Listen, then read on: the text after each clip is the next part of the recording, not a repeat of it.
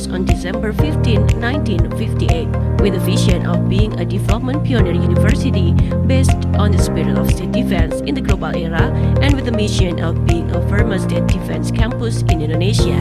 UPN Veteran Yogyakarta has proven its success by winning an award as a state defense campus twice in a row. UPN Veteran Yogyakarta has also reached several other achievements, such as being in the first position in the preparation of PTNB Financial Report, being in the third position in the preparation of Satker Financial Report, obtaining several public relations awards from the Ministry of Research, Technology and Higher Education and the Ministry of Education and Culture. Students of UPN Veteran Yogyakarta also have contributed to various achievements both at national and international levels. In 2020, the number of lecturers that hold functional position as professor was 9 people, associate professor was 131 people, assistant professor was 206 people, and instructor was 91 people. The number of qualifications for doctoral educators is 130. 375 lecturers have obtained master's degrees, and some other lecturers are continuing their doctorate degrees. Currently, some lecturers are making proposals to become professor. The total number of educational personnel is 437 people that are divided into administrative and functional personnel, and currently the number of students is 15,458 people. The interest increases every year, followed by an increase in the quality of the input that is always in the top 10 of the average value and the tight competition of SBM-PTN. Output quality can be seen in UPN Veteran Yogyakarta alumni that have worked in various fields such as culture, politics, and entrepreneurship at the national and international level.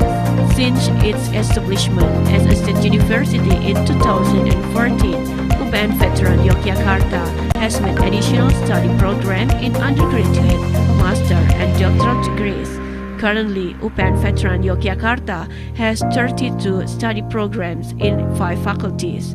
The 5 faculties are Faculty of Mineral Technology, which consists of Geological Engineering Study Program, Mining Engineering Study Program, Petroleum Engineering Study Program, Environmental Engineering Study Program, Geophysical Engineering Study Program, Metallurgical Engineering Study Program, and Geomatics Engineering Study Program. This faculty is facilitated with a geophysical laboratory, mining laboratory, geology laboratory, geoheritage laboratory, Semanu Geology of Gunung Kidul, geoheritage laboratory with local government, Geopark Bojonegoro, Seoul Borneo Geopark, and Petroleum Lab or XRD. Faculty of Agriculture, which consists of Agrotechnology Study Program, Agribusiness Study Program, and Soil Science Study Program. Faculty of Agriculture is facilitated with a greenhouse, fertilizer production, and experimental gardens. Faculty of Industrial Engineering, which consists of Chemical Engineering Study Program, Industrial Engineering Study Program, Informatics Study Program, and Information System Study Program. Faculty of Industrial Engineering is facilitated with a lab FTIR Laboratory, CNC Lab, Manufacturing Process Laboratory, Robotics Laboratory, Computing Laboratory, Internet of Things Laboratory, Study Center, and Information Technology Learning Factory. Faculty of Economics and Business, which consists of Management Study Program, Accounting Study Program, and Development Economics Study Program. Faculty of Economics and Business of UPN Veteran Yogyakarta is facilitated with a Tech Center, Capital Market Laboratory, and Computer Laboratory, Accounting Laboratory, Management and Entrepreneurship Laboratory, and BI Corner. Faculty of Social and Political Sciences, which consists of the International Relations Study Program, Business Administration Study Program, Communication Science Study Program, and Public Relations Study Program. This faculty is facilitated with a Photography Laboratory, Audiovisual Laboratory, PR Laboratory, Multimedia Laboratory, Radio Laboratory, Defense and Security Laboratory, COIN, Defense Laboratory, additional laboratory coordination. A total of 11 study programs have been accredited A, 15 study programs have been accredited B, and 6 new study programs have been accredited. UPN Veteran Yogyakarta has collaborated with several partners, and it will continue to develop in the national and international scope by collaborating with schools, between universities, government agencies, business entities, and private institutions every year. The study center has collaborated in the 3 pillars of higher education, especially in research and community service, funded by the government as well as national and multinational business entities. To improve service quality, UPN Veteran Yogyakarta collaborated with Telkom Indonesia to revitalize ICT infrastructure in providing Smart Campus Plus through a fast and stable internet network throughout the campus area with the characteristics of state defense and K3L, namely safety, security, health, and preservation of environmental functions. Smart Campus Plus also provides smart parking, mobile applications, smart classes, smart card library, full Wi-Fi area, data center, and CCTV. UPN Veteran Yogyakarta secure, safe, eco-friendly through digital technology. Currently, UPN Veteran Yogyakarta has an integrated information system, namely SMART and SPADA. We keep trying to improve supporting facilities and infrastructure, namely integrated service center, auditorium, canteen, student dormitory, various banking facilities, and sports center. All these infrastructure facilities are integrated into a smart building. Services that are provided by UPN Veteran Yogyakarta include polyclinic service, canteen management, UPN residence, utilization of experts, printing, GIS FM radio, Gunung Kidul Jawa site management, PTV Maya Energy, Old Well management, PT Young, the provision of compost and plant seeds, Sempu Garden agricultural products, and processed food and beverage products. Join us, UPN Veteran Yogyakarta. We provide a quality learning system that produces graduates who are globally competitive and have the spirit of state defense.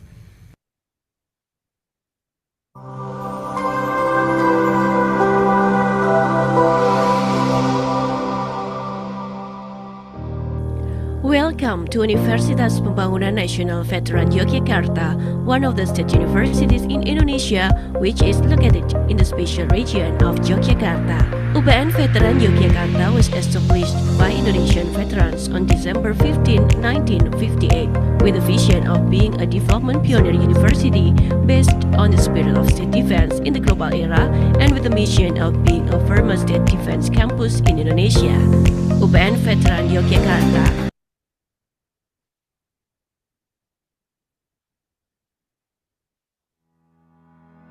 Welcome to the Institute for Research and Community Services, a vital part of Universitas Pembangunan Nasional, Veteran Yogyakarta. Our institute is committed to bridging the gap between academic research and real-world applications.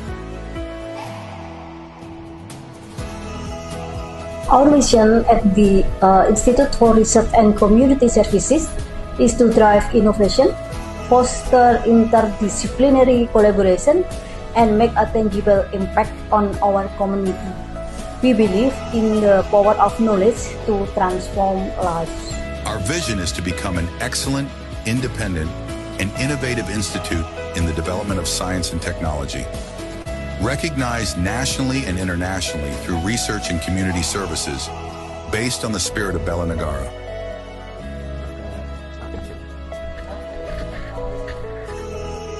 We work tirelessly to ensure smooth operation of all our centers and initiatives.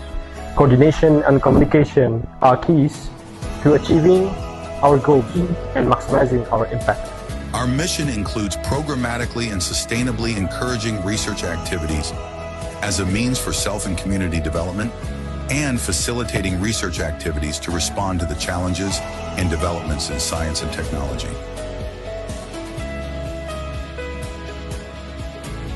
Our center is dedicated to advancing scientific knowledge through rigorous research. We explore new frontiers in various disciplines striving to contribute valuable insight and discoveries to the global community.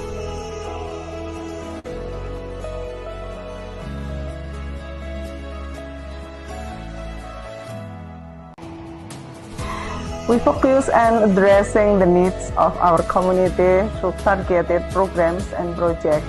Our goal is to improve the quality of life for those we serve and to foster a strong sense of community engagement.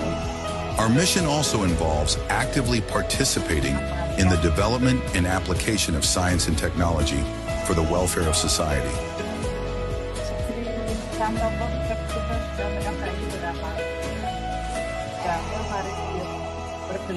Our center is responsible for strategic planning and building meaningful partnerships.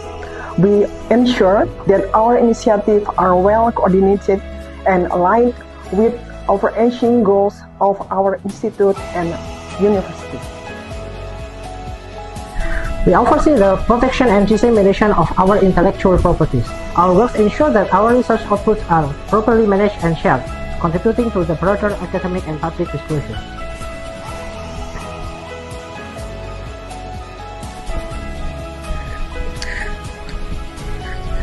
We empower students to apply their skills in the real-world context.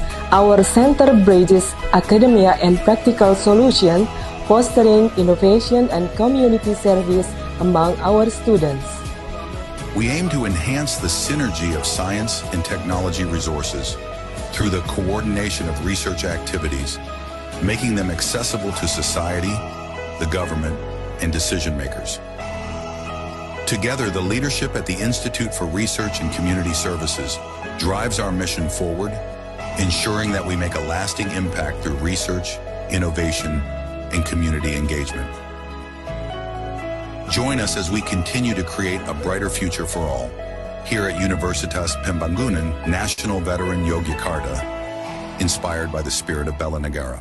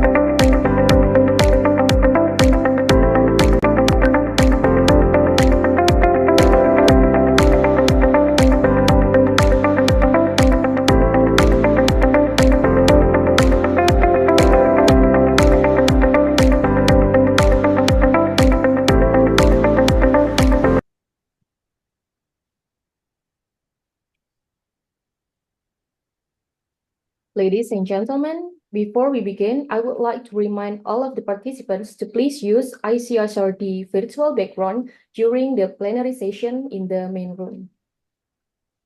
And we are deeply honored and grateful for the presence of all of you, both from home and abroad, who have joined this conference. Assalamualaikum warahmatullahi wabarakatuh. Shalom, Om Swastiastu, Namo Buddhaya, greetings of virtue. Before we officially start the conference, to ensure the smooth flow and today's proceeding, I kindly ask everyone to stay muted during the sessions to avoid any disturbance. Before we proceed with today's program, we would like to express our sincere gratitude and give special recognition to the Honorable Rector of UPN Veteran Yogyakarta, Professor Dr. Muhammad Irhas Effendi, MSI, the Honorable Director of Higher Education, Culture, Research and Technology, Professor Dr. Rernab Abdul Haris, MSc, the Honorable, our esteemed keynote speakers, Mr. Ludovic Capocici, Eng, PhD, PH, from University of Alberta, Canada, Professor Datuk Dr. Muhammad Nasir Syamsuddin from Putra Business School, UPM, Malaysia, Mr. Partoyo, SP, MP, PhD from UPN Veteran Yogyakarta, Indonesia, Dr. Vanessa Retten from Latrobe University, Australia,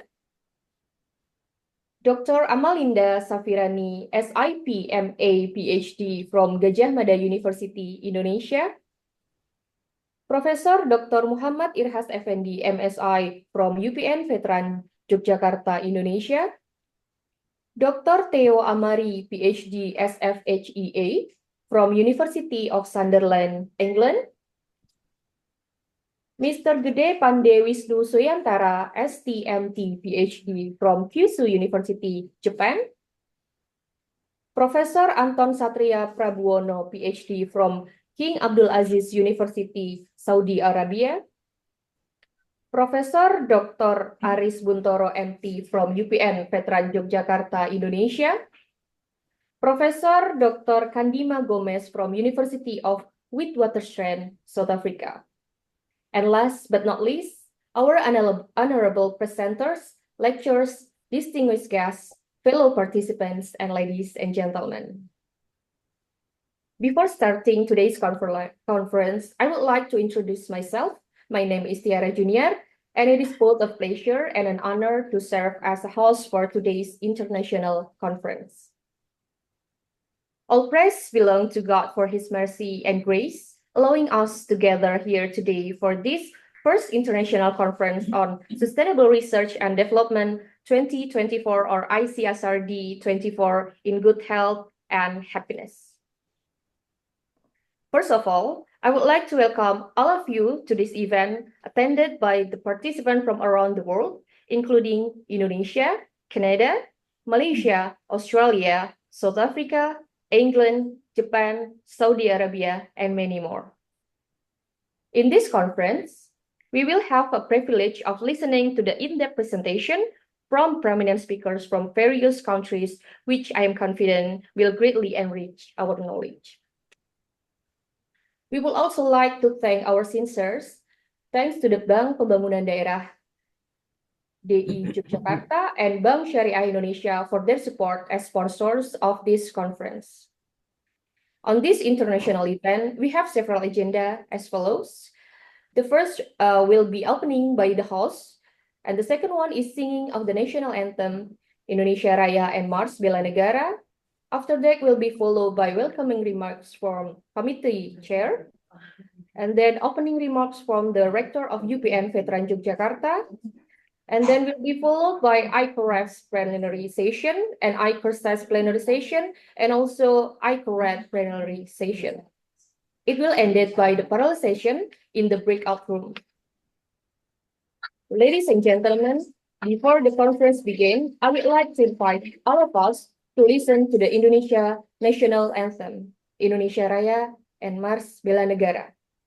To all the participants, please mute the audio and listen carefully. Thank you.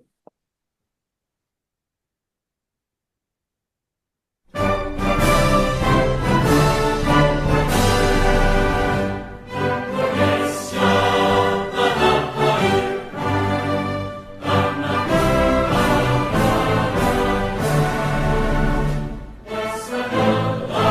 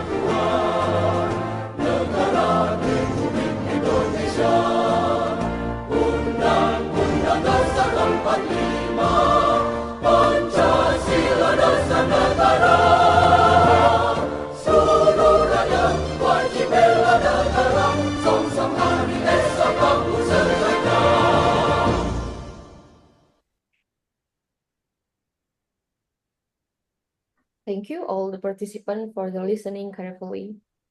To begin our program today, we would like to invite Dr. Sri Dwi Aryambarwati, MSI, to deliver the welcoming remarks from the committee chair. To Dr. Sri Dwi Aryambarwati, the time is yours.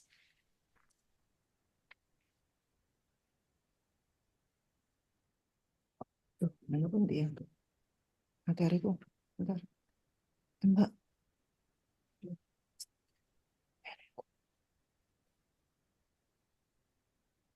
Ya ampun.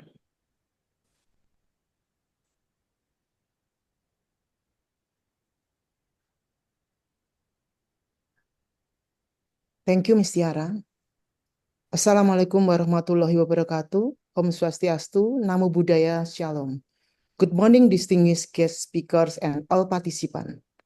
On behalf of the organizing committee, it's my great honor and pleasure to welcome Honorable Directorate General of Higher Education, Research and Technology, Professor Dr. Abdul Haris, Rector of PN Veteran Yogyakarta, Professor Dr. Iras Effendi, esteemed Vice Rector, Head of Research and Development Institution, Dean and team, distinguished keynote speaker special for Mr. Ludovic, who has joined with us earlier, and all of great presenter to our International Conference on Sustainable Research and Development 2024. This conference takes a theme advancing global sustainability through innovative research and collaborative development in empowering society 5.0. With the sub-theme engineering, we call ICARET, agriculture, we call ICARAF, and social humanities, we call ICARSES. It's my great experience to stand before you today as the chair of the coordinating committee for this event. Ladies and gentlemen, this year we are proud to announce that we have a total of 251 participants here with us.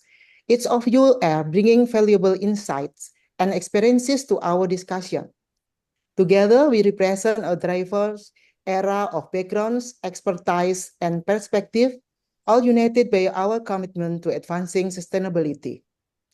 Today, we will hear from a remarkable lineup speaker from Canada, Australia, Saudi Arabia, Japan, Malaysia, England, South Africa, Universitas Gadjah Mada, and UPN Veteran Yogyakarta, that each bringing unique perspective and insights.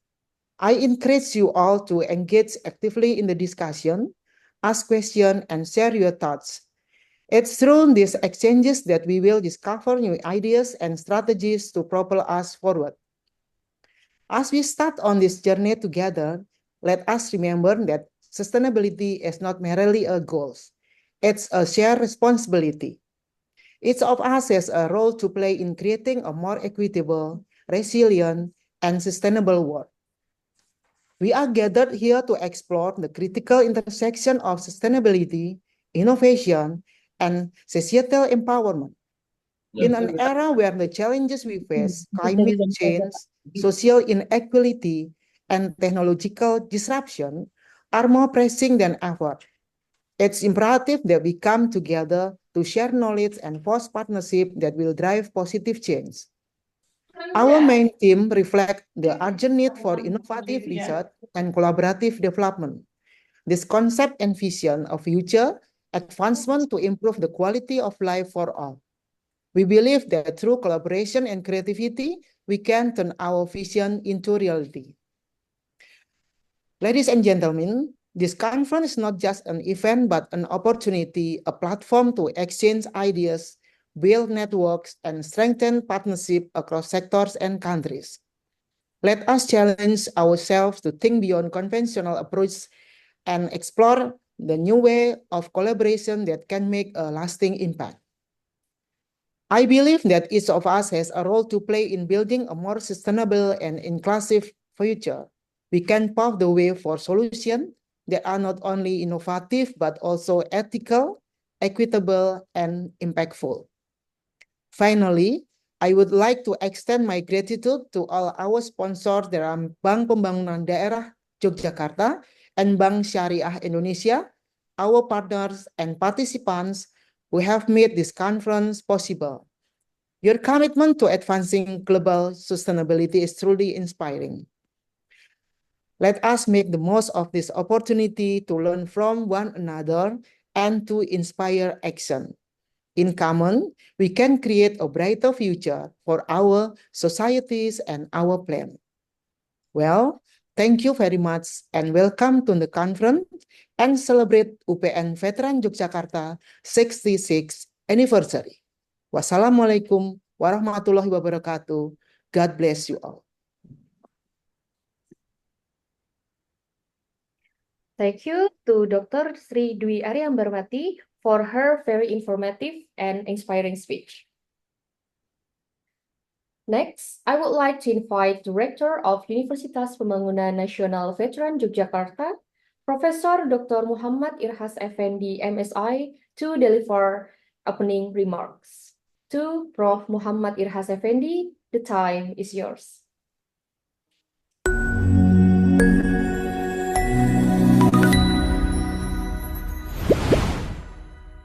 Assalamualaikum warahmatullahi wabarakatuh. Good morning. The Honorable Keynote Speaker, Professor Dr. Abdul Haris, Directorate General of Higher Education, Research and Technology, the Honorable Invited Speaker, distinguished guests, ladies and gentlemen, first of all, we praise and thank Allah Subhanahu wa Ta'ala for His mercy and grace, which allow us together at the International Conference on Sustainable Research and Development 2024. As Director of Universitas Pembangunan Nasional Veteran Yogyakarta, I would like to welcome and express my gratitude for your presence at this event. This conference, with the theme Sustainable Economic and Social Science for Society 5.0, Fostering Innovation and Development, also celebrate the 66th anniversary of Universitas Pembangunan Nasional Veteran Yogyakarta. I am honored and proud to welcome academics, researchers, practitioners, and stakeholders from various parts of the world. This conference provides an important platform to exchange ideas, share research results, and discuss the latest innovation and approaches to achieving sustainable development. We are privileged to hear from invited speakers from countries such as Canada, Malaysia, Australia, South Africa, England, Japan, Saudi Arabia, and Indonesia. They will present on three key conference topics: social economy, engineering, and agriculture. We will learn from their experiences in addressing the challenges of the Society 5.0 era and finding solutions to sustain economic and social dynamic for fostering innovation and development. I hope this seminar will serve as a valuable tool for all us to expand our knowledge and improve the quality of our research. Additionally, I hope it helps build a strong and sustainable network of cooperation between experts and practitioners in the field of agriculture, social economy, and engineering.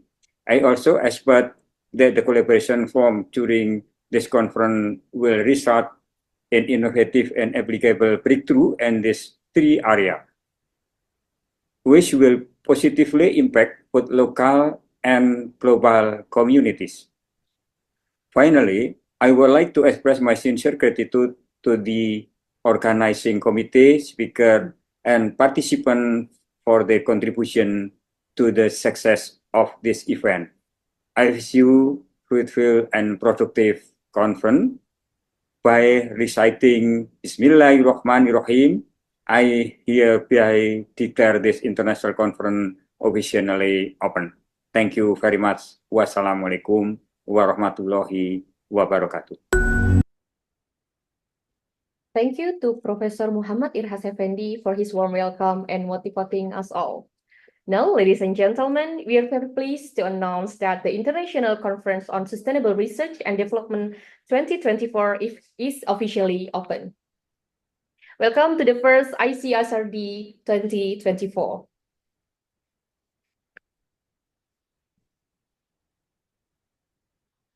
Ladies and gentlemen, we will now have the photo session with all participants to document today's event. Kindly turn on your camera so we can capture this moment together.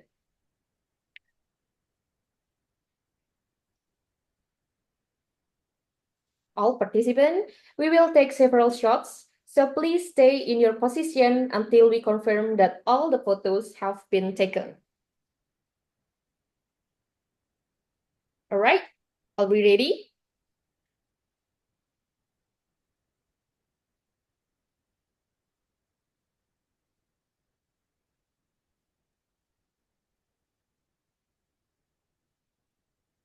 Okay, so we still have to wait for several capture this moment. So please stay in your position.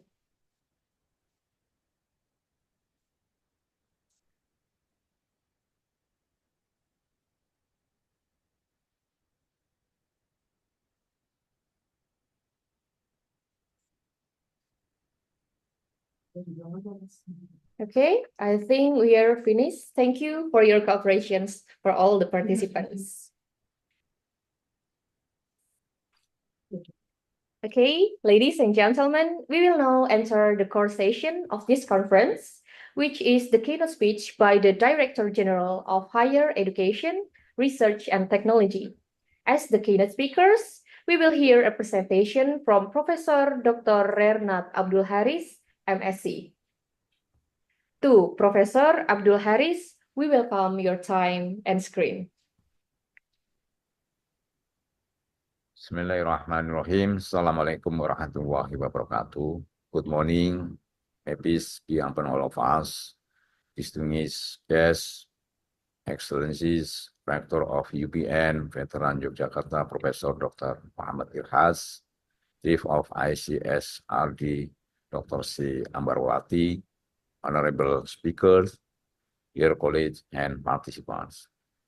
On behalf of Directorate General of Higher Education, Research and Technology, it is a privilege to be here virtually today at the International Conference on Sustainable Research and Developments 2024, which is hosted by Universitas Pembangunan Nasional, Veteran Yogyakarta. This event with the theme Advancing Global Sustainability Through Innovative Research and Collaborative Development in Empowering Society 5.0. Which offers strategic opportunity for academic, industry leader, policymaker, and the public to come together and discuss the future of sustainable worldwide.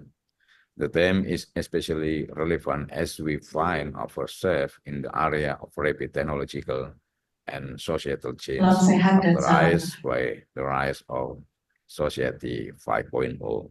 A concept where the technology becomes a central part of our life to tackle social challenge while improving human welfare and sustainable developments. Ladies and gentlemen, universities have a critical role in shaping sustainable futures. Higher education institutions serve not only as center of learning but also as driver of innovation and forces for social change. As we face growing issues like environmental degradations, inequality, and resource scarcity, the responsibility of higher education becomes even more significant. Universities are tasked with finding solutions that align with the United Nations Sustainable Development Goals, particularly in the areas such as quality education, which is written in SDGs 4, and industry and infrastructure, which is in SDGs 9, and partnership in SDGs 17. I am proud to share that in Indonesia, our universities have made notable progress in contributing to global sustainability. Several universities have gained international recognition for their leadership in sustainability, as seen in the Time Higher Education Impact Ranking and UI Green Metric. This achievement shows a growing commitment among Indonesian institutions to integrate sustainability into their research, teaching, and community engagements. However, there is still much to be performed. We need to continue and strengthening our research outcome and ensuring that our academic work lead to real-world solutions that protect the environment, strengthening economic resilience, and promote social well-being. Ladies and gentlemen, Society 5.0 envision a future where advanced technologies like artificial intelligence, the Internet of Things, and the big data are used to create a society centered around human needs, balancing economic growth with addressing social issues. This vision closely aligned with the SDGs, particularly in the areas such as responsible consumption, climate action, and reducing inequalities. To achieve Society 5.0, innovative research is essential. Our universities must lead the way in developing cutting-edge technologies and interdisciplinary research projects that tackle the world's most pressing challenges. We have seen promising advancement in areas like renewable energy, smart cities, and the circular economy. We believe that international partnership can foster sustainable innovations. Moreover, Indonesia higher education system has introduced initiatives like the matching fund and emancipated learning policies to boost sustainability research.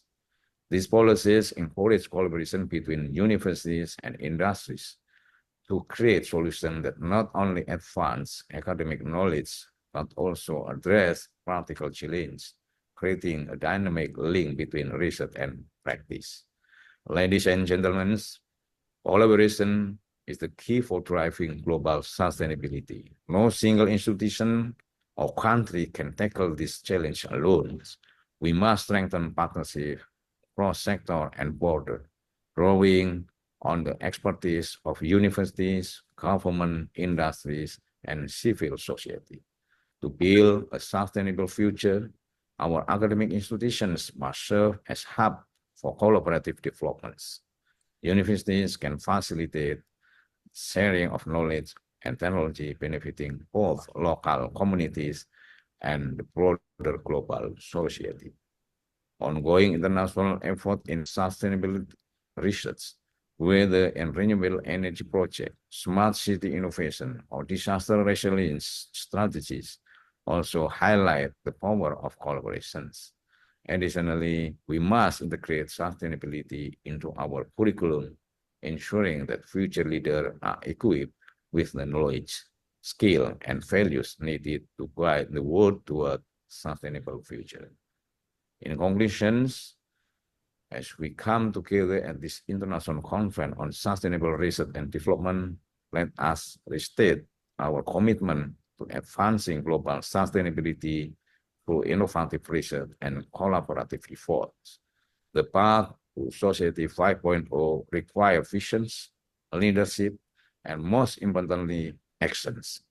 As scholar, researcher, and educator, we have the responsibility to lead the way in creating a sustainable, fair, and resilient future. Together, we can empower Society 5.0, utilizing the power of knowledge and collaborative to tackle today's challenge and build a better tomorrow. Thank you very much. Wassalamualaikum warahmatullahi wabarakatuh. Thank you to Professor Abdul Haris for the great speech. We are very lucky to have such great and remarkable people to have to support this conference. Thank you to all the participants for attending the opening session in such solemn and engaging manner. Now, ladies and gentlemen, we are pleased to enter the plenary session of the Third International Conference on Advanced Research on Agriculture and Food, or ICARF 24. This session will be moderated by Dr. E.R. Mofit Eko Purwanto, MP, who will guide us through the presentations by our esteemed speakers, as well as the question and answer sessions at the end. Before we proceed, allow me to briefly introduce our ICARF moderator, Dr. Mofit Eko Purwanto. He is a respected lecturer at UPN Veteran Yogyakarta, specializing in agriculture science. He has been actively engaged in various research projects with a particular focus on plant protection, entomology, and sustainable agriculture. Dr. Moffitt has contributed significantly to advancing scientific knowledge through numerous publications, including 12 research papers and 18 journal articles, and his participation in both national and international conferences. His expertise is further demonstrated by his professional certification in organic agriculture facilitation and competency assessment and also quality auditing. With this impressive background, he continued to play a vital role in promoting sustainable practice and innovations in agriculture. Now, to officially begin our conference, please join me in welcoming our moderator for this ICRAF 24 plenary session, Dr. Moffitt Eko Purwanto. Okay, thank you, Ms. Tiara. Good morning, everyone. It is my pleasure to welcome you all to this session. Today, we have the opportunity to engage with some of the most pressing issues in our field. I would like to introduce our esteemed presenter, Dr. Ludovic Capocicci from the Faculty of Agriculture, Life and Environmental Sciences in University of Alberta, Canada, Professor Dr. Mat Nasir Samsudin from Putra Business School, UPM, Malaysia, and Dr. Partoyo from the Faculty of Agriculture, Universitas Pembangunan Nasional Veteran Yogyakarta, Indonesia, who will share their insight in 20 minutes for each. With a wealth of experience and expertise, they are well positioned to provide valuable perspective that will enrich our understanding of sustainable agriculture and nourishment. Without further ado, please join me in welcoming the presenters to deliver their presentation.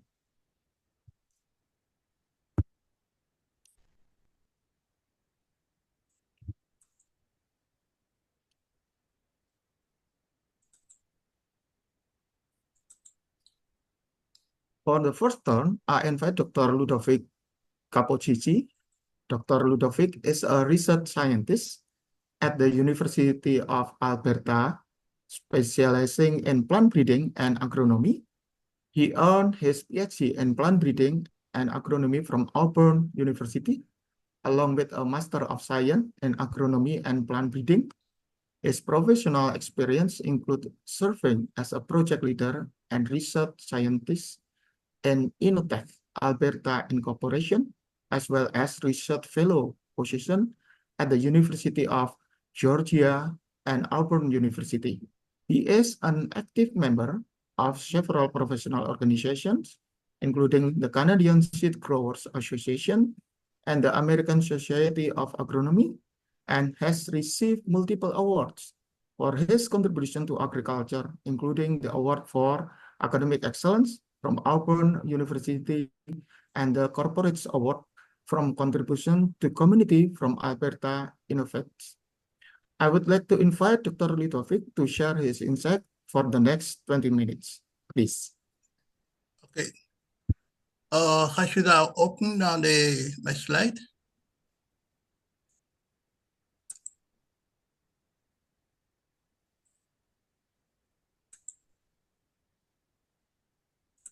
You see that? Okay. So everybody can see? Yes. We can. Yes, okay. Yes. Okay. Thank you very much for the introduction. Thank you very much. I would like to thank the organizing committee for the invitation. Thank you all for attending this presentation. So I have been asked to talk to you the impact of climate change on crop production and then the mitigation strategy. Next slide.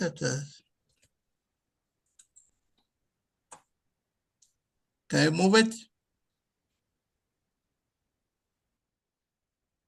Okay, in the next few minutes, I will talk about the impact of climate change on crop production, the mitigation strategies, and then the progress in research method and methodology. And at the end, I will try to summarize. Next slide, please. Okay, the climate change in Canada, and particularly in Western Canada, so we are facing a lot of climate change, a lot of things is changing. And then most of the factor of the climate change in Canada is also drought, waterlogging, heat, frost, and then we have also the logging caused by a high velocity wind. So drought and heat usually they occur during the middle of the season in July when it's very hot and very dry. And then I think everybody we are aware that Western Canada is a dry, very dry environment. And then the waterlogging and then the frost usually they occur early in the season. You know, waterlogging after the snow, we have a lot of snow here. And after the snow melt, everything kind of flood everywhere. So that is a problem. So next slide, please.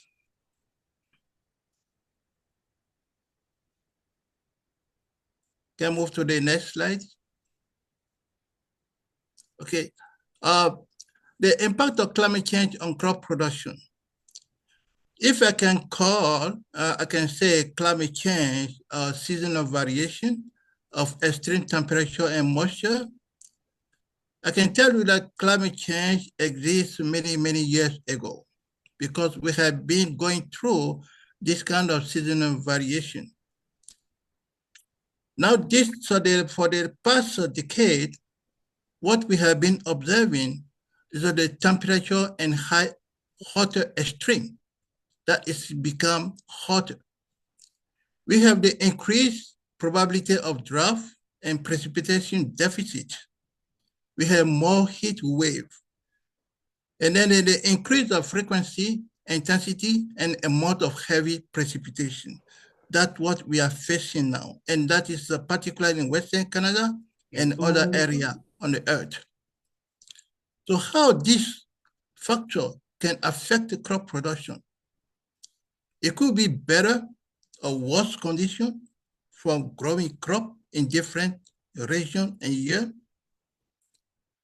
It could decrease the crop yield or sometimes completely fail the crop yield. And then in Canada, we are facing a lot of this kind of event. For example, in 2002, everything is dead. Everything failed. We could not harvest anything. And then it could be causing also poor quality of crop due to deterioration. That is also the main impact of crop production and then in Western Canada we are going through. Next slide, please. Next slide.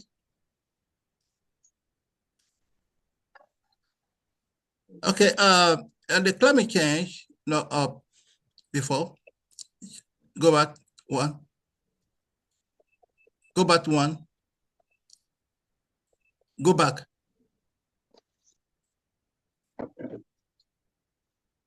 Go back two. One more. Go back one more. No. Go ahead. Too far. Why they show the graph?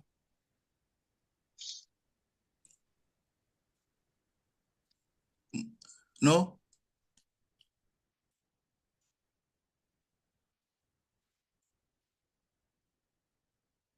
One more.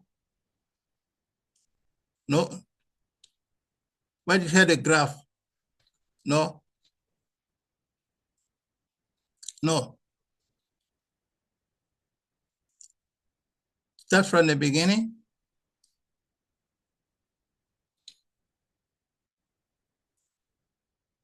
Start from the beginning. No.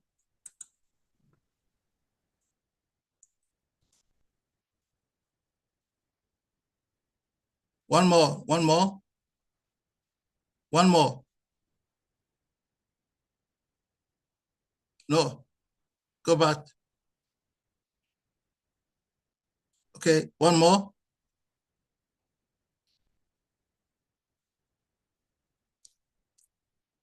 One more. Okay, perfect. Okay, yeah. So the impact of climate change, can you go back to the graph?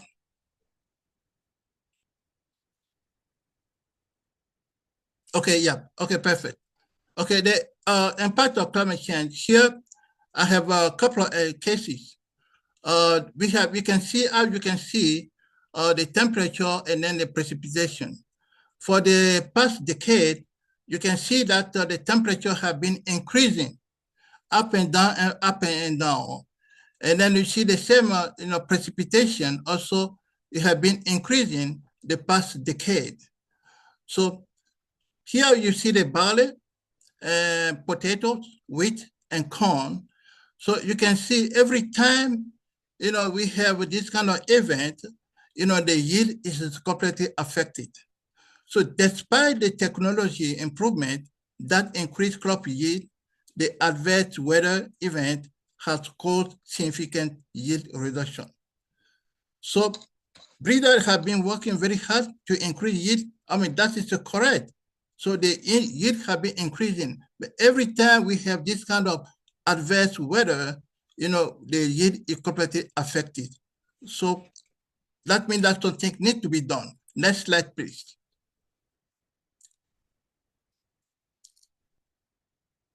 Okay, so the increasing effect of climate change and then a growing population and then coupled with the economical development and then the increased demand for quality food, all this together, the researchers need to change the way we are doing research. So we have to define very well the research we are doing, and then look at the method and the methodology we are using. Okay, next slide, please.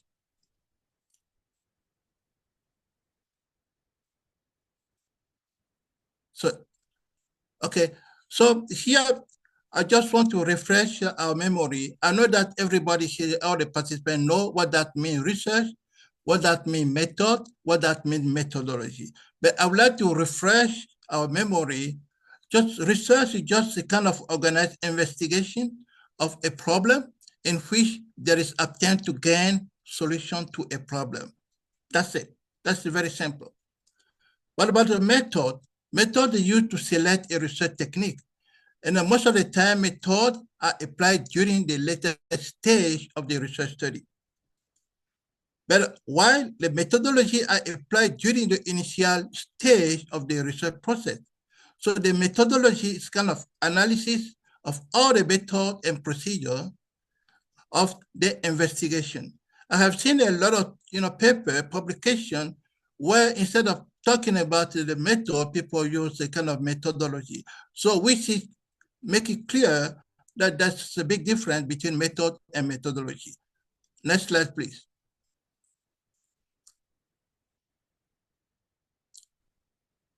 Okay, so for a researcher, before we start anything, we need to identify the problem. We have to define, our objective. How to set up objective? The objective had to be SMART. SMART, that means the objective had to be specific, measurable, achievable, realistic, and time-bound. So we have to set up SMART objective. So research objective should be relevant, feasible, logical, observable. So a lot of people don't look at this kind of stuff. They just set up, they want to do research. Sometimes they end up probably have some kind of result, kind of garbage. The result, they are not reliable. They don't know exactly what kind of data to collect, all this kind of stuff. So be careful that take time and try to define very well the objective you want to attain. Next slide, please.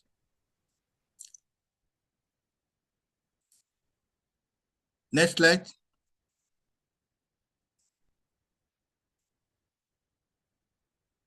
Next.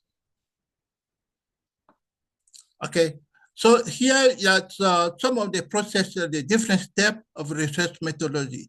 All the steps, they are very important, but I would like to really bring a particular attention to one step, which is data collection.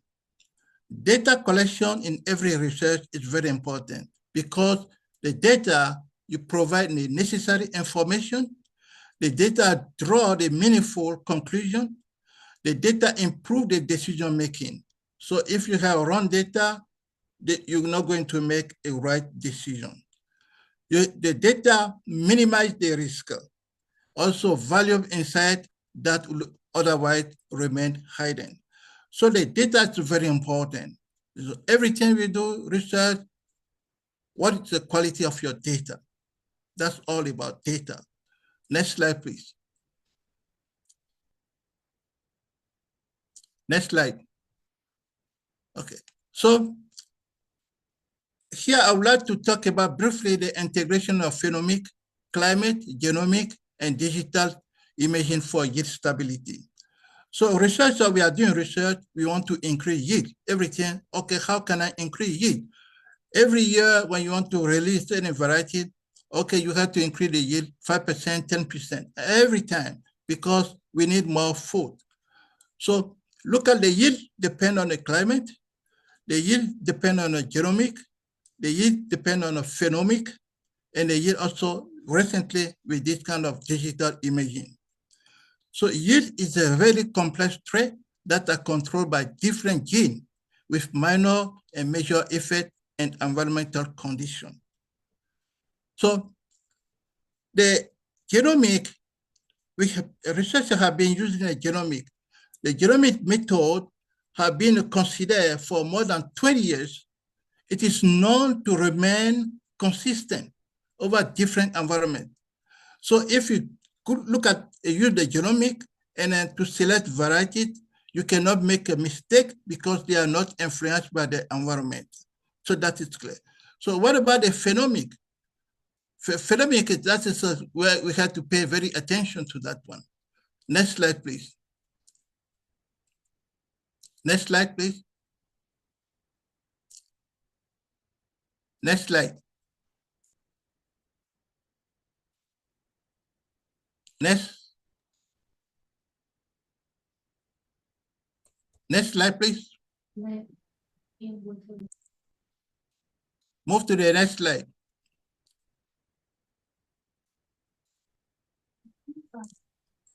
Next slide. Sorry, maybe there is a signal condition in this area. Signal. Okay. So here, I just want to say the crop yield map. So the yield map, that's dependent, whether, like I said, it depends on the soil quality. You go back again. Okay, depend also. And then recently we are using remote sensing, the drone. I'm gonna be talking about briefly to phenotype a crop. Go to the next slide, please. Next slide. So here we are using a drone and then a UAV. So we have a different camera. So to do the phenotype, in the field, now we're using the drone and then to phenotype. So we have different kind of camera. We have the multi-spectral camera. We have RGB camera. So you can see the difference between the RGB camera and the multi-spectral camera. So instead of going to the field and then hire a lot of students or people to collect data, no, and it takes time, and usually they are not reliable. It comes with a lot of error. Now we are using the drone to capture, to collect all the data in a very few seconds. At the same time, that is a very important data collection. The traditional method have very limitation. So with the drone, we can really collect data in very short period of time. So we fly the drone at 30 meters, about 30 meter height of the crop, and then to capture a high resolution image. Go to the next slide, please. I have only a few minutes left. Go to the next slide. Sorry, you have 2 minutes left. Yeah, next slide. Next slide. Can you go to the next slide?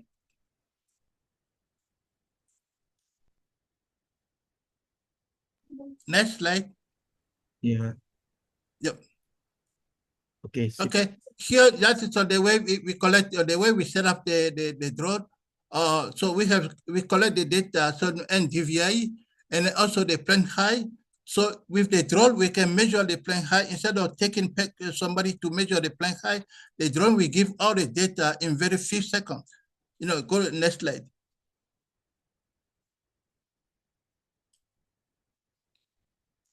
So the data we are collecting, we have the agronomic data, we have the biochemical, chemical data, and we have physiological data. So we use the drone to collect all the data in very few seconds.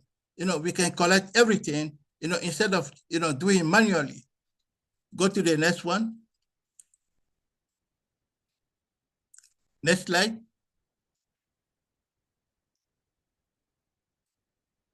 Next slide, please.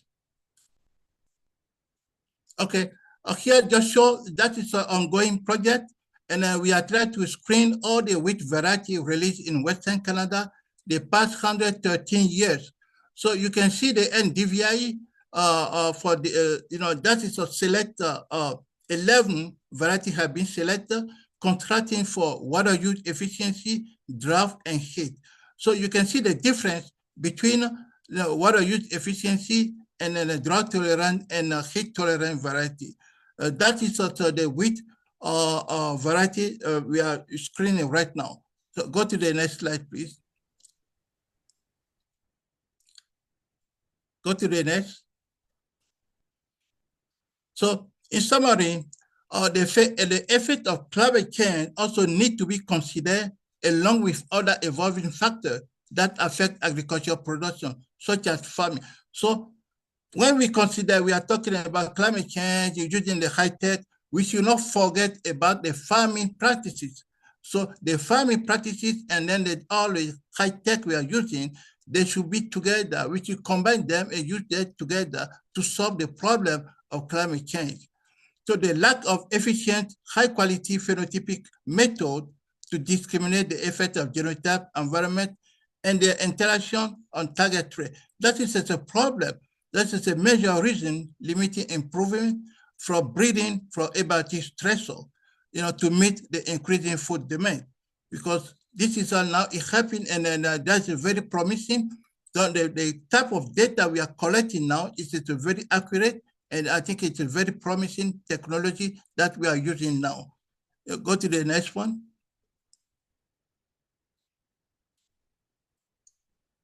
Next slide. Okay. Next one. Okay. So the scale and complexity of multi-source remote sensing data pose a big challenge because the data we are collecting for the remote sensing is a very, very big data. So we need very super power computer to process the data. So that is challenging. And then how to integrate the weather data, the soil data, also the phenotypic data. So that is challenging. And I think we are on the right track with the high tech computer to process this kind of big data. So field phenotyping poses major challenges, and the progress of high throughput phenotyping for field conditions can be relevant to support selection and breeding of crop. Next slide, please. Next slide. So one of the questions we are asking is the question is, what will we take to advance the utilization of remote sensing in plant breeding the same way that genomic has? Because with the genomic, there's no problem because they are not influenced by environment. But phenomic, what we are doing now is it can behave like a genomic. That's what we are working on. And then I believe that I think we are on the right track. And then with all the data we have been collecting, we're using the drone. It's very encouraging. And then I think this is something we can share. And then we are working with that one. So if anybody has question and you need more information about the drone, how we do this kind of stuff, you can just contact me. And then I think we can start the collaboration from there. So sorry, I wish to have more minutes because of the technical difficulty, like that. So if you have any question, please go to that is the end of the last. Yeah. Yeah.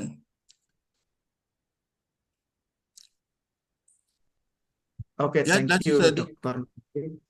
Yeah. We Yep. will continue to the next presenter. Thank Yep. you. Okay.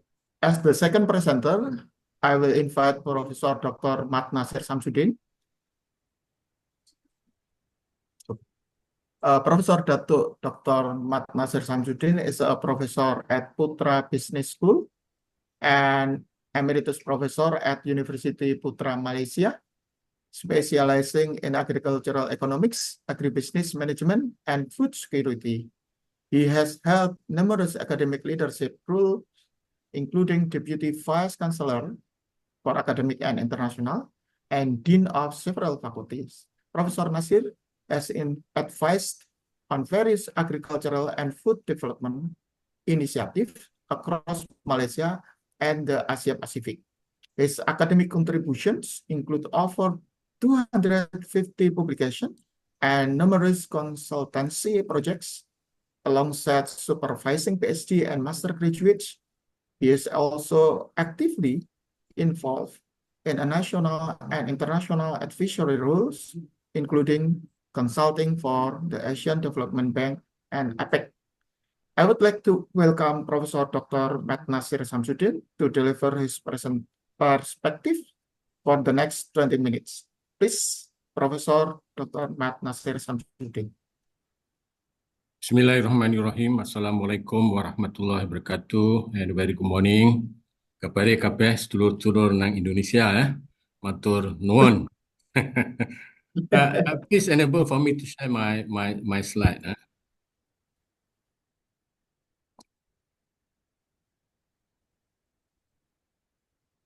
Can you all see my slide now?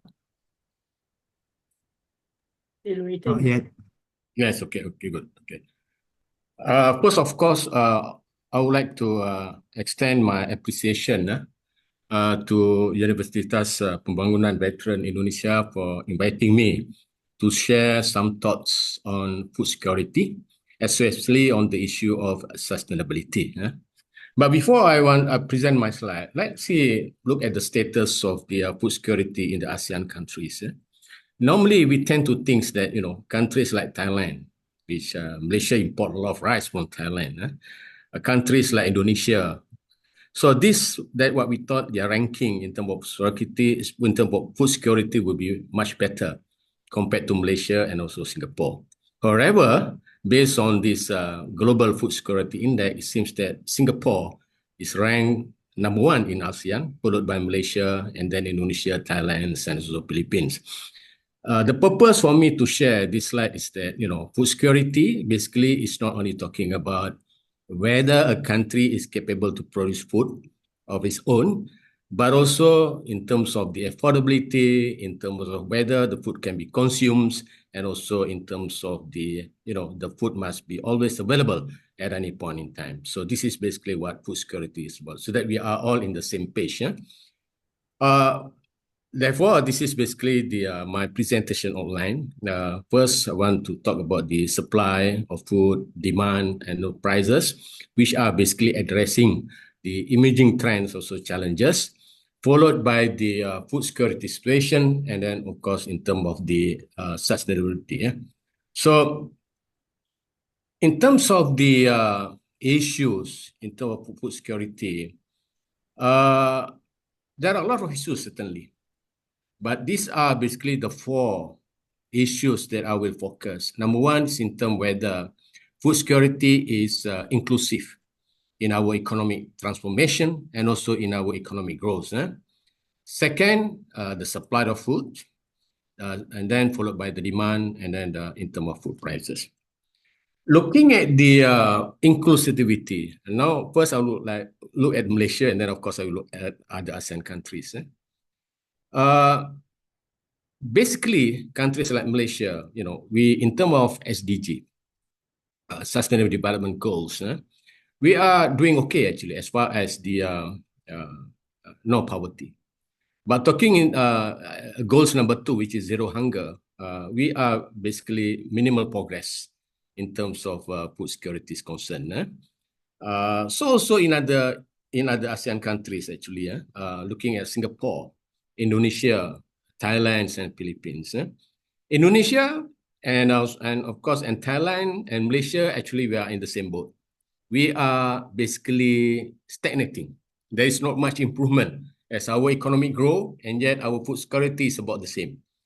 But Singapore, ironically or surprisingly, declined in terms of their food security compared to other countries. And Philippines, of course, there is some improvement as far as zero hunger is concerned, which is, so this indicate, as basically in countries, developing countries, except Singapore, when we improve our economy, but the food security situation is not inclusive, it's not taken care of, basically, as we move forward in our economics. This is a big issue actually in our countries. Countries like United States, Europe, New Zealand, Australia, their economy grow and yet they have surpluses of food. So we are on the other way around, basically. Now, in terms of food supply, this is basically in Malaysia, but I think it's the same situation in other countries. There are a lot of issues actually. Climate change, as presented by Professor Ludovic Capocini just now, talking about adoption of technology, talking about production risk. But there are two actually I want to focus this morning. Number one is the more duality in production structure, and followed by the relative low R&D expenditure in ASEAN countries. Looking at the duality of this, in terms of duality, countries like Indonesia and also Malaysia. Basically, agriculture, there are two subsectors. One sector, which is, I would say, very efficient, mainly agriculture commodity, mainly oil palm. And there is one sector which is, I would say, not performing as good as palm oil or agri-commodity. Data in Malaysia, for example, for palm oil alone, we export about 30 billion US dollars, our export earning from palm oil. But for food, basically, we import about 7.2 billion. So food, we are net importer, but for commodity, we are net exporter. Land use, for palm oil and rubber, we have 7 million hectares. But for land use for food, is about barely around 1 million hectares only. So this is the issue, because of due to the lopsided policy before 2010, countries like Malaysia and also like Indonesia, we are more focusing toward all this agriculture commodity other than food. Since 2010, actually, we realized that the importance of policy, importance of food as our agent, as our stimulus for economic growth and also in terms of food security. Looking at the expenditure, I don't have the data for Indonesia, but comparing data for Malaysia, Thailand, Vietnam, certainly. Comparing countries like Netherlands. Netherlands spend about close to 9% of the agriculture GDP. Thailand about 1%. Malaysia also is about 1%. So this actually indicate, countries like Thailand, like Netherlands, which is very small countries, but they are the world exporter, number 2 world exporter of food. So one of the reason is they spend a lot of their R&D, expenditure on R&D. So I think this is the case that, countries like Malaysia, Thailand, ASEAN countries should spend more basically on R&D in order for us to improve our productivity. Then, of course, this has been translated into food deficit. This is countries like Malaysia, that, our food deficit has been widening over the years. So partly because of this duality and partly because of, low expenditure on R&D. So this is also data for Indonesia. Post-pandemic, the widening in terms of rice deficit. So in 2023, Indonesia, this is the data from Margi Habir, about 95%. Used to be Indonesia have 97%. So data from Malaysia also the same. We are importing a lot of foods. We sometimes thought that our economy has been growing 5% this year, but then of course our food is not enough for our people. So in terms of food demand, Just now we discussed about the issue of food supply. In terms of food demand, where we are going actually, we look at countries like Asia. This is where we are actually. Rice is the most consumed. Like Europe, basically they consume a lot of milk. So they are basically protein-based. They consume a lot of protein-based food. Countries like North America also is protein-based. But countries like Africa, this is carbohydrate-based. We also in the middle. We consume a lot of rice, but in the end, at the same time, we consume a lot of seafood. So why I show this? Because, in the future, when our economy improving, our per capita income is growing, then of course, we are moving toward consume more of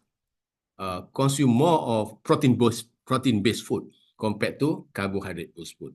This is the data comparing various continents in terms of quality and also in terms of quantity. In terms of quantity, North America, Europe, they are consume more compared to us. That's why I think they are big sizes. So our friend from Canada just now, North America, you consume more food compared to us. That's why I think your size is much bigger compared to us. But that's one thing. But in terms of quality also, actually, countries like North America, Europe, they are more of protein-based food compared to us, like carbohydrate foods. That's why we have a lot of these, talking about what you call hypothesis and something, because we eat a lot of carbohydrate in terms of protein. So the purpose that I'm showing this is that, in the future, then of course, in terms of talking about food security, then of course, these are the food that we should produce, more of carbohydrate compared to protein-based food.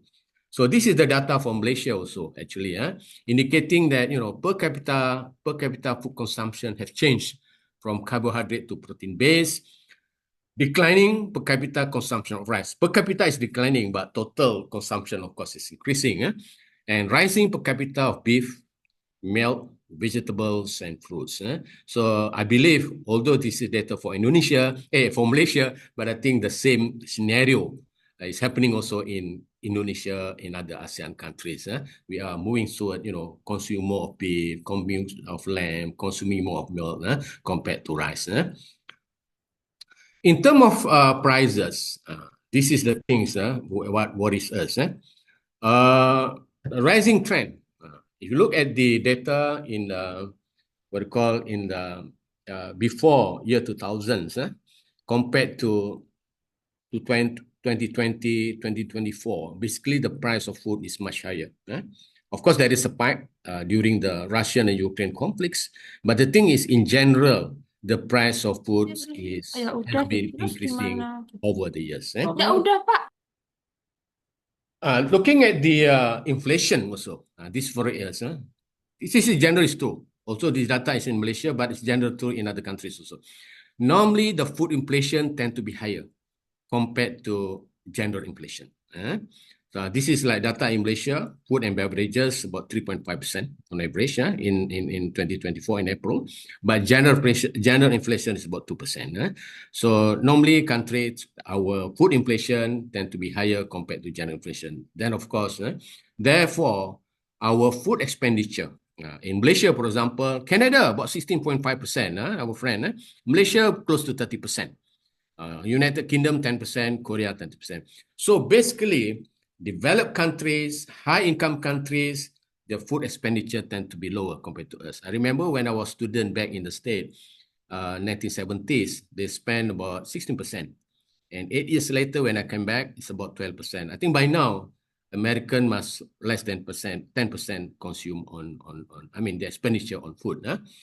Data for Indonesia, about 49%. So Indonesian in general spend around 49% of their income, disposable income on food. Malaysia about 30%. It's very, very high compared to Canada, compared to other developed countries. So this means that any marginal changes in the price of food, that's of course the welfare of our consumers will be affected. In terms of food security situation, in ASEAN countries, this is true in all ASEAN countries.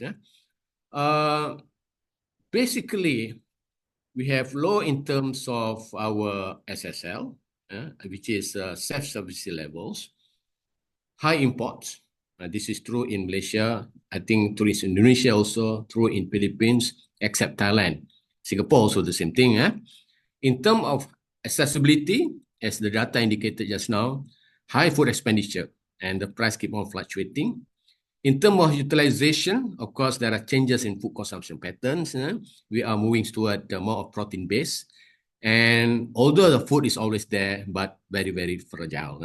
So countries like us, Malaysia, Indonesia, although the food is always there, but anything happen actually, we are worried about our food availability. Food availability means the stability of the food. Now, looking in detail in terms of food security, I have data for Indonesia, but look at Malaysia first.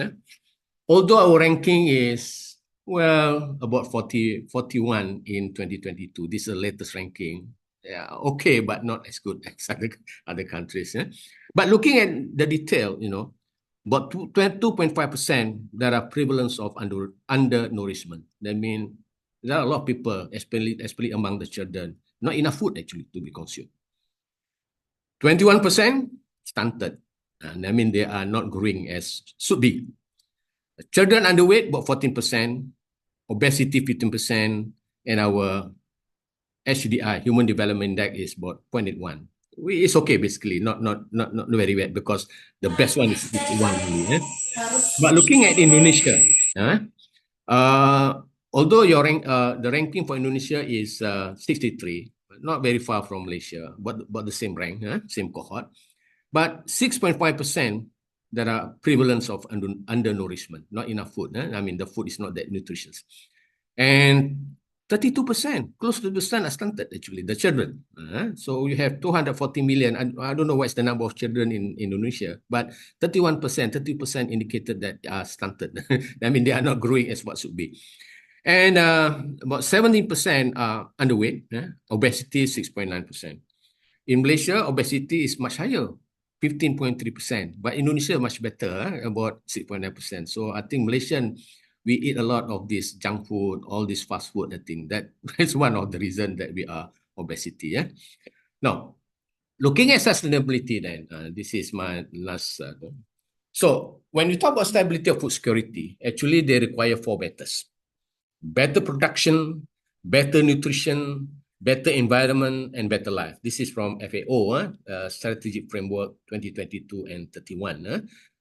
But to have that 4 betters, then we have to have availability of food, accessibility of food, sufficiency in terms of the food, and then in terms of stability of the food, and also, more importantly, is the trade-off between environment, social, and also economic growth. This is not easy actually. When you talk about sustainability, this is a lot, we want to have economic growth, but at the same time, our environment is negatively affected. So this is a challenge actually in terms of sustainability. Now, of course, in terms of food security, there are 4 pillars. But I want to focus basically on the low carbon economy, which is talking about sustainability, and also digital farming. In general, I said just now, as far as agriculture, Malaysia, Indonesia, commodity crop is much better. Oil palm is much better compared to food. So, but the issue here, as far as sustainability, then of course we are talking about low carbon economy and also digital agriculture. What is low carbon economy actually? Low carbon economy is something, the practices which is, circular economy is one of the low carbon economy, a green economy, and also ecology economy. In agriculture, actually none that we have adopted low carbon economy. So New Zealand actually is the first country in the world will try to adopt low carbon economy in agriculture through the carbon pricing. A lot of low carbon economy practices a lot in construction, in manufacturing, but as far as agriculture production, we have not adopted yet. So I think we sold it to New Zealand. This is one of the first countries actually try to practice low carbon economy so that it's more sustainable. But talking about low carbon economy, carbon pricing is one, of course, I would say the strategies, carbon tax, I mean, we tend to tax those activities in agriculture, in food production, which has more carbon emission compared to low level of carbon emission. And also in terms of emission trading system. I think we have heard a lot of this carbon trading actually. But carbon trading actually is international, inter-countries. But ETS, emission trading system, is intra-countries. I mean, within the country. So we put a caps on this, in terms of the carbon that's allowable to be emitted. But those who are emitted higher than the cap, of course, they have to pay. Those who are emitting lower, then of course they get some credit. They get some earning. They can sell actually their carbon. That's what carbon trading is all about. And of course, there are other initiatives like, fiscal incentive, technical assistance, fiscal incentive in terms of those who want to practice organic farming, precision agriculture that reduce carbon emission. And this one also we have not really practicing, but I have a project in Malaysia that the day I try to propose this carbon footprint. Most our vegetable actually are planted in highland, in Cameron Highland, which is highland areas. So there are a lot of environmental issue over there. So much so that the temperature is not as cool as what has been. So that's why I think product labeling is probably one of the, I would say, one of the strategy that can encourage this low carbon economy. And of course, renewable energy integration and so forth. So in product labeling, basically, we introduce carbon footprint labels on food product to inform consumers that these are basically produced with low carbon emission. For example, using precision agriculture, digital farming. So then, of course, the price may be premium, but I think as our country improve, then I think there are certain consumers who are willing to pay this kind of products. Next, of course, which is very important, is in terms of digital agriculture. We are talking about sustainability. Of course, this is up and coming. People say this is the way forward. The next way to grow food is by digital farming. Of course, this include not limited to cloud computing, artificial intelligence, machine learning, big data tools, everything. But I think smart farming, digital precision agriculture, drone, everything, these are basically what we call digital farming. So of course, this is the thing that we should introduce. But what are the policy? So of course, we also try to propose in our country, in Malaysia, try to have a tech policy incentive, fiscal incentive basically, try to encourage those basically who want to practice this digital farming. They have, pioneer status, import duty for ICT equipment, and strong patent protection and so forth. And for carbon credit, probably is one of the strategy. Those farmers practicing digital farming, they can earn some money from carbon credit. So this is basically then one way to have more sustainable. So with that, Pak Mofid Eko Parwanto, matur nuwun, matur suwun, terima kasih. Kula keturunan Madiun, Pak. Bapak saya lahir di Madiun, ibu saya lahir di sini. Tapi saya lahir di Malaysia. Oh, Madiun.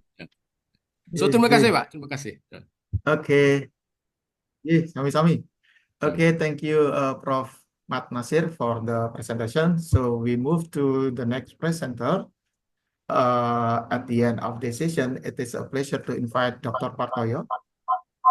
Dr. Partoyo is an associate professor at the Department of Soil Science, Universitas Pembangunan Nasional, Veteran Yogyakarta, with expertise in soil quality and evaluation, and GIS. He earned his PhD in soil science from AIT, Thailand, and his research focuses on land conservation, food security, and digital tools in agriculture. Dr. Partoyo has led the contributed to various research projects published widely in scientific journals and served as a consultant for National Agricultural Initiatives. His recent work includes forecasting food prices using machine learning and developing spatial information system for agriculture. So I would like to extend an invitation to Dr. Partoyo to present his thoughts for the next 20 minutes. So please, Dr. Partoyo. Thank you, Mufid, moderators. Okay. May I operate by myself my slide from my laptop?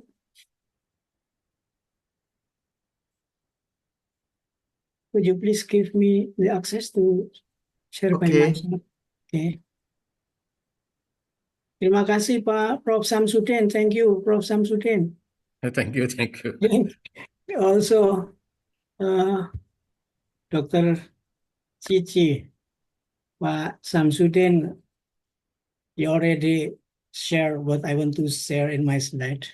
So maybe I just take a shorter time, not 20 minutes, we'll finish. Okay. Can you see my slide?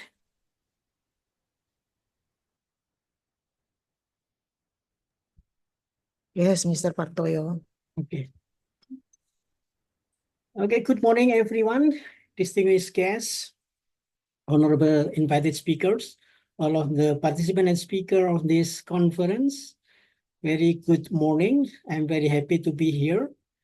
Particularly, I already heard the presentation from Dr. Ludovic and Professor Samsudin. More or less, there are some slight net overlap with my slide. It's okay, so it will be a very fruitful discussion maybe for the next question and answer. So my title is Sustainable Agricultural Practices to Ensure the Food Security and Environmental Sustainability. I'm Partoyo, I'm from Department of Soil Science.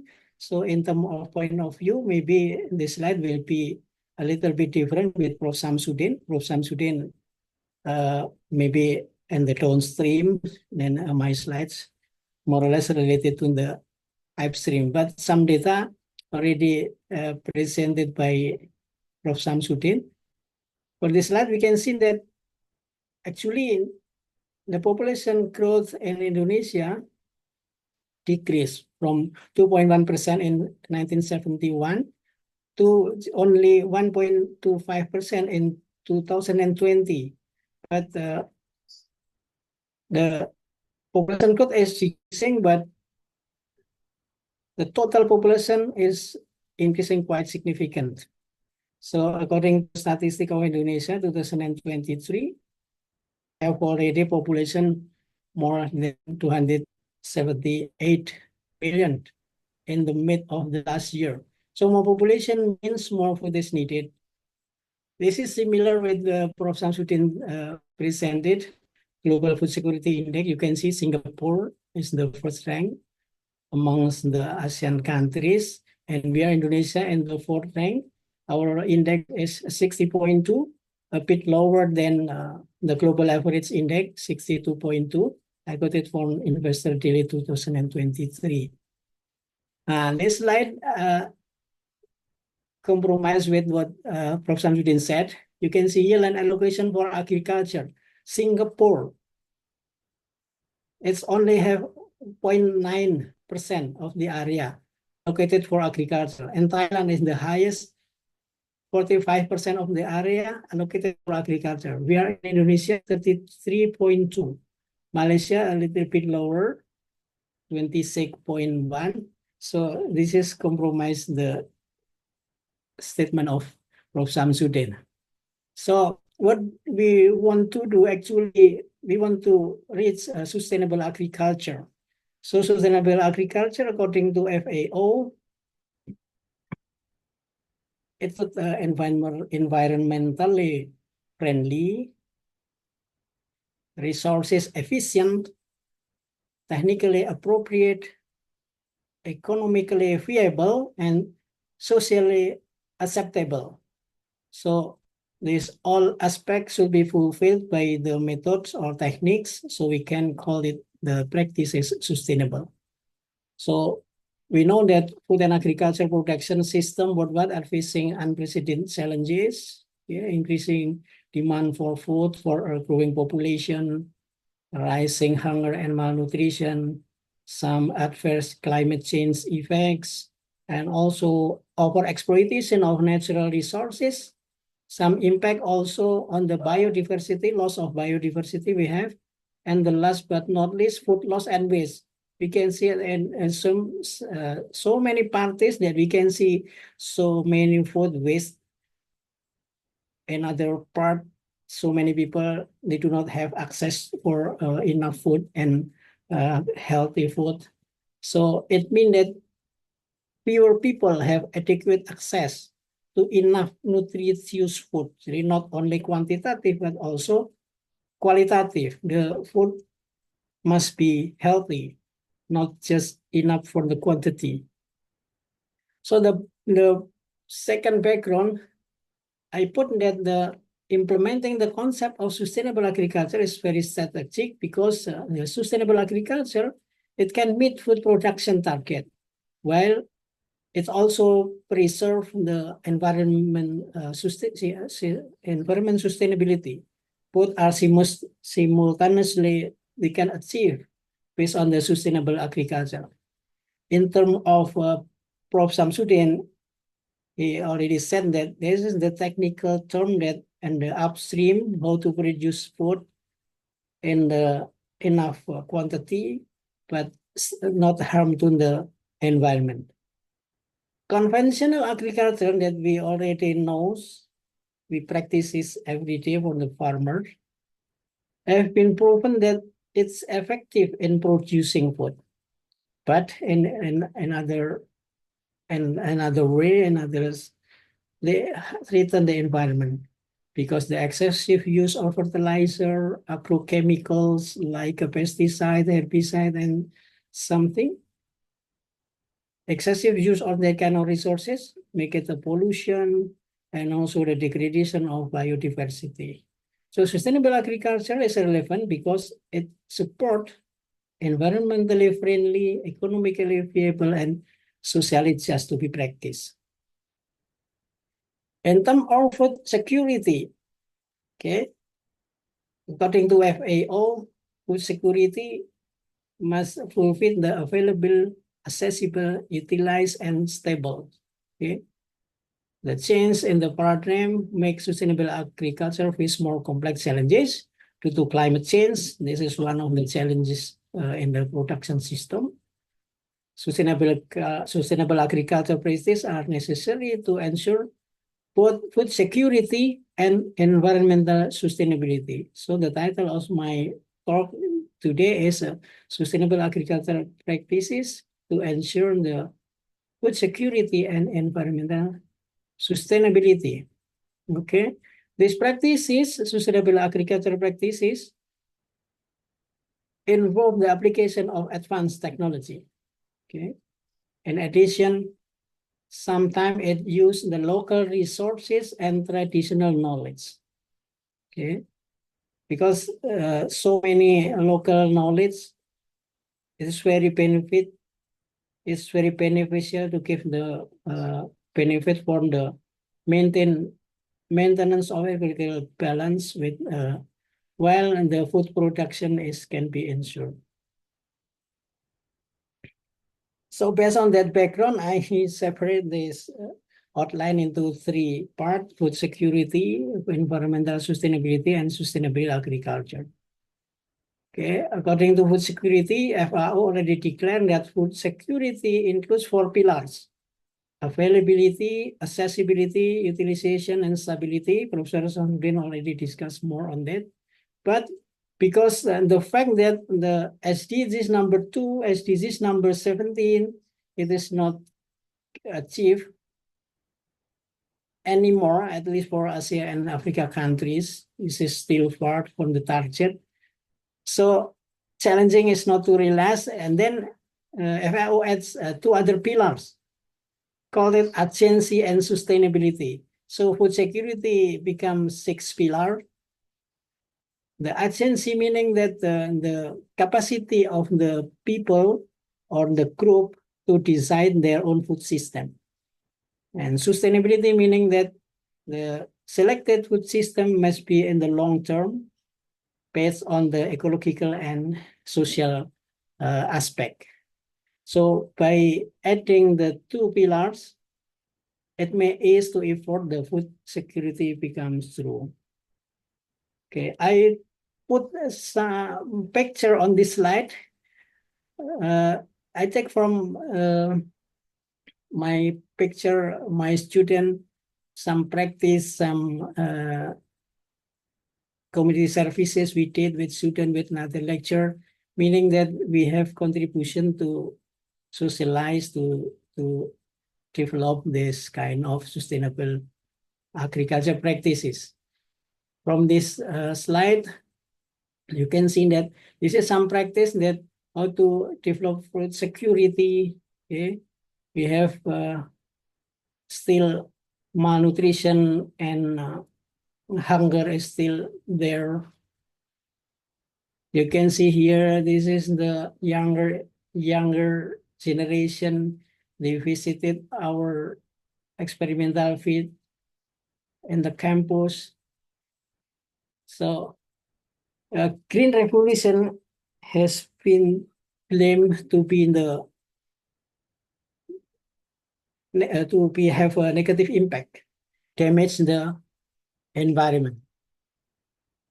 At the beginning, Green Revolution is around 80s until 90s. The fear of global hunger were not realized due to Green Revolution can significantly increase soil productivity and food production. However, environmental degradation remains. So the Green Revolution in the agriculture is then considered to be damaging the environment. The challenge ahead is how to produce enough food, so in terms of availability, accessibility, and not harm to the environment, including human life. The challenge of food security as a sustainable environment must be realized. So both aspects must be covered, production aspect and environmentally safe. This is the picture that we did in our experimental field in campus. So many students we bring to learn the many sustainable agricultural practices. We compare like conventional agriculture and modern agriculture. Low external input sustainable agriculture practices of farming that reduce application of external production input, especially agrochemicals that harm the environment. According to FAO 2022, sustainable agriculture is the agricultural activities that can sustainably satisfy human needs for present and future generation. So sustainable in terms of time, it should be fulfilled the need for the present generation and the future generation. And other part, we have modern agriculture. Modern agriculture, it is a group of newly developed agricultural practices that implement, like Prof. Samsudin said, Internet of Things, automated control, climate smart technology, precision agriculture, and also, for example, regenerative agriculture. We do hope that, like from LEISA, low external input, sustainable agriculture, it tends to use organic material from farm byproducts such as rice straw, cattle manure, effective microorganism, and also biopesticide. The nature of this kind of agricultural practice usually environmentally friendly. It produces a healthy food, but the productivity usually relatively low. So there are many technologies already implemented, like organic farming, conservation farming, and also urban farming. We practice here in our campus to just show that this kind of urban farming that we can practice. And also this is making like ecoenzyme or something. So making the organic material from the farm byproduct. On the other hand, modern agriculture usually high productivity, practicing effort to sustain the environment and usually effectively use the resources. Precision farming, precision agriculture, they calculate in detail the need for the agrochemical, for example, how many fertilizers should be added, in which part, when. They calculate in very, very detailed, so we call it precision agriculture. So by that, so they can effectively use the resources.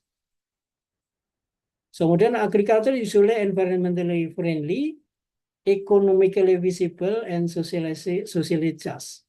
Smart farming, climate smart agriculture, regenerative agriculture. So this is also in the picture that we have this kind of installation in our greenhouse in campus.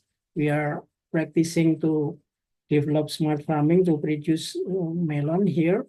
And usually the production from the Faculty of Agriculture marketed to the campus, and lecturer and student can buy our own production. They can see also the field where the melon produced. So this is the last slide. I think I just want to list some of the contribution our campus, our vision, especially Faculty of Agriculture. We have vision on sustainable agriculture. We also implement activities for education, research, and community services, either by lecturers and students in the subject of sustainable agriculture practices. And education activity, we add in our curriculum some courses and practices, including subject of sustainable agriculture, urban farming, hydroponics, organic waste management, and some many others courses related to sustainable agriculture. And also research collaboration among lecturer and student. This is what Prof. Samsudin said, digital agriculture, because some students from Faculty of Agriculture, they do this final project combining the application using smartphone or something to control the activity in the greenhouse. So they put sensor in some places, and they monitor by digitally from the smartphone and so on. Also, we do operate smart farming, real smart farming in campus. So the picture that we produce some melon by using this smart campus. By using this kind of activity, we can introduce to our students that this kind of practices that they can develop later, maybe when they do the final project during this study in campus, or even after graduating from the Faculty of Agriculture. So on the last slide, summary, food security. Improve food security include the 6 pillars: availability, accessibility, utilization, stability, urgency, and sustainability.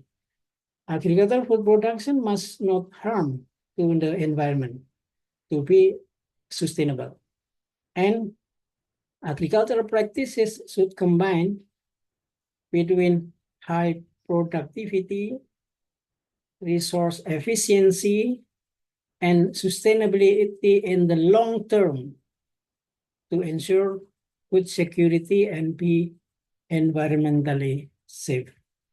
I think that what I want to share this morning, and hopefully it will trigger for question and answer section. Thank you. I give back to Pak Mufid. Okay. Terima kasih. Thank you, Dr. Partoyo, for the insight of smart farming and for the sustainable agriculture. So, audience, we will now transition to the discussion session. I kindly invite the audience to pose your question, stating your name and the presenter to whom the question is directed. Bisa menjadi Uh, unggul gitu for ya. the for the first question, I invite Dr. Herlina Jayadianti. She has question for Dr. Ludovic. So please, Dr. Herlina. Thank you, Prof. Movi. My question to Professor Ludovic. We talk about smart farming and also climate change. My question is, when we talk about plant breeding using technology or AI, we hold great potentials, of course, but it also has several limitations, such as data availability, and then quality and complexity of data in farming system. And the most important is about bias model in AI when we talk about the predictions or we talk about breeding cycles and the ethical and also the issue of infrastructure. What do you think about this? The limitation of technology and the limitation of AI when we want to implement it in agriculture. Thank you, Professor Ludovic.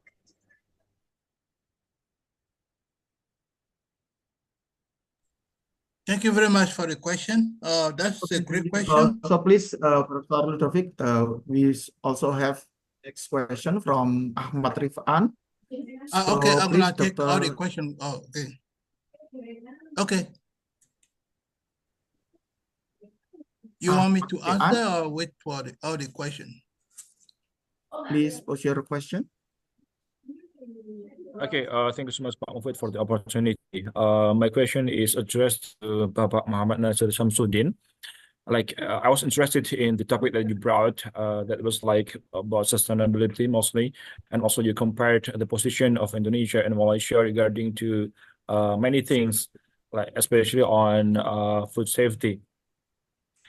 But the thing that makes me wonder is that Malaysia and Indonesia is quite different. I think in terms of the size of farming land, I believe that in Malaysia they have a much bigger size of farming land, but in Indonesia typically we are small scale farmers. And if we talk about carbon cap and trade and also like carbon quantification, I think our farmers are unable to do that because the lack of the knowledge and tools for quantifying the reduction of carbon in the agriculture. And with that, I believe that it's hard also to realize the reduction in overall of our agriculture. So do you have any suggestion to Indonesian government or for us on how to reduce the emission of carbon in our agriculture with that condition? I mean, with the scale of Indonesian farmers that are very small. And I think it's easier to be implemented in a corporation because they have the means to do so. But how about with our farmers, these small scale farmers? Thank you. Thank you. Who should respond first? Okay, thank you. Okay. I'm sorry. The last question for Dr. Partoyo. The question is, what sustainable practices can effectively balance food production and environmental preservation? This is for Dr. Partoyo. And we invite the presenter to answer the question. Start from Dr. Ludovic. So please, Dr. Ludovic. Okay, okay, thank you. Okay, that is a very great question. This is a challenge, the data. This is kind of big information, a lot of big data. So you need to have very powerful computer and then in order to process this kind of stuff. But so far, I think we are doing it. We have available computer to do this kind of stuff. The only problem we are facing now is this data integration. Because how are we going to integrate the soil, the data, using the drone, and then the weather data put all this and all that together, and then that we can characterize the varieties. So this is the challenge we are facing. But take it individually, that is not a problem now. I think we can make it easily and then do that. Like if you take the soil data, for example, variable rate for fertilizer application, for example. So the way we used to spray fertilizer, now we are changing because some area require less fertilizer. So you should put the amount needed. Now everything that in Canada, we already start doing this sort of stuff, all this sort of stuff. And then that way we can save, a lot of money, input, less input. We don't waste fertilizer, and then look at the environment, all this kind of greenhouse gas emission, to all this kind of stuff. So we try to reduce it, everything. So the technology exists. Now, how to integrate, that is the problem we are facing now. And then I believe that can be solved soon because people are working very hard. But me, I'm breeder by training. So I'm using this kind of the drug, artificial intelligence, like to collect data, because I need to collect some data at a specific growth stage. But there's no way that in person people will do it and get quality data. So with the artificial intelligence, we can do with large population in very few seconds to get it, and then we can make a comparison. So there's a lot of challenges, we are facing, but they are working very hard, and then I believe it should be solved. I don't know if I answered your question. Okay, thank you, Dr. Ludovic. So now, please, Professor Mat Nasir, to answer thank you. Ahmad Rifan question. Thank you. Thank you also for the question from Mr. Ahmad Rifan. Very, very good question, and also very good question, very difficult to answer actually.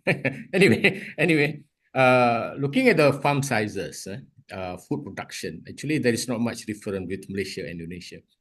In Malaysia, basically, those who have large sizes are commodity crops, oil palm, rubber, they have a lot of plantation.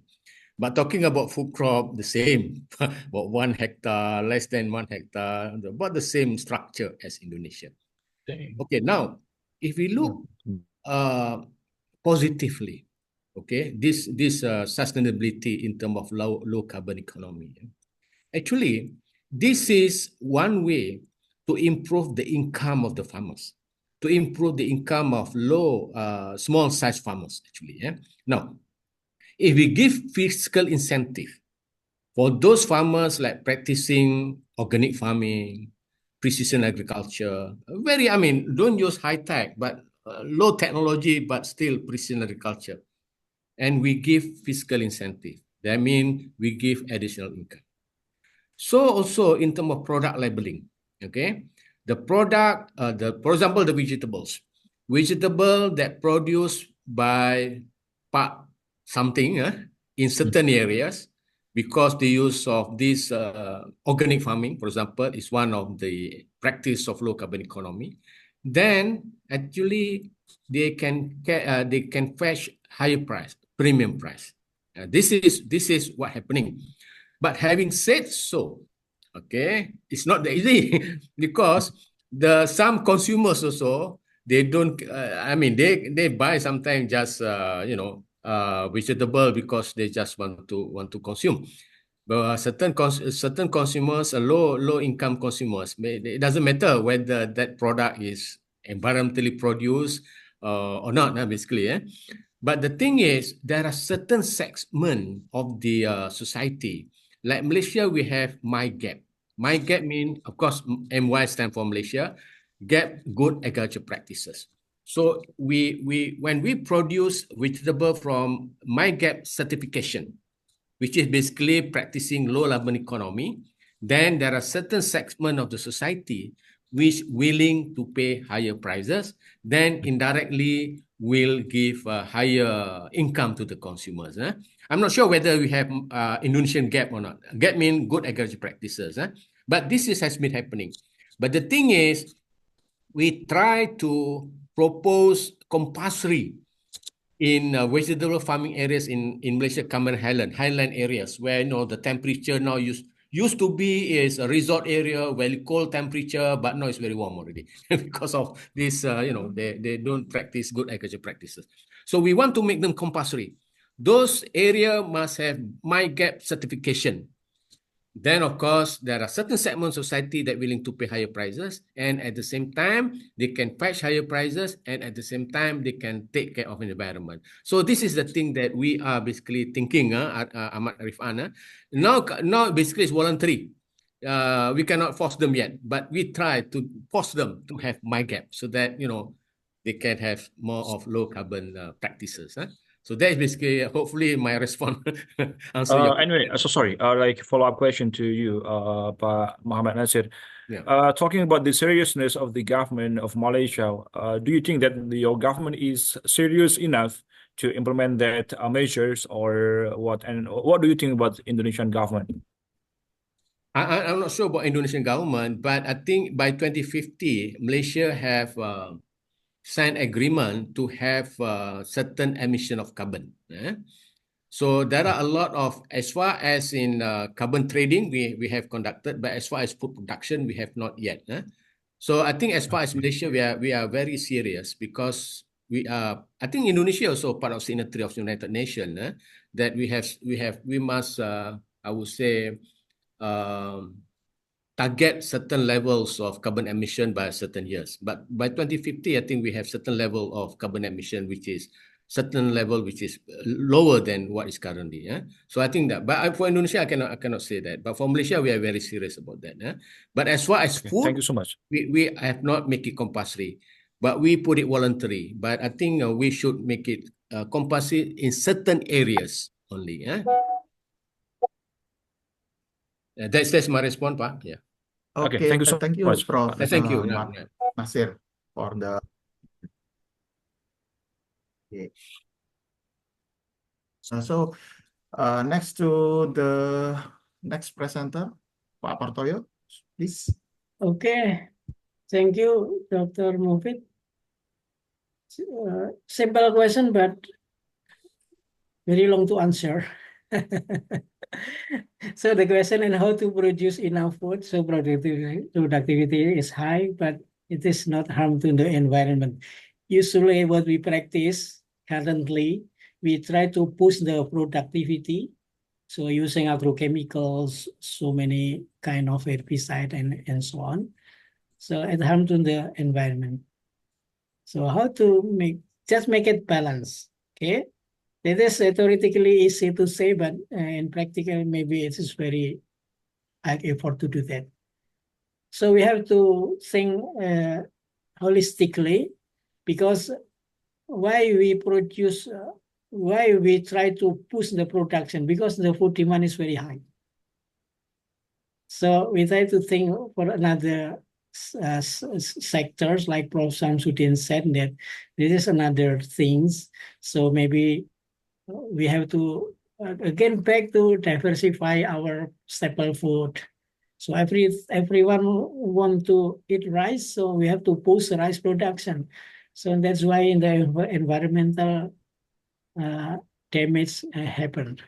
So just the way so many practices that we want to develop sustainable agricultural practices, usually make it balanced. So like regenerative agriculture, precision farming, we want to produce in a proper productivity, but not harm too much to the environment. So that is one that we have to create what kind of agricultural practices that's sustainable in terms of both sides. I think that is my short answer. Thank you, Pak Mufid. Hopefully answer the question. Okay, thank you, Dr. Partoyo. Okay, audience, now we will have at the end of the decision. So thank you for all presenter for the Thank you. contribution and decision. And we will give the stage back to the Master of Ceremony. Thank you. Thank you, Prof. Samsudin. Thank you, Dr. Ludovic. Thank you. Very nice discussion. Thank you, all speakers. Thank you to Mr. Mohifit, who has guided the ICARA plenary session very well as to the speakers and participants who actively participated. Moving on to the next agenda, we will now begin the plenary session of the first International Conference on Advanced Research in Sustainable Economic and Social Science, or ICARSAS 24. This session will be hosted by Mr. Prayudi, MA, PhD. Before we begin, let me give you a brief introduction of our ICARSAS moderator today.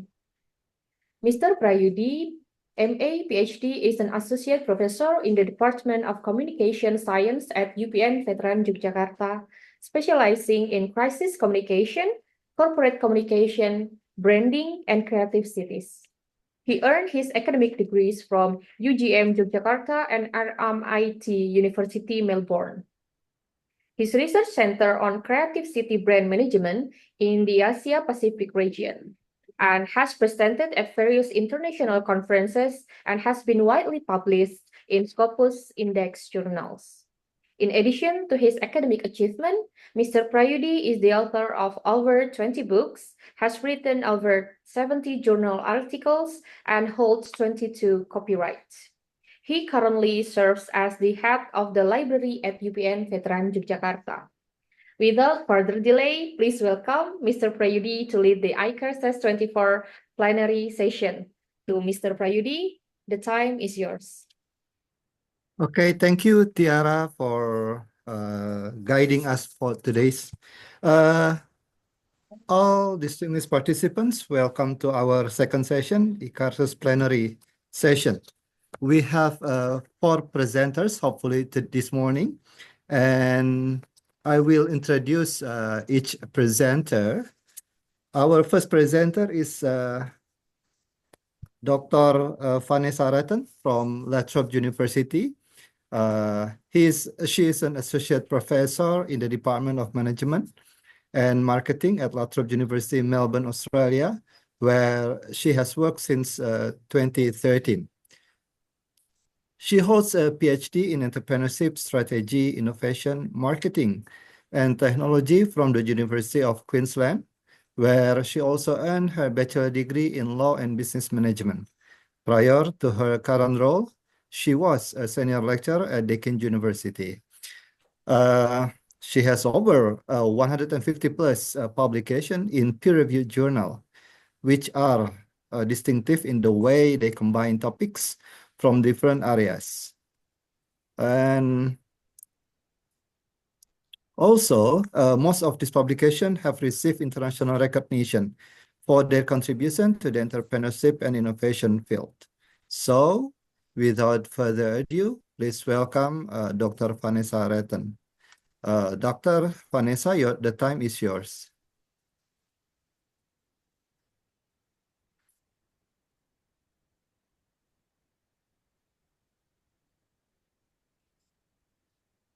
Thanks very much for that nice introduction. It's my pleasure and honor to be part of this conference. So thank you very much to the organizers for inviting me.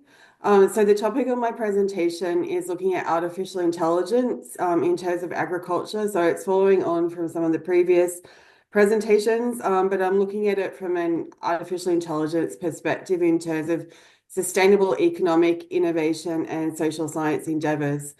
So I think it's really interesting at the moment, they say that we're in the age of AI. So a recent, bestseller book by Henry Kissinger, politician from the United States, Eric Schmidt, who was ex-Google CEO, wrote this book about the age of AI. So I think it's really contemporary and topical to think about the role of AI, particularly in terms of sustainability and entrepreneurship.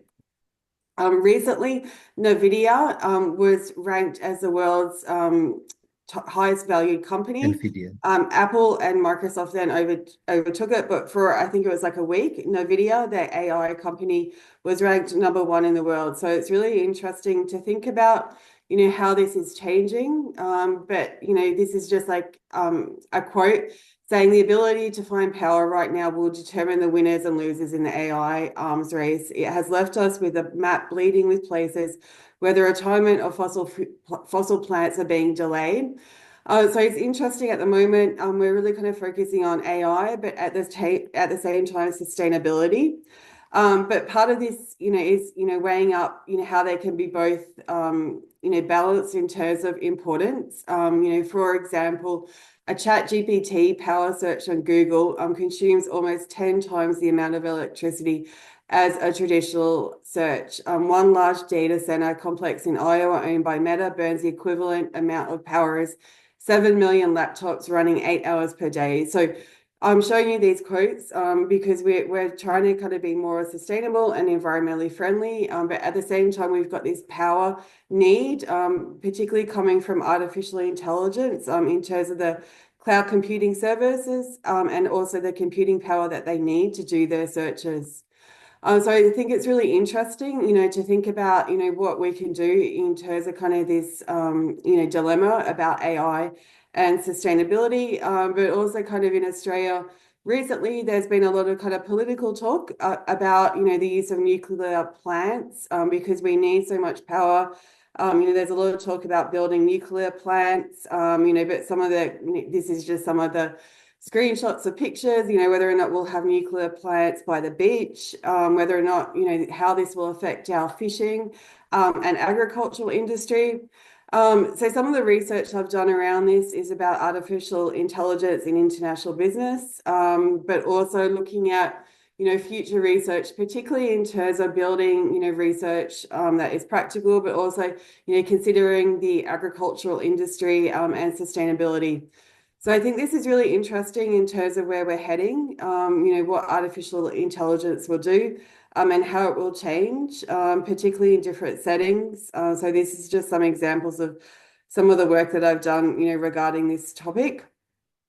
And some of the books that I've also done regarding, the use of AI, particularly from an entrepreneurial perspective. So in terms of the sustainability and agricultural sector, we can also think about it in terms of an entrepreneurial ecosystem.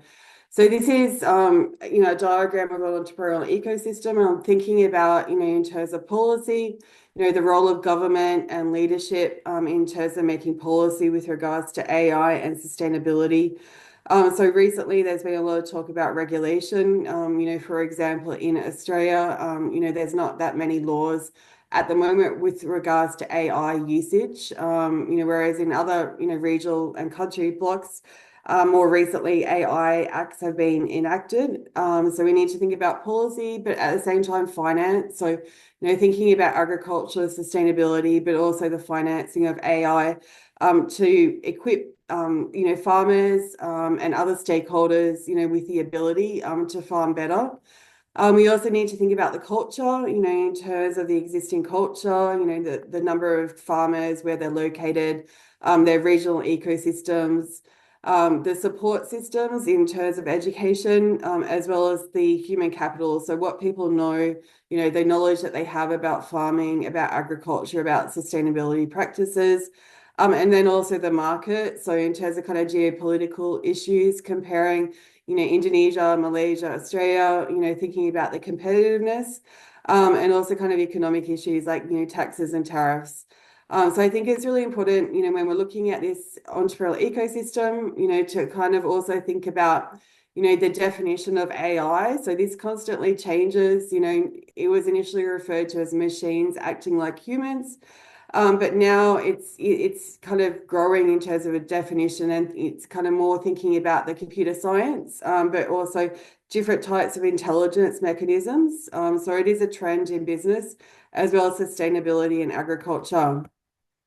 This is important in terms of thinking about, recent definitions, but also thinking about how AI can be used in a sustainability and agricultural sense. So one of the more recent, definitions is thinking about a system approach in terms of learning, and then also trying to emulate capabilities inherent in humans. So going beyond just thinking, but also to think about feeling, which is really important. So in terms of kind of the history of AI, we can think back how it's developed, so going back to 1830s, in terms of when the analytical engine was developed, and then thinking about 1950s, Alan Turing, thinking about his seminal article about computing, machinery, and intelligence, and also the Turing test in terms of machine intelligence. And going past that, more recently, we've got these companies, particularly platform economies, looking at, companies like Meta, Google, Facebook, Amazon. So we can think about, in terms of kind of this agriculture and sustainability initiative, also thinking about the different kind of services. So companies, that are service providers like Accenture, and then software providers, so more well-known companies like ChatGPT, and then the closed source like OpenAI, and the open source like Google, that have the foundations for this AI usage in farming and agriculture, and then also the infrastructure providers, so companies like Oracle and Amazon.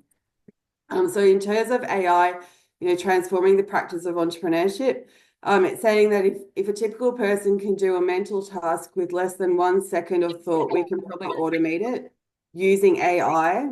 So this is really changing the way that we think about entrepreneurship, and has really got good implications, and is really kind of innovative when we think about farming.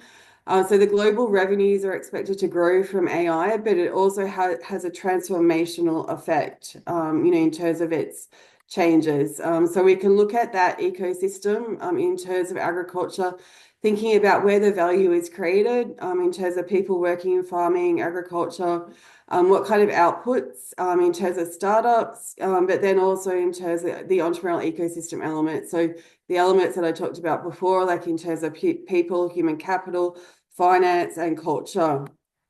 So in terms of how AI will transform entrepreneurship theory, AI makes more predictive abilities, and this is more kind of, particularly market driven in terms of practicality.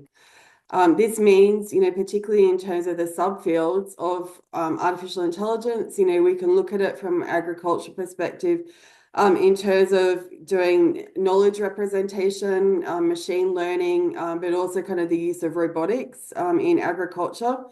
But also kind of that uncertainty of AI means that we still need humans in terms of that creativity, ingenuity, and imagination, which is important. So we can think about, AI used in movies like The Terminator, E.T., Matrix, and then also in books like Hitchhiker's Guide to the Galaxy, Dune, which has been a recent movie, as well as 1984, really kind of famous, book, that's really kind of related to all this like CCTV and video surveillance we have at the moment, as well as TV shows like The Jetsons, Knight Rider, which is really kind of practical now, when you think about Google's self-drive car, robots, we're really kind of coming into this realm of reality, as well as kind of Star Trek. So I think it's really interesting, to kind of think about how this has changed, but also going from the 4th industrial revolution to the 5th industrial revolution, looking at cyber physical systems, or using virtual agents, neural networks, and autonomous vehicles, but also kind of using human level intelligence to learn. So this is really important, particularly for agricultural systems in terms of improving and adapting, but also looking at, the current context in terms of weather patterns, and also economic and political situations. So I think this is really interesting, when we think about AI systems. So basing it on the expertise of the agricultural farming sector, the data, as well as learning. So trying to predict patterns, so using a lot of data to see patterns that humans might not be able to, predict, but machines can. So I think this is really important, when we look at the Sustainable Development Goals. So we've got a lot of Sustainable Development Goals, but you can think about the AI usage in terms of machine learning, deep learning, and then consider the sustainable development goals like life on land, life below water, and what this means in terms of the agriculture industry. This is really important, in terms of thinking about how we advance AI, but also kind of thinking about how agriculture and sustainable agriculture ecosystems, can advance. This is really important in terms of thinking about different types of AI. So in terms of mechanical thinking and feeling. So mechanical AI is much of the AI that's used at the moment in farming and agriculture. So looking at standardization, remote sensing, in terms of self-service robots. But thinking AI is much more kind of recent. So thinking about patterns, but then also doing like facial recognition, speech recognition, and this has better personalization recommendations for farming and agricultural industries. And then the feeling, which is kind of more advanced, that we're moving to more in terms of AI usage, in terms of two-way interactions. So this is really interesting, particularly in terms of sentiment. So looking at kind of beyond speech and written formats, but to think about emotions. So looking at relationships, responding to emotions, and this is important in terms of satisfaction, particularly from a customer and advertising perspective. So just an example in Australia, in terms of kind of the agriculture, we can look at the different areas and think about regional capabilities. But also thinking about how the number of AI companies, particularly related to sustainability and agriculture, has increased. So I think it's really interesting in terms of this geographic clustering, but also kind of to think about, how AI is really kind of changing agriculture and sustainability practices. So through entrepreneurship, through strategy, identifying new fruits, new vegetables, like for example, the Pink Lady apple, that was made in Western Australia. So looking at different types of fruit varieties, but also looking at different preferences in terms of supply chain usage, new kind of changes in laws and regulations to meet new product needs, but also looking at cost and promotion. So I think this is really important, in terms of the differences, the way that we look at the AI in terms of sensing, feeling, and also kind of that empathy perspective. So just in kind of conclusion, we need to kind of think about the usage of AI and entrepreneurship. There's a lot of kind of changes that have happened more recently, particularly coming out from the COVID pandemic. We're really in the age of AI. So I think it's really interesting, how the agricultural industry, but also the sustainability practices are being used, as well as, thinking about generative AI like ChatGPT, supercomputing. So I think we're in really interesting times ahead. So, I think just in terms of that, so I'll just conclude here. So terima kasih, thank you very much. Yeah. Thank you, Dr. Rattan, for your presentation, which emphasizes the transformative potential of artificial intelligence in addressing complex global challenges, highlighting its ability to process like unstructured data, recognize patterns, and provide personalized solutions. Yeah, hopefully business and organization can enhance their decision-making process and contribute to sustainable development initiative by leveraging AI technologies such as text mining and facial recognition. We are now moving to our second presenters, which is Professor Dr. Muhammad Irhas Effendi. And Professor Dr. Muhammad Irhas Effendi is a prominent academic specializing in strategic management with a career as a professor at UPN Veteran Yogyakarta. He holds a PhD in management from Universitas Erlangga and has contributed significantly to the fields of business sustainability, strategic management, and digital marketing. He has published extensively in internationally indexed journals and conferences, focusing on topics such as fintech adoption, social media's impact on small-medium enterprises, and green marketing. His research and teaching focus on advancing business practices in Indonesia, particularly in rural and small medium enterprise context. And for this presentation, Professor Muhammad Iras Effendi has provided us with a video. So we will play the recording presentation of Professor Dr. Muhammad Iras Effendi. Please, to the operator, play the video for the presentation.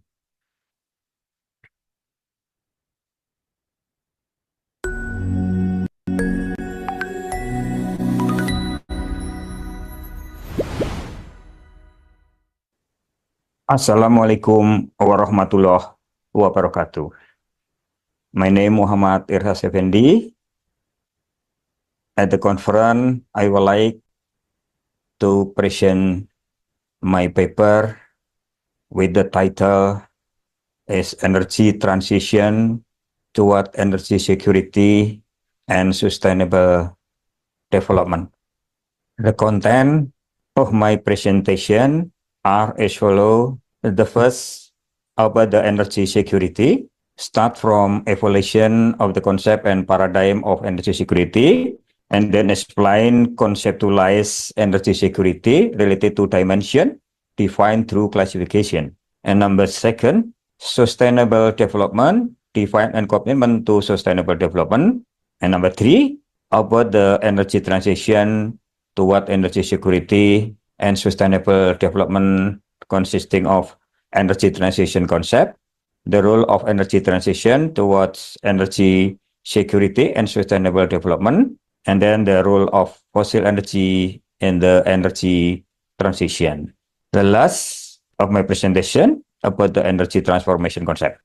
Evolution of the energy security concept start from 20th century. Concern about energy security focus on primarily on access to oil because of this critical role in the industrialization and the world economy. The existing balance in the oil market was destroyed when most of the OPEC members, like Arab and several non-OPEC Arab countries, imposed an embargo on oil supplies to other countries in the world. This led to a sharp rise in oil prices and an economic crisis, and also resulted in the development of strategies to ensure uninterrupted of oil supplies to industrialized countries. Early 21st century, energy security is again attracting the attention of industrialized countries and rapidly developing countries, such as China and India, for following reason. The first, oil price volatility is increases significantly. Number two, increasing demand from Asian countries. Number three, there are growing concern about the availability, accessibility, and quality of oil supplies.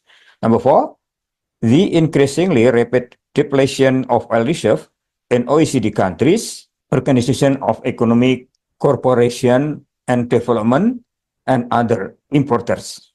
Number five, the formation of state-supported and funded national oil companies created a new dimension of the power struggle in the world oil market.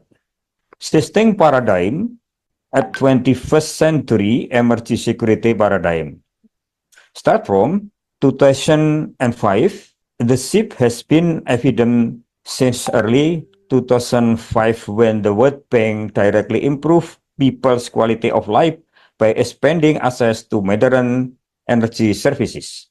In the 2011, the International Energy Agency published a short-term energy security model that acknowledges the importance of oil, but also highlight the need for energy security strategies to consider all energy resources.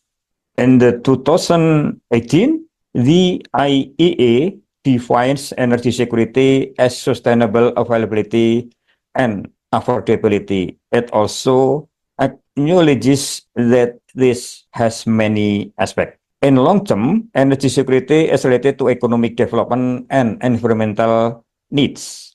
In short term, energy security is concerned with the ability of the energy system to respond quickly and appropriately to sudden changes in the balance of supply and demand. Europe Union Energy Security Strategy in the 2014, the strategy assumes that stable and abundant energy supply is an important for prosperity and security European Union. A similar direction was taken by the G7 group, which in 2014 outlined 7 principles of energy security. The principle requires G7 countries to focus on: first, energy market development; 2, diversify energy resources, supplies and routes, and support local energy supply sources. Number 3, improving energy efficiency in the term of demand and supply. Number 4, investing in research and innovation and encouraging the adoption of clean and sustainable technologies. Number 5, accelerating the transition to low carbon economy and reducing greenhouse gas emissions. Number 6, improving energy system resilience. And number 7, developing an emergency response system. Origin of paradigm. First, at the cognitive level, there is a general acceptance that energy security issues have shifted from a focus on access to oil become covers many dimensions. Number second, a number of organized bodies have emerged faced with reconceptualizing energy security gives the dynamic and complex nature of the problem. Number 3, expert input has also been identified by academics and research institutions in the field of energy policy, renewable energy technologies, natural resources, management, and environmental sustainability, seeking to improve understanding of what energy resilience means, how best to implement it, and how to evaluate the effectiveness of proposed solution. Number 4, focus on implementing mechanism to address emerging energy security challenges in countries around the world in the forum of law and regulation. Number 5, the ultimate goals of the emerging 21st century emerging security paradigm is to resolve the energy trilemma, which include energy security, energy justice, and environmental sustainability. Theory of energy security dimension, Ang et al. Identified 3 dimensions of energy security and 7 dimensions that are focused on or included in the definition. This include energy availability, infrastructure, energy prices, environment, social impact, government, and energy efficiency. Savakul and Brown, based on their meta-analysis of 91 review papers published between 2003 and 2008, identified 4 factors that underlie energy security. Taxonomy 4A, availability, accessibility, affordability, and acceptability. And then Elkin taxonomy, which similarly to Court et al., focus on availability, accessibility, affordability, and sustainability. Focus on 5 dimensions: availability, affordability, technology development, sustainability, and regulation by Savakul and Mukherjee, 2011. And Savakul conceptualization of energy comprising the interrelated element of availability, affordability, efficiency, sustainability, and government, Savakul 2013. And energy security dimension to support sustainability, energy availability, energy accessibility, energy affordability, and environmental friendly with the accessibility, and then with the sustainability dimension. Then we define of sustainable development has been defined based by the Rutland Commission as development that meet the needs of the present without compromising the ability of future generation to meet their own needs. And commitment to sustainable development goals, SDGs, United Nations, and Paris Agreement, United Nations Framework, Convention Climate Change. In the SDGs goal, there is goal number 13, climate action, and number 7, affordable and clean energy concept. Energy transition is the initial step of energy transformation, a gradual shift from fossil fuel to non-fossil fuels, like renewable energy, will change energy production, distribution, and consumption. In the transition period, effort to diversify fossil energy, the renewable energy require a transition-based energy sources such as water, among others, hydropower, geothermal, natural gas, and coal with environmentally friendly technology. Clean coal technology can be used as the main energy sources in the transition phase. Energy transition start from energy fossil and then transition. Energy fossil related to oil and coal, transitions, natural gas, geothermal, hydroelectric power plant, and then to energy non-fossil, like the solar power plant, nuclear power plants, bioenergy, wind power plant, ocean energy. Energy transition toward energy security and sustainable development, energy transition toward sustainable recovery and productivity, strengthen global clean energy system, and a just transition through resilient accessibility energy, pursuing accessibility progress, leaving no one behind towards energy that affordable, reliable, sustainable, and modern for all, especially for clean cooking and electrification. And then improvement technology smart and clean energy, expanding technology to anticipate future energy transition and challenges. And then expand financing energy, ensure a green financing ecosystem and the energy transition, student best practice, identifying challenges and reducing financing disparities. Energy transition for energy security, the energy transition toward renewable energy is an effort to ensure energy availability, will pay attention to protection and environmental sustainability with an affordable price in the long term, like the energy trilemma, energy equity, energy security, and environmental sustainability. The role of fossil energy on the energy transition, oil and gas role. Oil is the main energy currently in the transportation sector. And number two, natural gas is used transitional energy before 100% renewable energy in power plant. Natural gas become a generating fuel for intermittent renewable energy. Number four, fulfillment of domestic needs, fuel for transportation, raw material, and fuel industry, and fuel for households. Issues in oil and gas, increase production by 1 million BOPD and natural gas by 12 BSCVD in 2000 and produce carbon emission. Strategy in oil and gas, increase reserve through optimization of field production existing, transformation resources and production, speed up chemical with AOR, massive exploration for mature discoveries. Number two, natural gas as a transitional energy before 100% renewable energy is generated. And number three, implementation of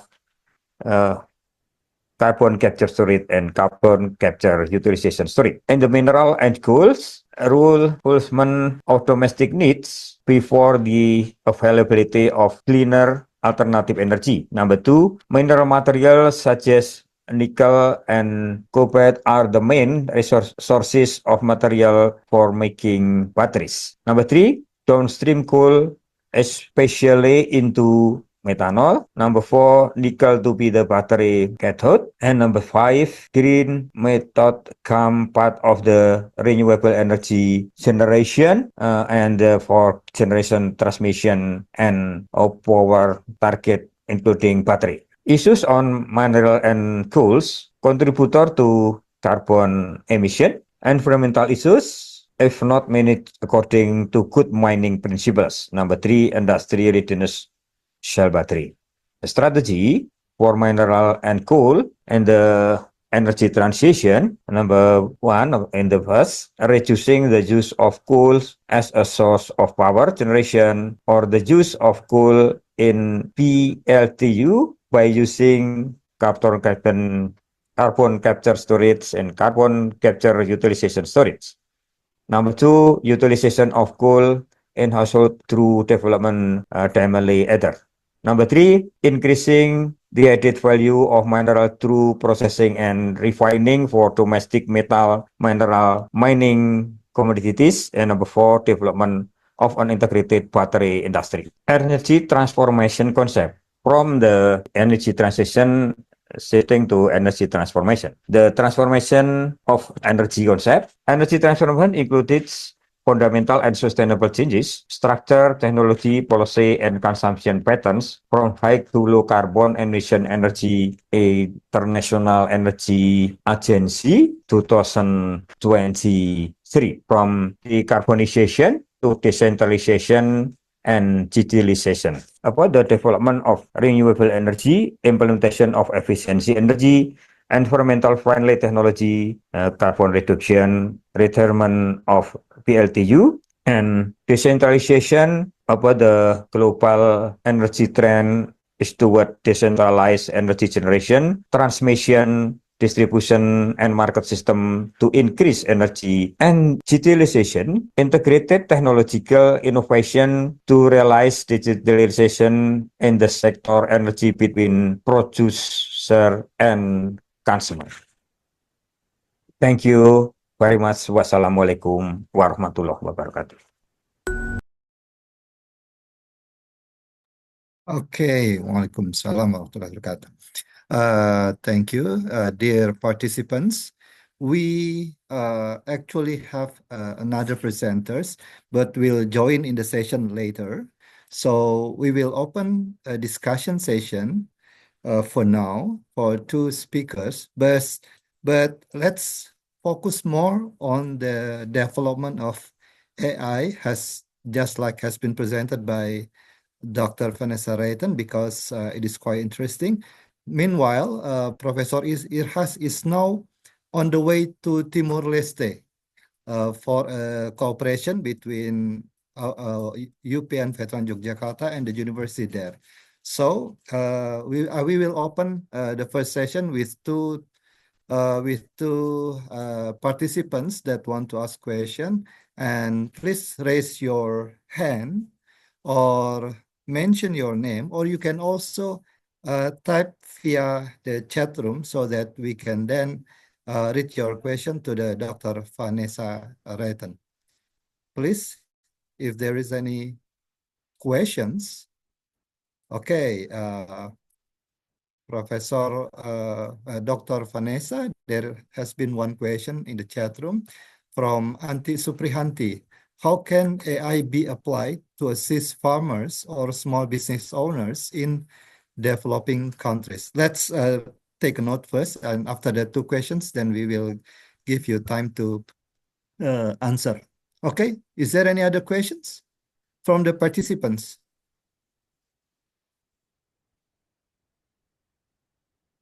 If there is no other question for now, can I also add a question from me as the moderator? Because let's say that we are working in an academic activities, academic life, and then AI seems to be inseparable in while we are doing research, writing, etc.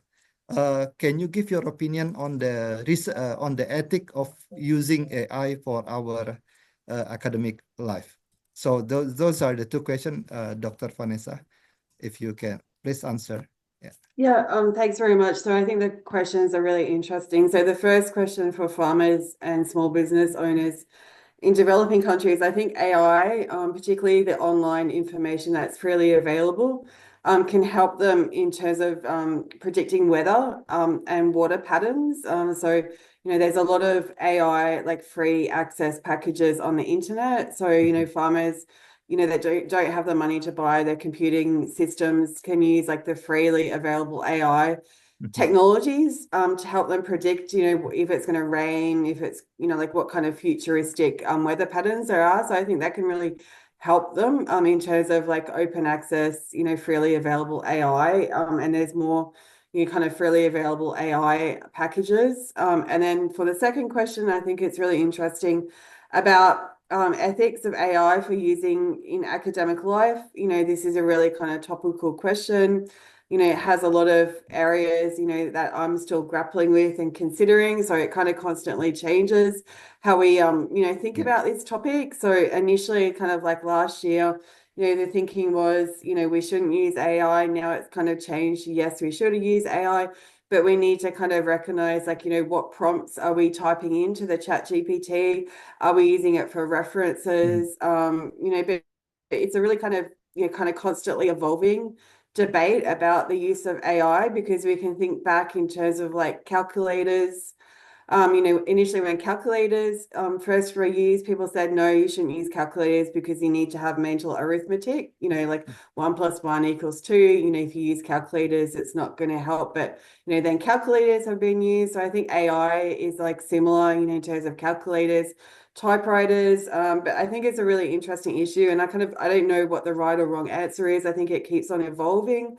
But we need to kind of integrate the usage of technology and also kind of as humans, develop our intelligence. So AI is one form of intelligence, and we need to be going further in terms of helping solve, like diseases like cancer and others. So we need to really kind of progress. So, at the same time, we need to be original and creative with our academic sources, but we also need to be authentic and acknowledge what we've done. So I think it's like a really kind of difficult issue, how to use AI in academia, because it constantly changes. And we need to also kind of weigh up, that intelligence. We need to progress, but at the same time, we need to, have our creativity and original ideas, noted. Thanks. Yeah, thank you, Dr. Vanessa. Okay, we have one question from Dr. Herlina. Please, Dr. Herlina. Thank you very much, Professor Prayudi, and also Professor Vanessa. I want to ask one question to you, because my passion is also in artificial intelligence, and we know nowadays artificial intelligence, or AI, in the top of like a peaks of AI in the top of technology. And as we know that in the past, AI also have 2 times of AI winter, 1974 and 1987. The AI winter, or we always call it like freeze of AI. And in the era of AI nowadays, it is possible that AI will face the same winter of AI, when people think like, okay, it's the saturation of AI, everything is with AI, and not the time of freeze of AI. Because we know that Turing machines, or Alan Turing and Turing machine, is very popular on that era. And then nowadays ChatGPT, and I'm afraid that people in the time of the saturation of AI. Yeah, thanks for that. Very much, Professor Vanessa. Yeah, I think that's a really good point. As you said, there was like a period of time when not much happened with AI. But I think like we're really kind of accelerating now. So I don't know what's going to happen. It's hard to predict, the future. But I think there'll be a lot of changes, with AI, because we've got all this like supercomputing, and we've got companies like NVIDIA, so there's a lot of kind of focus on computer chips, and also kind of intelligence. So I think we'll see a progression, of AI, but I think it's really interesting. As you said, there was a quiet time, like a winter, and, now there's like a summer, a bloom of AI. So I think that's a really interesting point. Thanks. Thank you very much, Professor Vanessa. Thanks.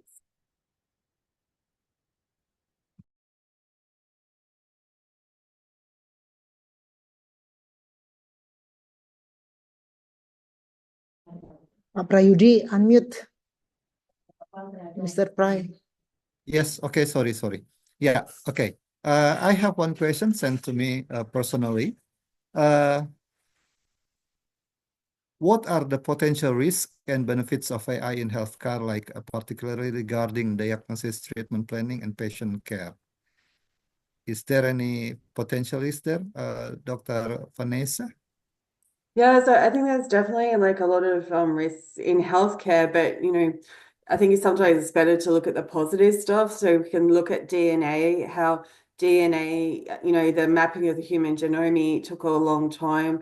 I think in healthcare, of course, there's some risks, but also there's like a lot of advantages because in healthcare, through AI, like mining the data, they can find information that we didn't know before, like minuscule pieces of the data that AI can help. Of course, there's like a lot of moral risks, but I do hope like kind of, patterns, that we haven't been able to uncover before in healthcare, can be progressed, through the use of AI. So I think there's a lot of kind of positives, but of course, there's are a lot of risks in terms of, relying on automation, on computers, and not taking into account, things that humans can do. There's also kind of, that empathy that AI is trying to replicate, but at the same time, they're not human. So we have to kind of, realize that human-computer, divide, that computers are still computers, people are still people. Yeah. Okay. Thank you, Dr. Vanessa. One more question here, Dr. Vanessa. Good morning, Ms. Vanessa. May I ask about your opinion on disadvantages of AI when it comes to data privacy for their users? Thank you. Yeah, that's a really interesting issue. So I was kind of, considering this. I'm the editor of the Journal of Management and Organization, which is a Scopus Q1 Q1 journal. And I was considering this in terms of data privacy because I think a lot of people now are using, like with reviewers for my journal, they might put the article into like Turnitin or Authenticate or other AI packages to get like the output. But then in terms of data privacy, that information is confidential. So that's a big disadvantage, particularly in terms of academic journal reviews or other data, that because it becomes public data when it goes into some of these ChatGPT. So I think a lot of people don't know that it becomes public data as soon as you put that in. So, that's a big disadvantage, that all this private confidential stuff is going in. And the other thing too with AI, they talk a lot about LinkedIn data, how, your LinkedIn data is being used to train the AI, the computers, but you don't know it. So, that's a lot of data privacy too that is being trained, but you don't, so there's just so much information now. So there's a lot of kind of disadvantages in terms of how that's tracked. And, that kind of statement of saying that, yes, you acknowledge that. So whether or not, it's kind of acknowledged. So it's a big issue for data privacy. Thanks. Yeah. Okay. Yeah, thank you, Dr. Vanessa, for all the answers to our participants' questions. Okay, to sum up the presentations, we can say that Dr. Ratten's insight underscore the importance of creating robust data sets and employing advanced machine learning techniques to drive innovation within entrepreneurial ecosystem. Those by aligning AI advancements with sustainable economic practices, stakeholder can foster a more resilient and inclusive future, ultimately contributing to achieving the SDGs.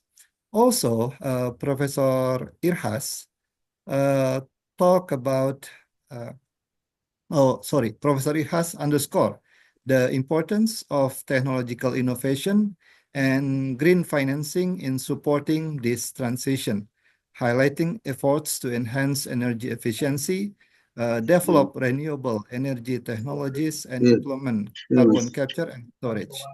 The ultimate goal is for sure to create an energy system that is secure, just, and environmentally sustainable, ensuring access to affordable, reliable, and modern energy for all. So we give applause to our two presenters for now. Thank you, Dr. Vanessa, for your presentation. Okay, At the moment, we are still waiting for one other presenter, Dr. Amalinda Safirani, MA PhD from Gajah Mada University, Indonesia. And somehow, because her presentation is quite interesting, and she discussed about, what do we call? She discussed about female motorcycle drivers, or in Indonesia, it become famous, known as Gojek. And then she will talk about an intersect of technology, human rights, and inequality. So we do hope that he can join, she can join soon, and then we can discuss further about how technology is then integrated into like capitalist framework. It often prioritizes profit over the protection of human rights, thereby exacerbating existing inequalities. So we do hope that we have tried to contact Dr. Amalinda to join us a bit faster than she has mentioned about the time. While waiting for this, probably the operator can then take pictures of all the presenters and participants for this plenary section. So please, the operator probably can organize while we are waiting for the Dr. Amalinda Safirani. The time is to the operator if want to take pictures together. Yeah. Let us know if you are taking pictures here so that the camera is on and people are opening or turn on their cameras. Make sure that you mention or at least count 1, 2, 3 so that we can then take pictures together. Okay, thank you, Mr. Prayudi. Thank you. So we still have to wait a little bit for Dr. Amalinda. So we have a little time for us to take a photo session again, because some of you join us later after the photo sessions previously. Okay, so we will take several shots. Please stay in your position until we confirm that all the photos have been taken. Yeah. Okay, the operator, please take a picture for us. Maybe I can count to 1, 2, 3. Okay, for the next one. 1, 2, 3. Okay, thank you for everyone to give your time for the photo session.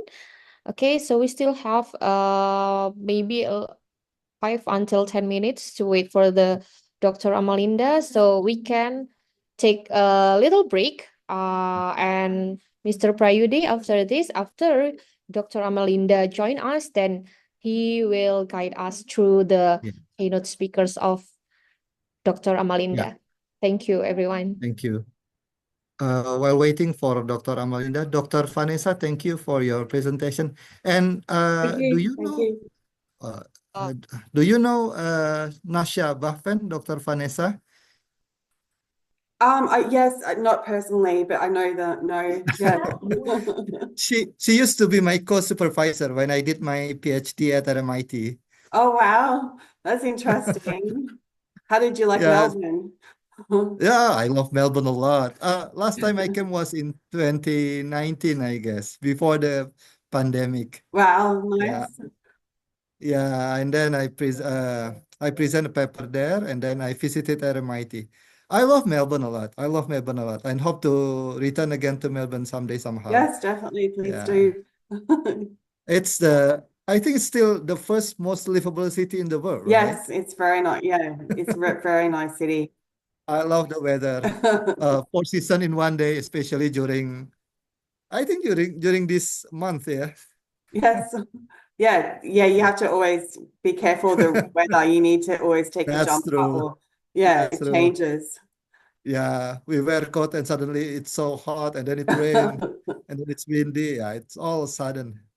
Yeah, like yesterday the temperature went from 36 to 20 in 1 hour. Oh, really? It really Oh my just like completely changed the temperature. Yeah. I love Melbourne.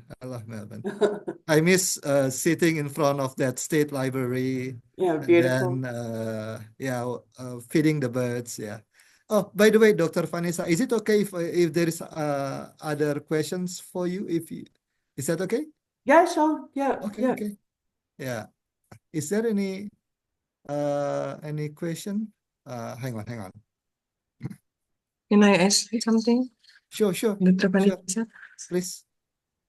Hello, Dr. Vanessa. Hey. It's nice to meet you. Nice to meet you. Regarding to your presentation, it's all about the entrepreneurship relation with the AI. How can we apply entrepreneurship related to AI in terms of the distribution of small business that spread in all of the region, especially in Indonesia, how to use AI effectively and how to solve the problem about the uh, distribution of knowledge of the small business entrepreneur, especially in the village and many rural area in Indonesia and many island in Indonesia that spread in Indonesia, how AI can goes effectively.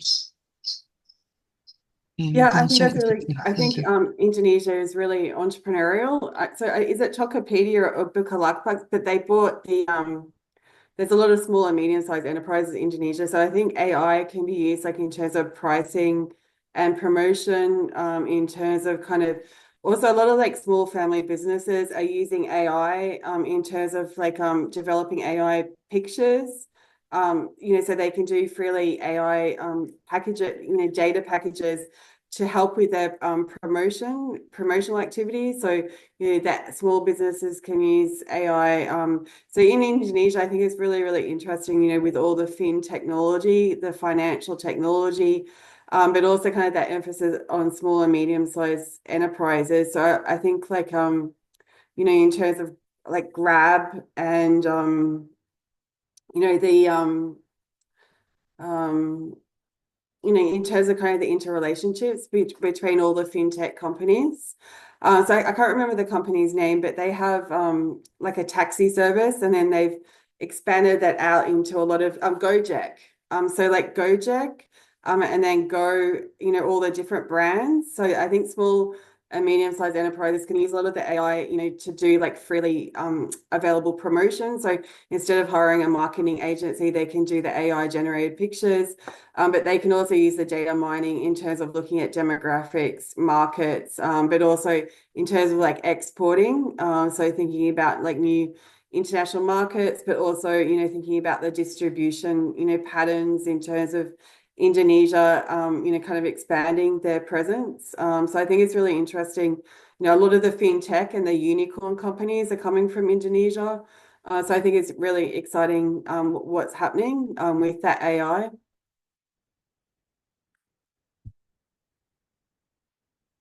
Okay, thank you so much. Memang lama juga sekarang ngebut tuh sampai Desember ini, semoga. Is there any more questions?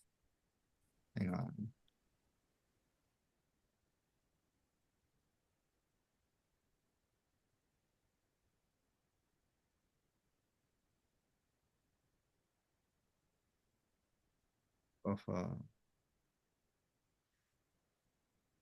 Okay.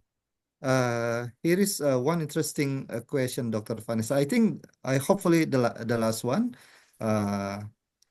It is related to the how do autonomous systems such as self-driving cars utilize AI to navigate and make real-time decisions, and what are the key challenges in achieving full autonomy? Yeah, so I think the self-driving cars are really interesting. They talk about flying cars too. So we've got self-drive cars, flying cars, so I think the technology around AI, I think they've got, a lot of the technology there in terms of safety. It's just like, the timing, so they say, with a lot of these technology innovations, the technology is there, but they have to wait until people accept that usage of, self-drive cars, until whether the society is ready to include them. So we've got like self-drive trains, self-drive trams, but I think the next one is self-driving cars. And I think in terms of sustainability, that will be interesting too, like electric cars, self-driving cars that are electric and sustainable. So I think it's, really interesting, but I think it's just like a timing issue when, people and also regulators, in terms of the law regulation, is ready for those self-drive cars. But like in Australia, in Canberra, they've got drones like that, for like food and grocery, but that's only in certain regions. So I think with the self-driving cars is also kind of thinking about like drone technology in terms of like like the super highway, the air highway, and how the drone technology is, as part of that kind of related to self-driving cars. So I think we're in a really interesting time, like in terms of how that will change, but also kind of, make it more efficient in terms of energy usage, sustainability practices, but also kind of shifting towards more clean energy. So not carbon to emissions, but clean energy that is like electric, sun or wind powered. Okay, thank you, Dr. Vanessa, for the answers. And we have now Dr. Amalinda Safirani, MA PhD, has joined the Zoom platform. Dr. Amalinda, can you listen? Yes, I'm here. Thank you Okay. so much. I'm really Okay, sorry thank for you. being late. No worries, no worries. Okay, please, the operator, show us our next presenter CV. Okay, Dr. Amalinda Safirani, MI PhD, is an associate professor in the Department of Politics and Government at Universitas Gadjah Mada, Indonesia. She earned her PhD from the Universiteit van Amsterdam in 2015 and currently serves as the head of the research center Polgov. Her research spans on a variety of topics, including gender inequality, civil society post-reformasi, and local democracy in Indonesia. She is actively involved in numerous international collaborations, including projects with the University of Melbourne and the Australian National University. And she has co-authored several publications on political and social issues in Southeast Asia. Without further ado, please welcome Dr. Amalinda Safirani. And for the operator, please show the Dr. Amalinda presentation.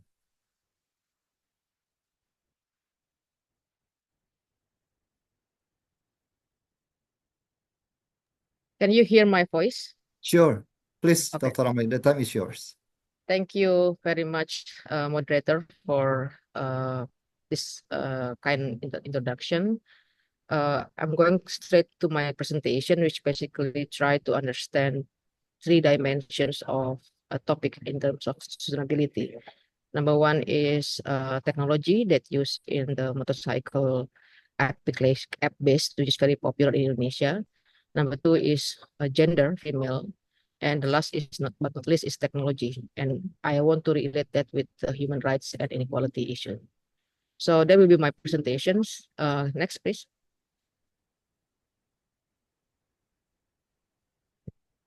Yeah. So basically, I've done this research during COVID-19, and I'll show that in the paper, some of the papers I wrote, most popular for a journal article is I want to the paper try to understand or answer questions on how technology intersect with human rights, inequality, how they intersect basically, using the case of ride-hailing transportation of female drivers in Yogyakarta, the city where I live. I want to understand and to explore a myth on technology determinism that basically argue about technology is always been a key for the progress or for the modernity. And I also want to argue that instead of being deterministic, I'll show that the impact of democracy, the impact of technology is basically quite the opposite. It's not always about benefiting the population, including the women, but it's more basically follow the logic of market or profit making from the company point of view. Next, please. So to give you a sense of how things in terms of technology in Southeast Asia, this is the data, perhaps a prediction for 2025, showing that how the internet economy market is very much burgeoning or in Southeast Asia, including Indonesia. You see this Indonesia side on the left, it contribute 28% of internet economy market in Southeast Asia, and it keep increasing from time to time. If you see that 2015, 18, and 25, it's predicted to continue. This is in the context of before the COVID pandemic happened. It getting slow during the COVID, but it then drives the market again. But of course, we heard that there has been a tech winter recently, not just in Indonesia, but also in the global. It also influenced the internet economic size. But the point is that still Indonesia and Southeast Asia, showing from this graph, is quite significant. So that's why companies such as ride-hailing companies such as Gojek is very much on demand in Indonesia. Oh, next, please. So Beth, I want to understand this phenomenon by using a couple of framework. Number one is platform economy. It's basically an application company that influence capitalism and that influence the way capital works. It also positions. If you see the picture on the left is how platform basically try to connect consumer and producers using technology. But here the workers is following the form of labor flexibility, which basically paid by on demand. They don't have a sufficient welfare.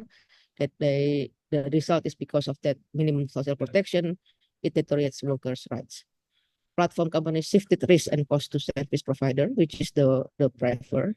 And as a result, they are basically face vulnerability, unpredictable income, and welfare insecurity. There's been a lot of studies on this, but my study is try to contextualize that in the case of Indonesia. Next, please. So next, please. So the second one is about the worker. I start from understanding labor policies or labor market. Sorry, the article number 2, please. The previous one.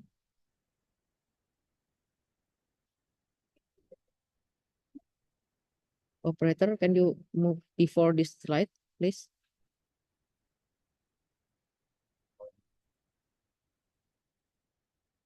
Okay, so the second one is about the labor, basically gig work or on-demand work, which part of the article number 2, please.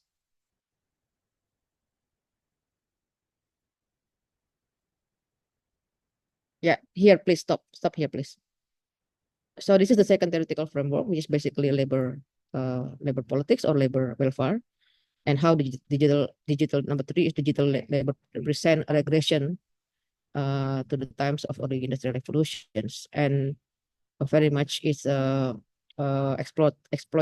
exploitation on workers is very much the case in the gig economy that I use also in this research.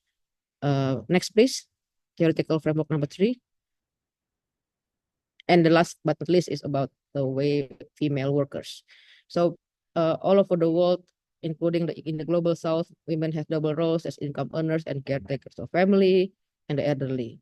There's a book that's very interesting that you can, if you interested, you can check it out at the Google. The title, The Second Shift, Working Families and Revolution at Home, basically argue about how women, even though they have had opportunity in the job market, but still they have their double roles precise. The first shift is at the office, and the second shift is at home. So the second shift is at home is basically their role as a care in the care economy, that taking care of the family, taking care of the husband and the children, and that it seems to be very persistent, even though there's been a lot of change in the job opportunity, but still it's there. And there are other scholars during the COVID-19, for instance, also identified another burden, which is basically emotional roles, another burden for the women, which make it a third shift. Next, please. So the way I try to understand or answer my question is during the COVID-19, I did field research, using mixed method between qualitative and quantitative. I have a small population online survey, 99, almost 100.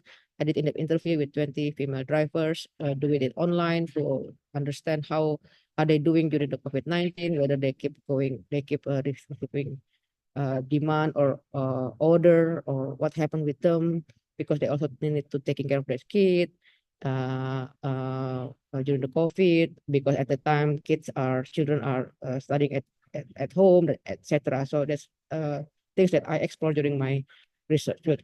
Next, please. And the result is these women are productive age, born between 1980 and 2000.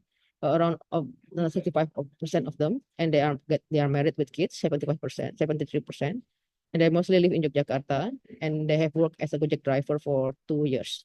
Their husband occupation also predominantly labor. So you can really see this is a very much urban poor in Yogyakarta. That's my first result. Next, please.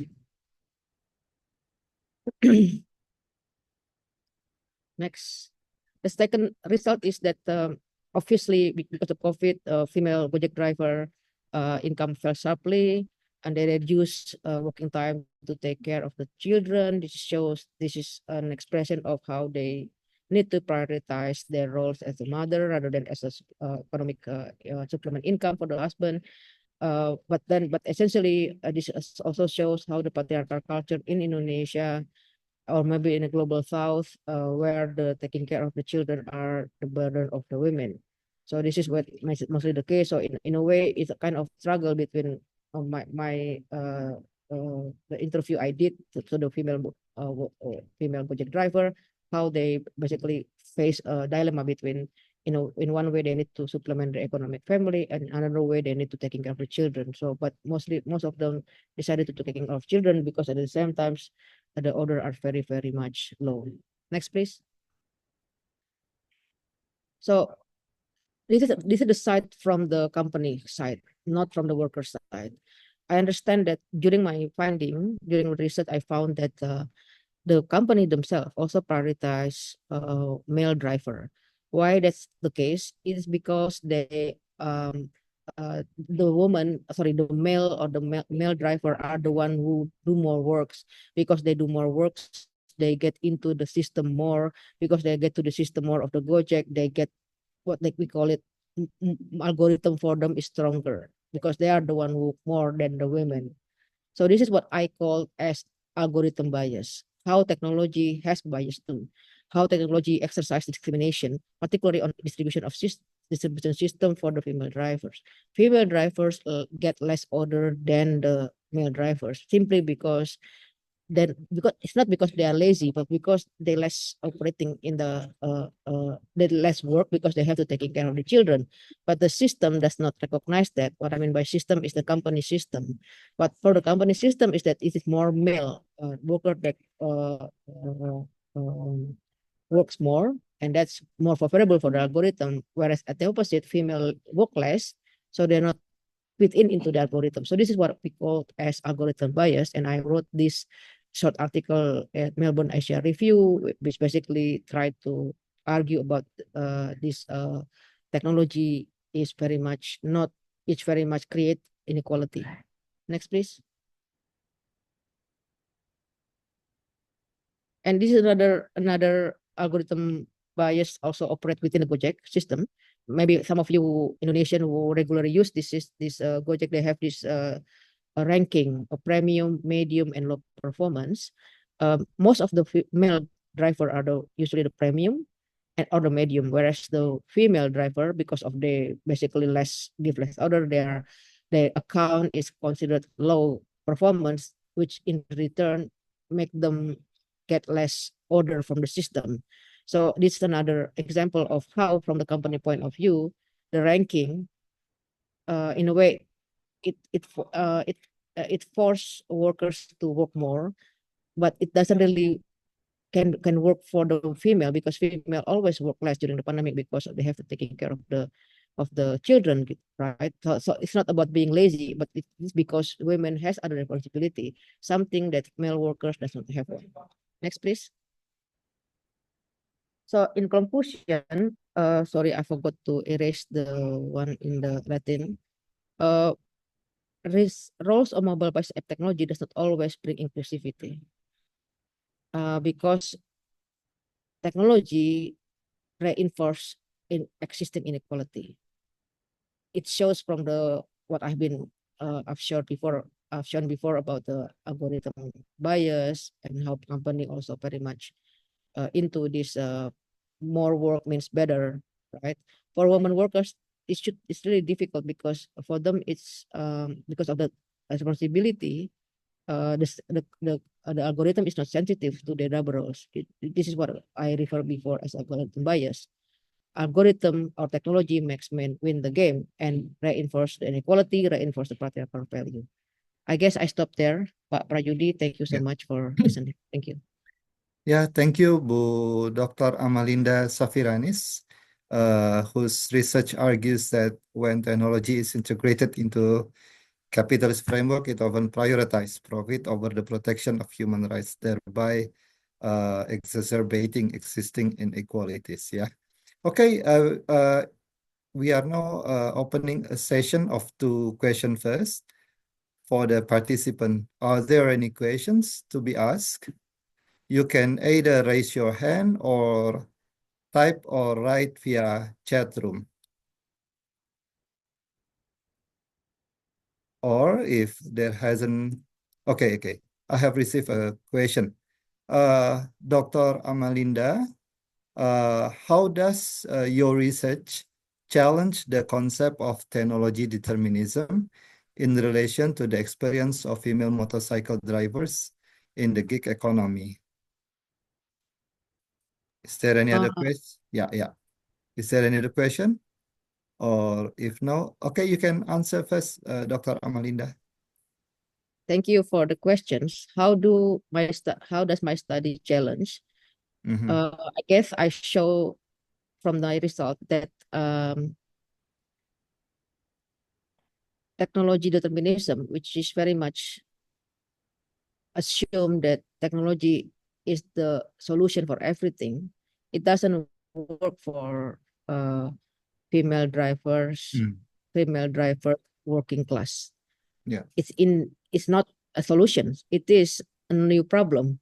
It is resulted or it's reinforced or maintain the inequality. The system from the company perpetuate that too, reinforce that too. So even though we have such a good technology system, you can name it anything, but if you're not sensitive to this, who use the technology, what kind of impact it brings to the group of community here is women. We can change women with disability. We can change women with other minority category, right? So yes. My study shows that that is not always the case, because as long as patriarchal culture are there, for instance, if there is this fair division of labor between couple, that women can also leave early for work, where the husband stay at home to taking care of children or taking the children to school, then perhaps it will bring more women, or women will work more, and then they will input in the algorithm of the company. But because that's not the case, technology does not really always bring prosperity or being solution for economic life for the women. I hope that I answered the question, Pak Prayudi. Thank you. Other question also arises. What specific burdens do female drivers face in balancing their role as income earners as well as caretakers, and how do these challenges impact their participation in ride-hailing services? Yeah, I hope that the one that asked the question is female, that can really imagine how things Feel, yeah, usually work. yeah, or Usually empathize. work at home, when you wake up Yeah. early, you are you are the one who, prepare things at home, unless you Okay. have already like a agreement with your spouse, right? If you Yeah, are married, if you're not, that's a different case. Labor division at home, right? Um, if not, then usually the case is that the domestic works belong to women. So you can imagine you wake up early in the morning, you prepare everything for your family, Yes. and then you have to go to work. Also, your husband also your spouse go to work, right? Yeah. And then when you go home, you still need to taking care of the things the family needs, and that's how usually you can. I mean, the question I can answer the question by reflecting on the daily life, Okay. and that's also exactly what the female driver face. Yeah. Again, technology. The question is how technology assists this. It seems that it's not really the technology that the key, but the way values uh, relation between male and female, what we usually call the patriarchal value that position women always in the domestic. At the same time, they also need to help the family income, that make it really complicated, and that's how the dilemma or the struggle that women always face daily. But sometimes for many female, my colleague, or perhaps you also encounter somewhere, it is regarded as normal, right? And if you connect with technology, you can see the impact. It's not really normal because then it's not really benefit the female workers. I hope I answered the Okay. question, Pak Prayudi. Thank you, Bu Dr. Amalinda. It's a very nice and interesting research topic, yeah.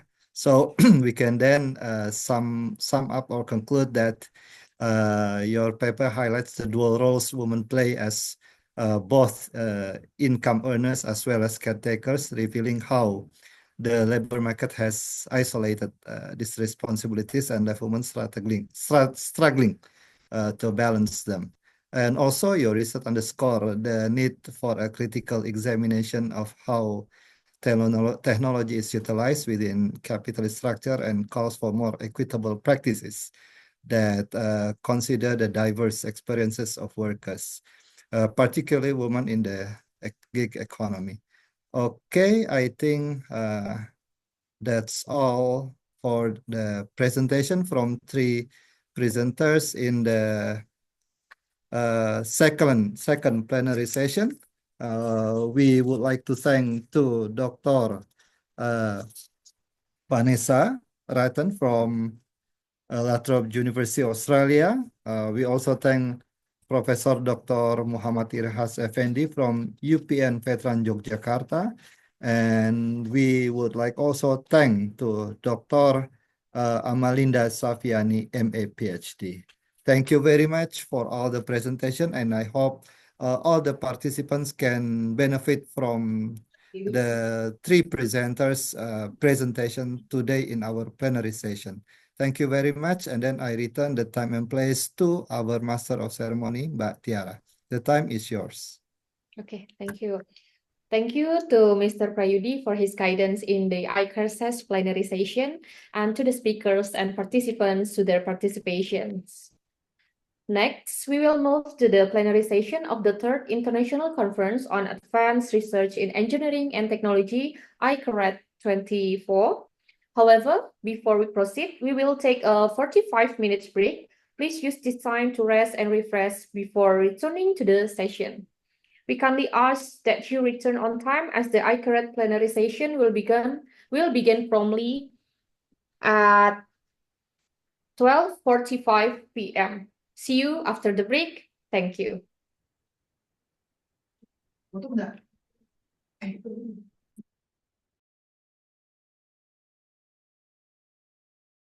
From in the field of applied engineering and technology. This session will be moderated by Dr. Afido Yulistian, STMSC. Before we begin, let me provide a brief introduction of our ICARET moderator. Dr. Afido Yulistian is a lecturer at UPN Veteran Yogyakarta and specializing in sustainable product and process design, rheology, and energy. He holds a bachelor degree from Universitas Gadjah Mada, a master degree from KU Leuven, Belgium, and PhD from Universidad de Huelva, Spain. His research focuses on biodiesel, biofuel, and asphalt mix design with collaborations with key industry partners. Dr. Afido has an extensive record of publication in international journals and has contributed to various feasibility studies for energy products. Without further ado, please welcome Dr. Afido Yulistian to begin the ICARET plenary session. To Dr. Afido, the time is yours. All right. Thank you, Tiara. Ladies and gentlemen, esteemed speakers, distinguished guests, and participants, good afternoon, and welcome again to the International Conference on Advanced Research in Engineering and Technology, ICARET 2024. It's an honorable honor to serve as moderator today. We have gathered to discuss some of the most groundbreaking advancement in the field of engineering and technology, with a focus on the sustainable development.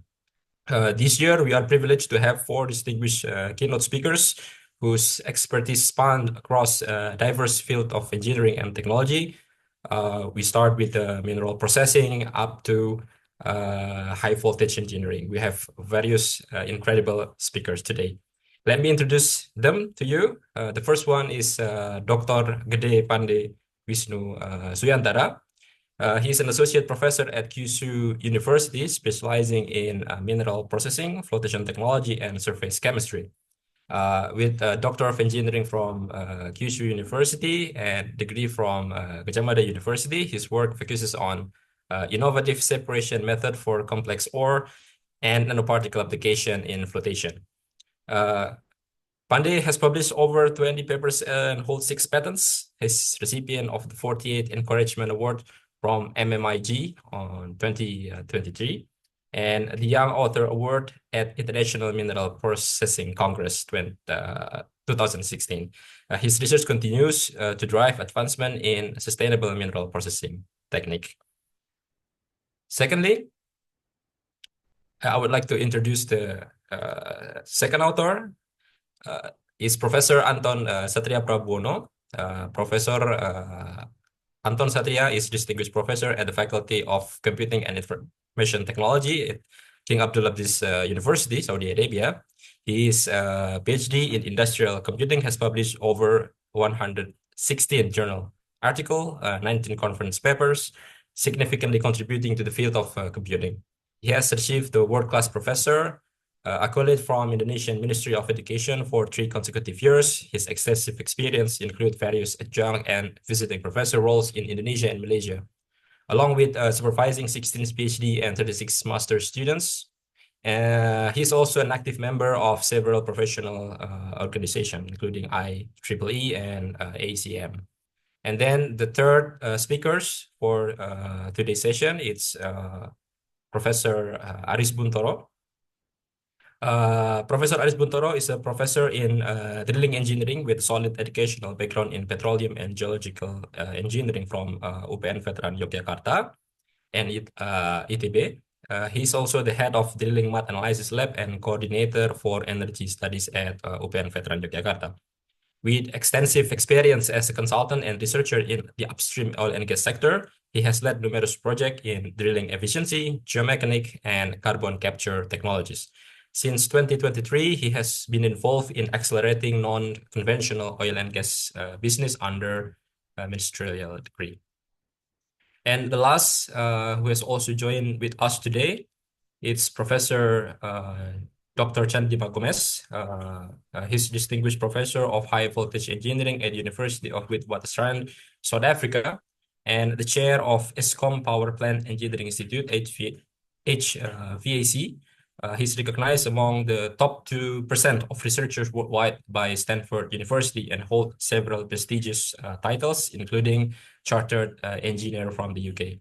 And fellow of South African Institute of Electrical Engineers, Dr. Chandima completed his PhD in lightning physics at Uppsala University in 1999, and he published over 400 international publications, including 150 cited journal articles, and has advised various lightning institutions globally. As we proceed with to the session, I encourage everyone to actively engage with the speakers and the content, and feel free for the participant to join the discussion, ask session, and also share your insight. But before we begin, I would like to have a reminder for the keynote speakers that you will have 20 minutes for your presentation, and the Q&A session will be conducted at the end of the iCurate session once all the keynote speakers have done its delivery. And please ensure that your devices are on silent for all the audience. And also, without further ado, let's start with the first speaker, Dr. Gede Pade Wisnu Suyantara, who will present his research on particularly mineral processing and sustainable extraction technique. Please join me in welcoming Dr. Suyantara to the stage, and the time is yours. Okay, thank you very much, Dr. Rafido. So, yeah, let me share my screen first. Sorry, I have some. Okay.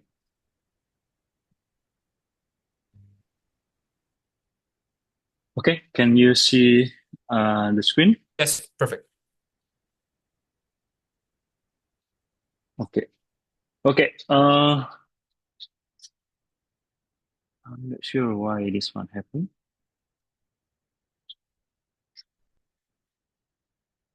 Okay. Okay.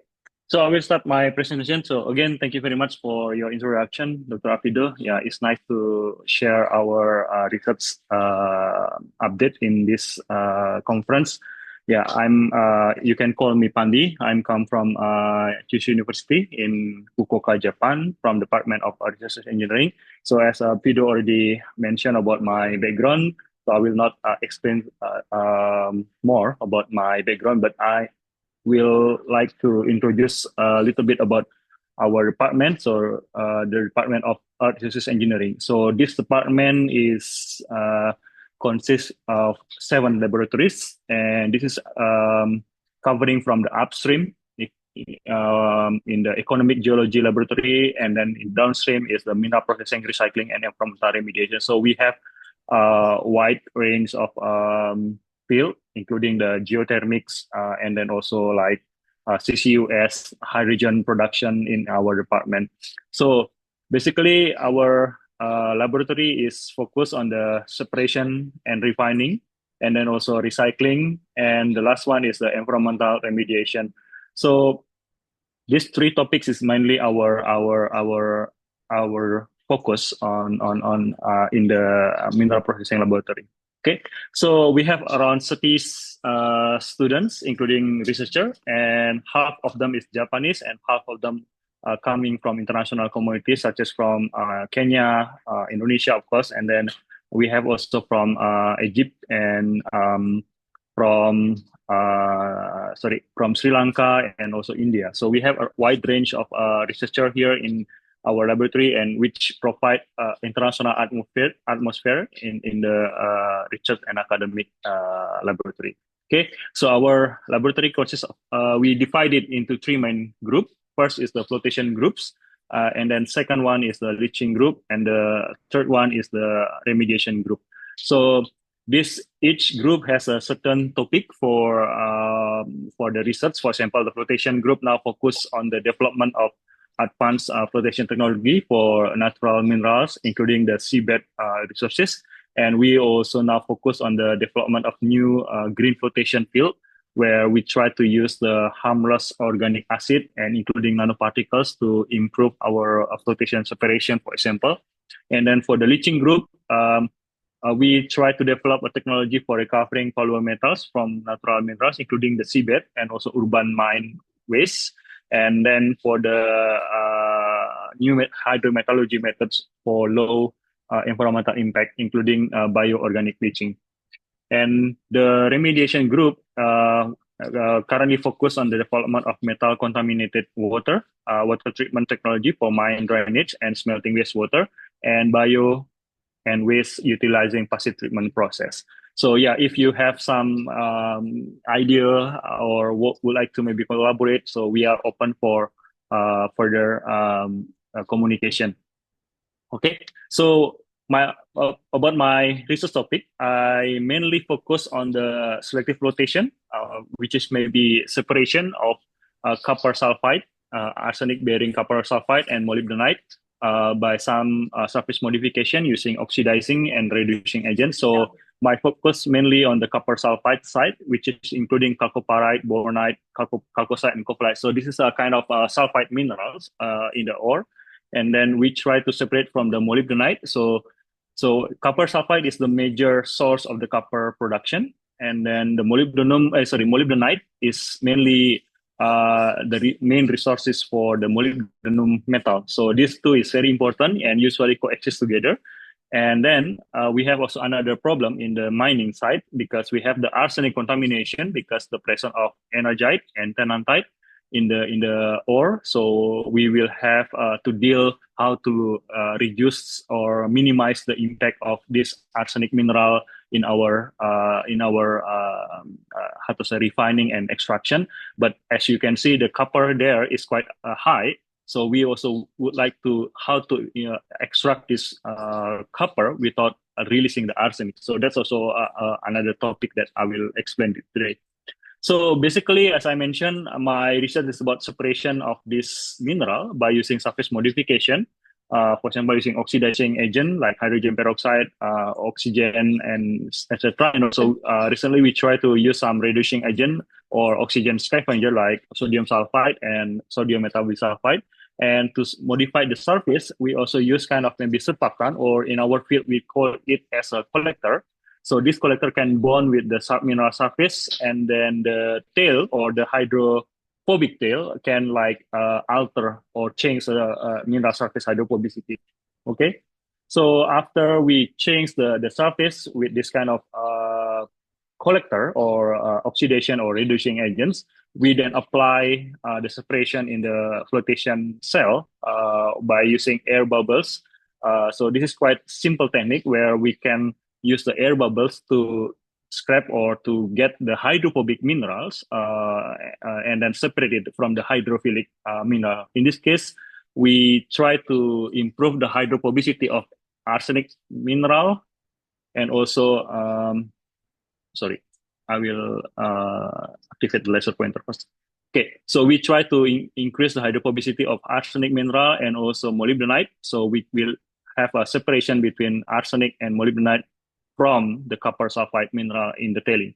So the hydrophilic will remain in the water phase and it will be not interact with the air bubbles because it's hydrophilic. So that will be beneficial for the separation. So simple technique, but yeah, we play a lot with the surface modification. So for the fundamental study, we have some like instrumentation and also analysis, like we use the bubble particle fractions and then contact angle measurement and atomic force microscopy to do the 3D topography scan and also XPS or X-rays photoelectron spectra to investigate what kind of surface chemical composition might appear in the surface. And we also employ the zeta potential analysis to understand the basic interaction between the collectors or the chemical agent with the surface. So let's get started with deeper. So why copper? As you know, you have maybe copper wire in your house and also maybe in your mobile phone, for example, in the circuit board, PCB, and why we use it. So first of all, it is malleable and ductile, so it will be easy to modify the form, and also it has extremely good conductor, especially for heat and electricity. So this is the main reason why we use the copper for conducting our electricity.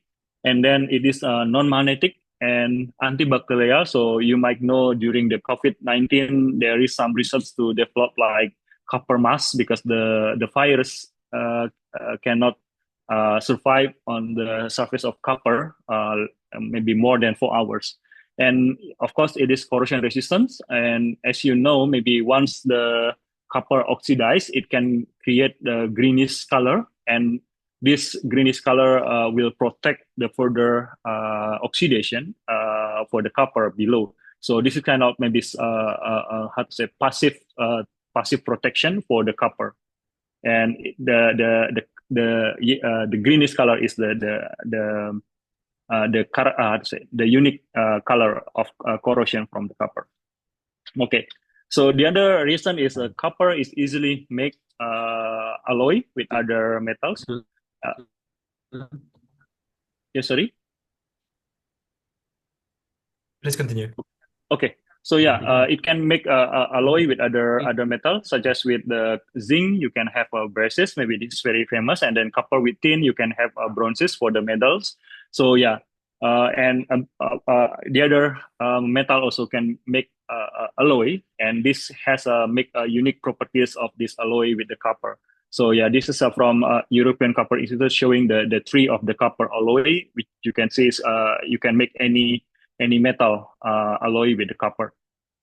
So the other reason is because we think about the sustainability. So copper is recyclable. So once it produced from the mining site and then used for various application, maybe for your car or for your electricity cable and etc. So we can recycle the copper without losing its properties. And currently, we have the target about 50% of copper produced and used in our daily activity can be recycled. And hopefully, with the more advanced technology for recycling, for the copper recycling, we can get 100% of our copper recycling. So we will have less mining new copper deposit, for example. Yeah, as I mentioned, so the copper can be recycled without any losses in the properties such as electric conductivity and then non-magnetic properties. So yeah, that will be remain in the recycled products. Okay, so this is the total the global copper reserve and production in the world. This is the data from 2022. So we can see we have maybe several countries has a very high reserve copper, and then several countries like maybe Japan, we don't have any reserve copper. So but we have a very high refining ability in Japan from the copper imported from various countries in the world. So from this map, we can see currently the number one for mine production of copper is coming from Chile in the South America. And this is also including the reserve. And for the refined copper, so China is the largest copper producer, refined copper producer in the world. And Indonesia itself currently is number 7 in mine production. And I guess we already have some refining or copper refining already active now in Gresik. So I guess we have now increased our capability for refining our copper products. Okay. So this is the global prediction from International Energy Agency or IEA, which showing you the total copper demand by sector from 2020 to 2040, and we can see with in 2040 it will be projected around the copper demand will increase by 40%, and to meet this kind of high demand, we need to supply more, right? And yeah, that's why we need to develop some maybe if we can explore more new copper mining, or we can develop the new technology for sustainable recycling technology, something like that.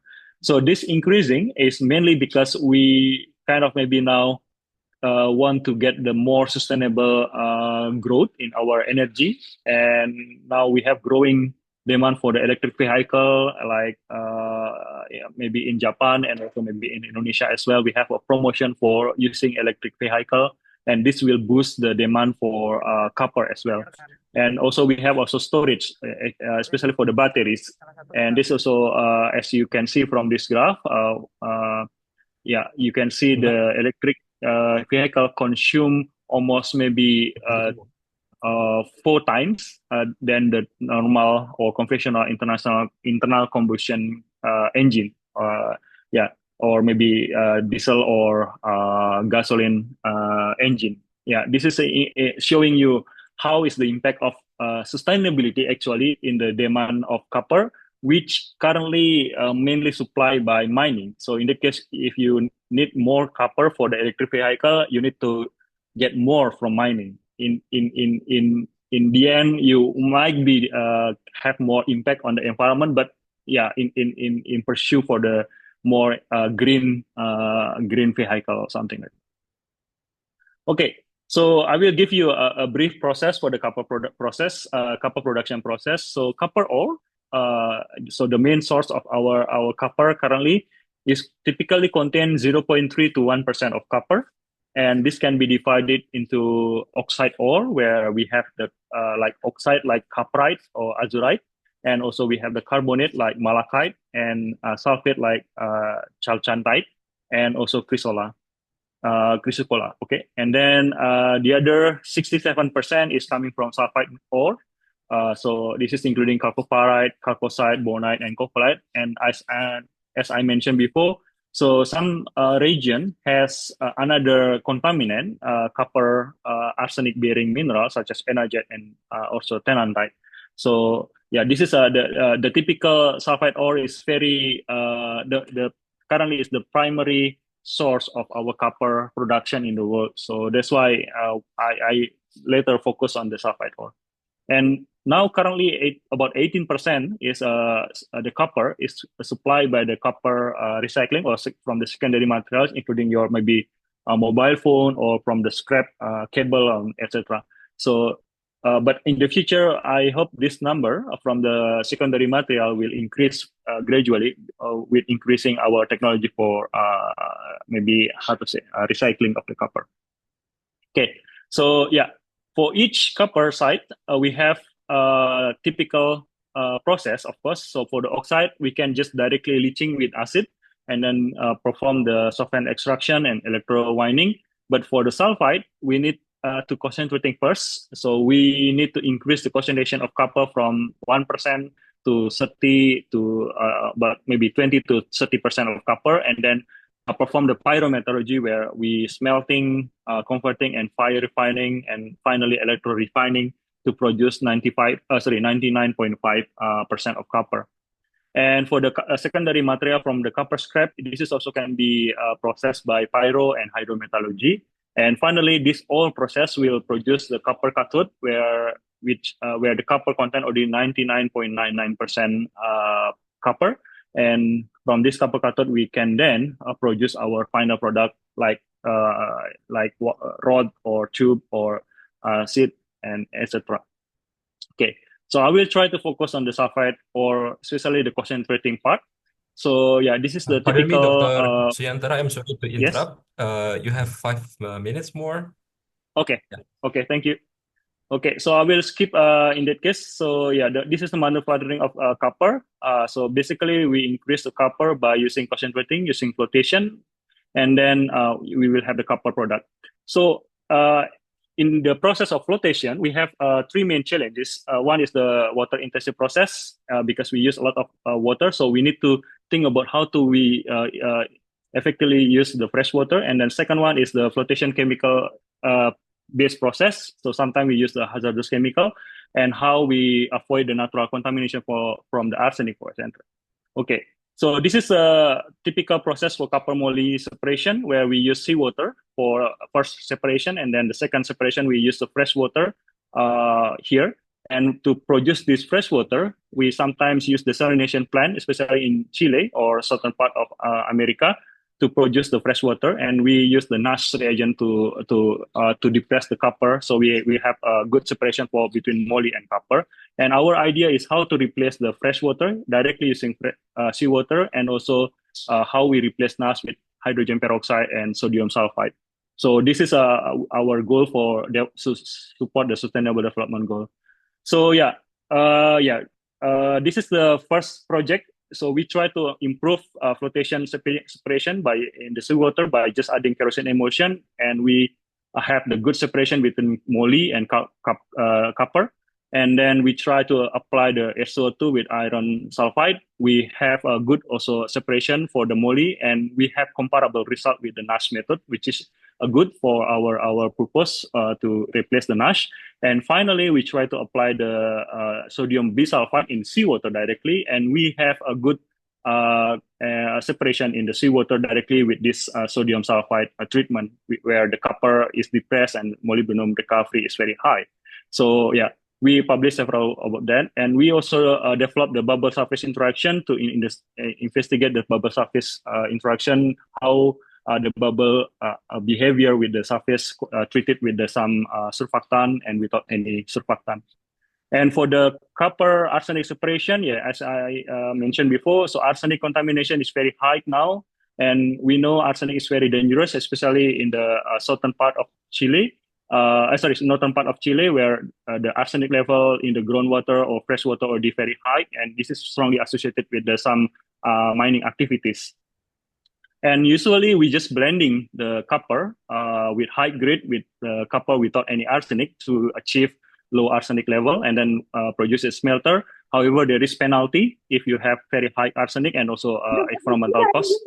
And so what is the best strategy then? So we produce this process to develop the copper arsenic separation. I mean, my main part is to produce the two part, copper with high arsenic and copper with low arsenic, which can be processed normally. And this copper with high arsenic, we can process by bioleaching to recover the copper and immobilize the arsenic. So we can increase the copper recovery by doing some environmental friendly process. So yeah, this is the result. We can see by combining hydrogen peroxide and PEX, we can improve the arsenic recovery, but at the same time, the copper non-arsenic still remain low recovery. And from this grade, we can see our arsenic grade in our main product already reached below than 0.2%, which is good, and the copper already around 20%. So we propose this process to produce our clean copper concentrate, and also the dirty or high arsenic grade arsenic, which can be treated in hydrothermal treatment. So yeah, for the conclusion for my presentation, so we developed a more sustainable flotation process for the copper moly separation and copper arsenic separation. We also apply hydrogen peroxide for replacing the NASH, and also we show you we can improve the separation in the seawater by adding sodium metabisulfite. And finally, for the copper arsenic, we propose a new process to reducing the arsenic content in the copper concentrate. So I guess that's all my presentation today. So thank you very much. And I would like to acknowledge our supporter, GSPS and Sumitomo Metal Mining and JOGMEC for funding the project so far. So thank you. Yeah. Right. Thank you very much, Dr. Siantara, for your insightful presentation on sustainable mineral processing. And now we're moving forward to the next presenter, and Professor Dr. Anton Satria Prabuono, with his delivery on artificial intelligence and robotics. I believe that Professor Anton has already been here. Yes, I am. Yeah, please, time is yours, Professor. All right, so thank you very much for the time. All right, so let me share my slide.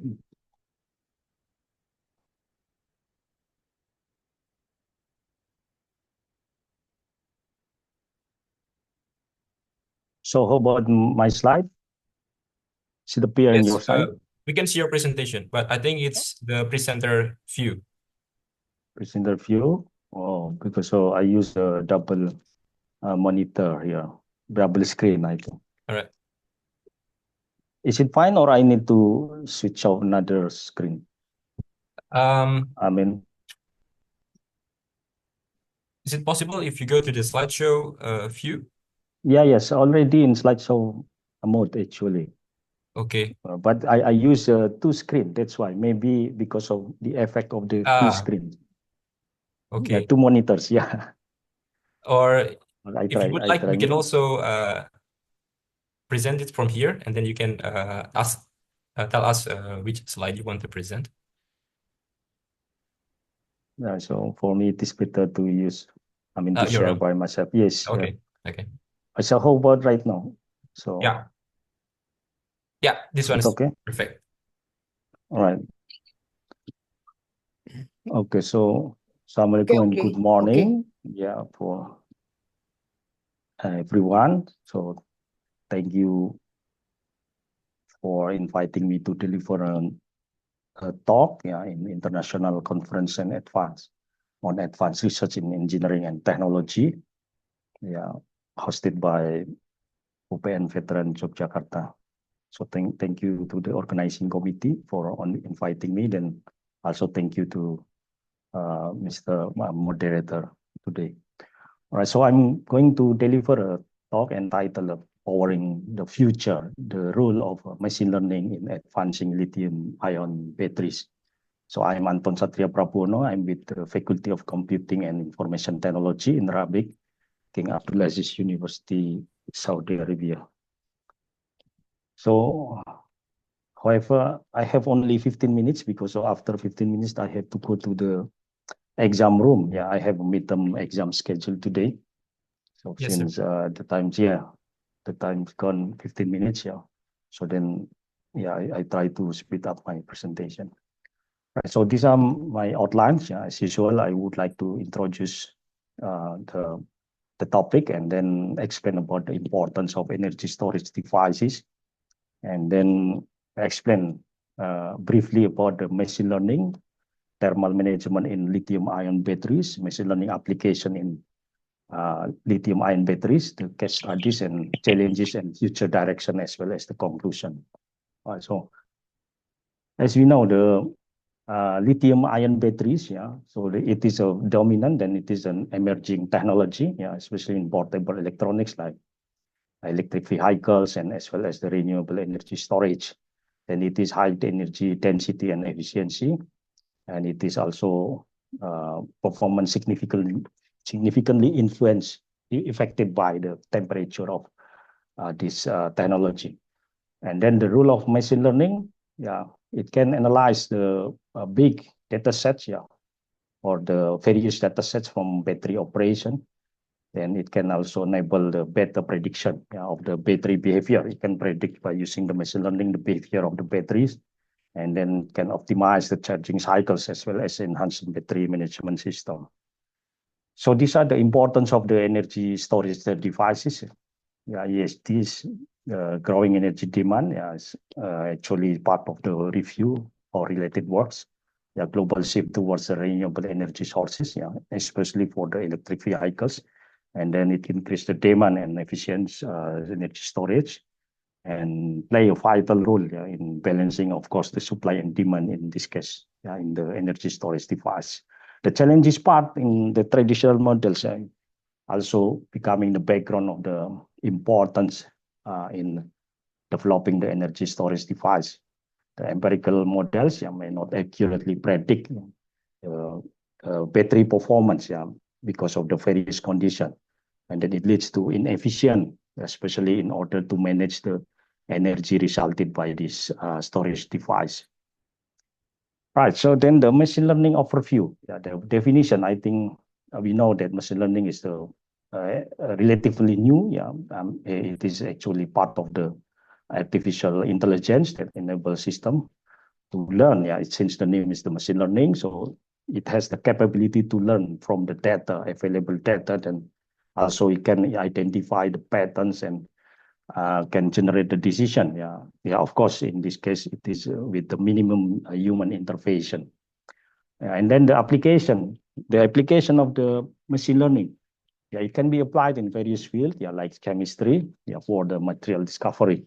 Yeah, as mentioned or researched by Good et al. Yeah, Gomes and Bombardier, yeah, Arjovli et al. And so on. And in the physics field, yeah, it can be used for the predictive modeling. Yeah, like has been done by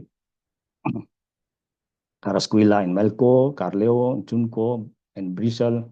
Yeah, and in the field of biology, yeah, for the purpose of the genomic analysis, yeah, it has been done by the Tarka, yeah, Silva, Fla, yeah, McCoy, Auret, and so on. And in terms of the engineering field, yeah, it can be used for the system optimization actually. And then also the material science, it can be applied for the property prediction in order to predict the property that can be used or utilized in the material science. Right. So this is the machine learning system. Yeah, the basic illustration of the machine learning system, it consists of 3 main steps. Yeah, the first step, the training data. Yeah, so this is in the domain of the data, and the data is collected, and then after that go to the next step. Yeah, for the representation. So then it will involve the feature extraction step in this case. Yeah, and we have to choose the suitable algorithm or technique, yeah, in order to extract the features.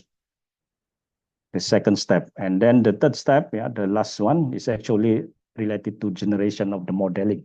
Yeah, so by using the selected mathematical models, we can create or generate the model, yeah, by of course occupying the learning algorithms. All right, so machine learning terminologies, we can divide the machine learning into 5 types here. Yeah, the first one is supervised learning. So the name is supervised because of the models trained based on the labeled data set. Then it is for the learning purpose and to find the relationship between the input features and output labels. Yeah, the example of the supervised learning is Gaussian process regression. Yeah, so for the purpose the battery capacity prediction. And then the second one is the unsupervised learning. Yeah, so the training model is actually based on unlabeled data, yeah, to discover or to find the hidden patterns, yeah, of the data. So the example of this unsupervised learning, such as the k-means clustering, yeah, for the purpose of the grouping similar battery usage profiles. Yeah, it has been done by Kulis, Bolowali, and Kumar, yeah, Wu, and so on. And then the third types, yeah, of the machine learning, the semi-supervised learning. Yeah, it's actually combined between the supervised and unsupervised. Yeah, so the combined small amount of the labeled data with the large amount of the unlabeled. Yeah, combines between the label, yeah, which is we can say the supervised, and unlabeled data, we can say as the unsupervised. Yeah, and then actually this one to improve, yeah, the purpose of the combination to improve the learning accuracy. Yeah, as the research has been done by Grira et al., Capelli, and Sa et al. And then the fourth one here, deep learning. Yeah, so the third one, semi-supervised deep learning, is actually kind of the machine learning as well. So it basically use the neural networks, yeah, with multiple layers to model the relationship of the complex data. Right? And then the reinforcement learning, yeah, the last one, yeah, this is the another types of the machine learning. So it trains the agent to make decision by rewarding desired action and penalizing undesired one. So the example of the application useful in optimizing the battery charging strategies. Yeah, so these are the mathematical model of the neuron in artificial neural networks, yeah, for the nonlinear activation function employed to create the output of Y. So this is the transfer function, yeah, or nonlinear activation function. Then this is the output, yeah, from the input, yeah, several input here, and then from the node, yeah. Then after that, we can generate by after using the transfer function, we can generate the output of the artificial neural networks. Yeah, and then for the thermal management in lithium-ion batteries, so the importance of the thermal management, because of it can prevent the overheating, yeah, the first one, and then it reduces the risk of the decreased battery life. So we can say it can reduce and I would say make it more efficient in terms of the battery life, and then mitigates the performance degradation and enhance safety by preventing the thermal runaway due to the condition of the heating, yeah, like overheating for the materials. And then the second one, the phase change materials, PCMs. It absorb and release the thermal energy and help maintain optimal operating temperatures, enhance the thermal management efficiency. So these are the thermal management in lithium-ion batteries. And then the machine learning application in lithium-ion batteries, it can be applied for the purpose of the state of charge estimation, SOC, and also for the state of health prediction, and then for the remaining useful life estimation. So then by using the machine learning, we can estimate actually how much is the remaining of the lifetime of the batteries. So these are the application of machine learning in lithium-ion batteries. And then the case studies, so we can use the first one is Gaussian process regression, GPR. So it utilizes the capacity prediction and then also providing the estimation for uncertainty estimation for the especially to predict the capacity utilization for the battery. And then the second one, we can occupy the deep neural network or DNN to demonstrate the high accuracy in SOC estimation, and it is significantly reduce the prediction error. So this is GPR, this is DNN. For this one for capacity prediction, DNN for SOC estimation. And then the last one is the CNN, LSTM. These convolutional neural networks. Combination between CNN, with the long short-term memory or LSTM. So for the purpose of the feature extraction and sequence prediction. So to improve the SOC prediction in dynamic environment. So this is the example of the case. The case study of the third one by using the CNN LSTM, for the purpose to predict of the dynamic SOC, state of charge, and then to estimate the state of health SOH. So as developed by Lee et al. The supervised learning type of machine learning, like a random forest in this case, can be used to estimate the state of health of the LIBs. So then we can estimate the condition, the health condition of the batteries, LIBs, lithium-ion batteries, by using this kind of machine learning techniques. And then there are large number of the decision trees, to be involved, in this random forest regression, because basically random forest consists of some decision trees algorithms, in order to predict the state of the health of lithium-ion batteries. And then for Gaussian prediction, this is to predict the LIB electrode mass load. One example, one case study example. So it's been done by Liu et al. In 2021, proposed the GPR model, this one. So to determine the kernels and to analyze the impact of the features variables. So the features variable, mixing, coating, and also the mixing, coating, and we say drying and calendaring, and also cutting, so these can be analyzed. The impact can be analyzed by using the GPR, in order to predict the electrode mass load. So these are some other employed machine learning techniques, for lithium-ion batteries. This one, like the terminology SL is a supervised learning. It's a deep neural network. So then these are some research also has been done by other researchers. They've been by like Richardson here, and Sahinoglu, Lee et al., So et al., Song et al.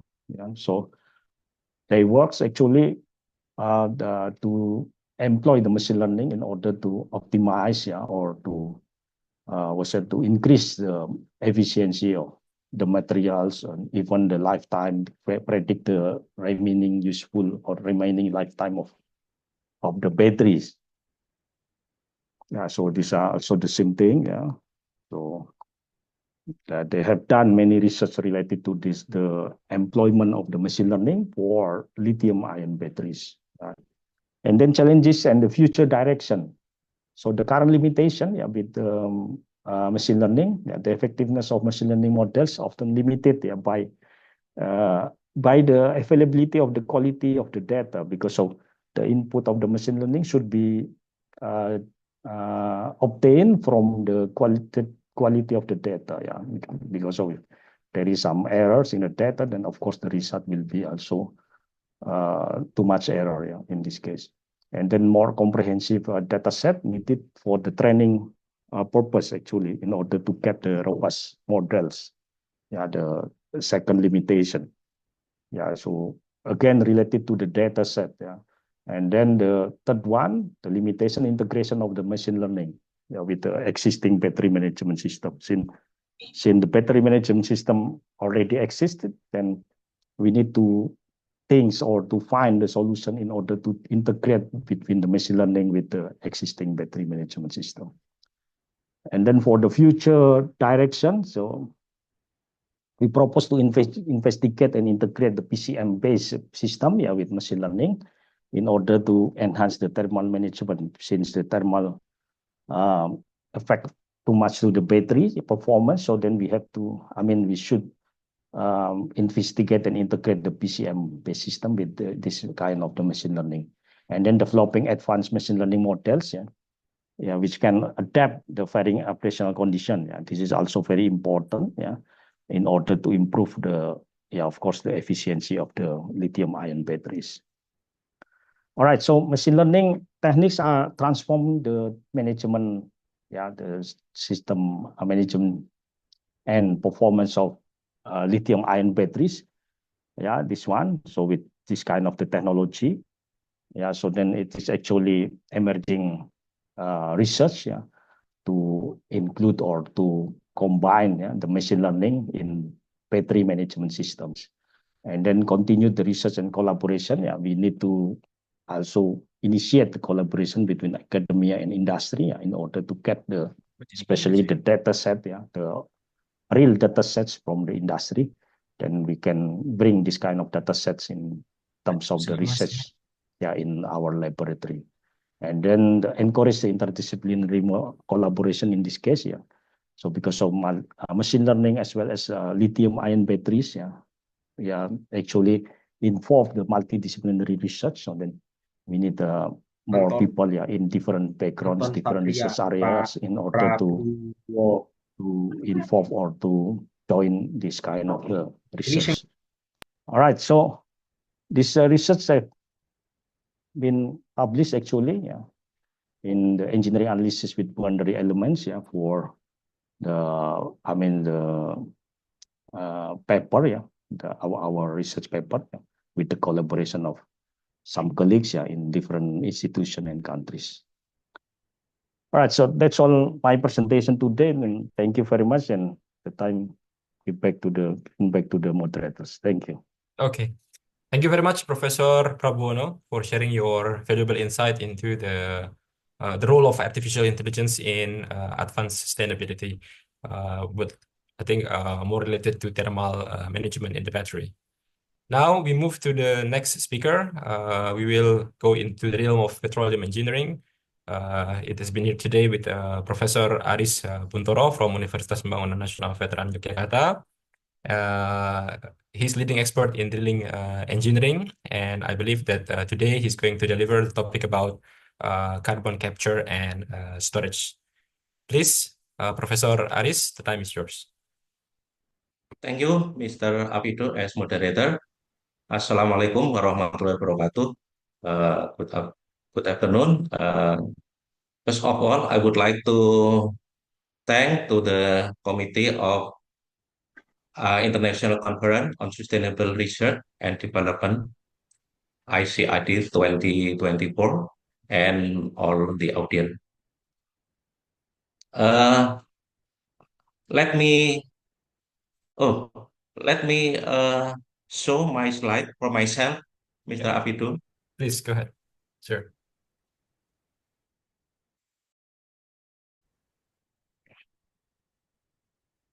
Have you seen my my slide? Yes, we can see yours. Okay, thank you. Okay, uh, let me introduce myself. My name Aris Kuntoro. I'm a lecturer in the Petroleum Engineering Department, UPN Jakarta. Today, I will deliver my keynote speech to all of you about enhancing sustainability through. So today, I will tell you about the topic of carbon capture and storage, which is often abbreviated as CCS, / carbon capture utilization and storage, which are often abbreviated to CCUS. The outline I will convey is like this. Why do we need CCUS first? Then CCUS at glance. When we look at in general, then CO2 capture technology that is used today. And this will be main topic of subsurface CO2 storage related to subsurface people, petroleum engineering in particular. Continue with CO2 resources in Indonesia, storage capacity in Indonesia, development and regulation of CCS in Indonesia, and I will end with conclusion.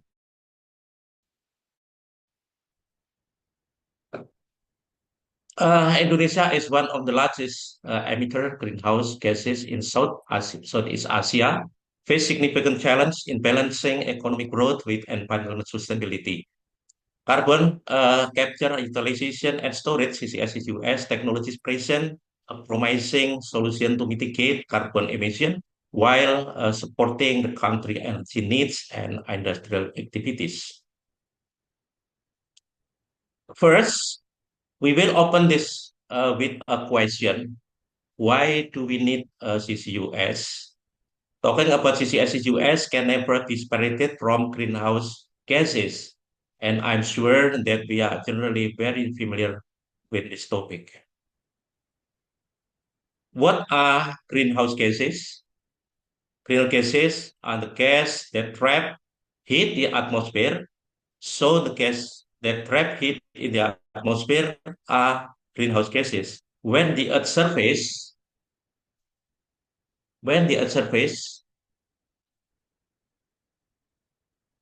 when the Earth's surface, that heat from the sun and some of this heat should be reflected into space. But the accumulation of these greenhouse gases in the atmosphere has an effect like greenhouse that trap in the heat, so that a lot of heat remain in the atmosphere.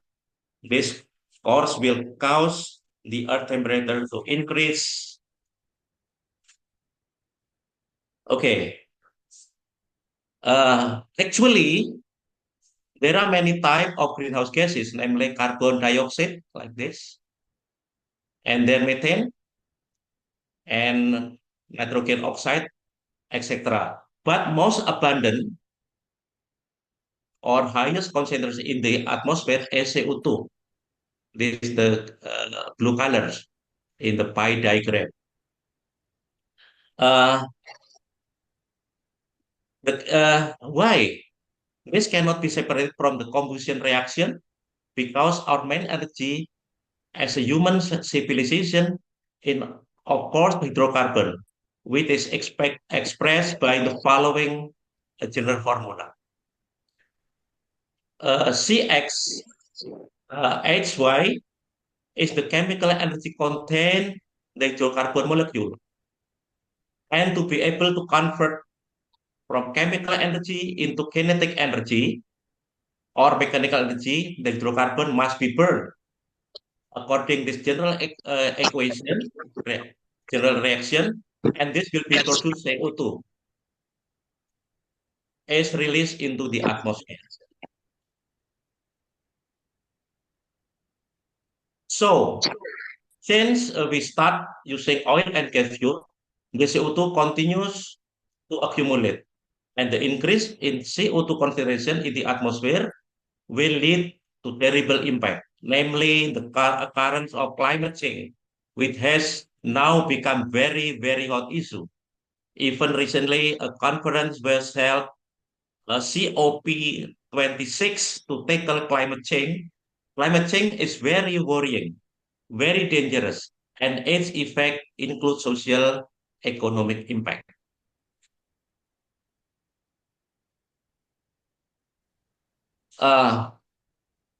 This is the diagram. We can see the target of, sorry.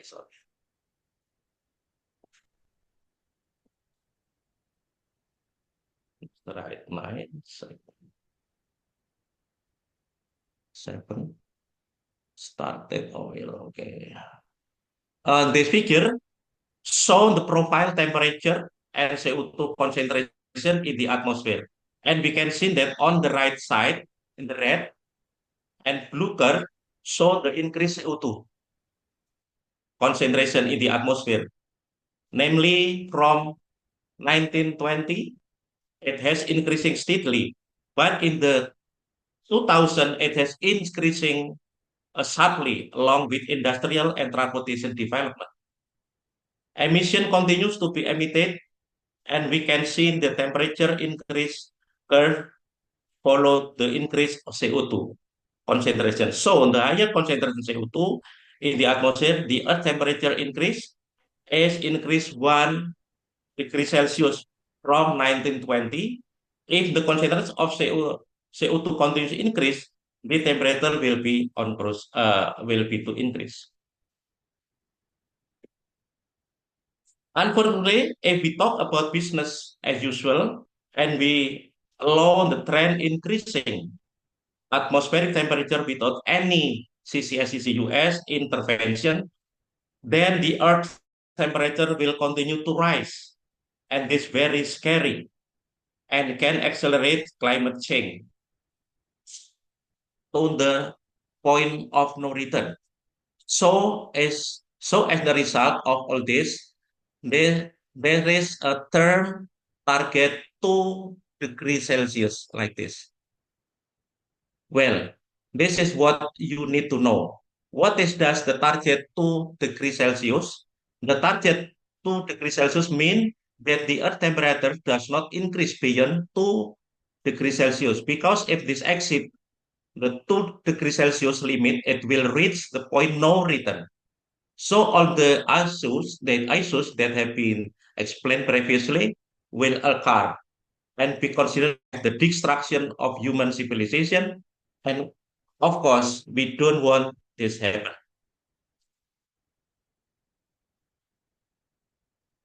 There are many studies and scenarios carried out in the effort to reduce CO2 emission. And we can see from the various report with this type of scenario.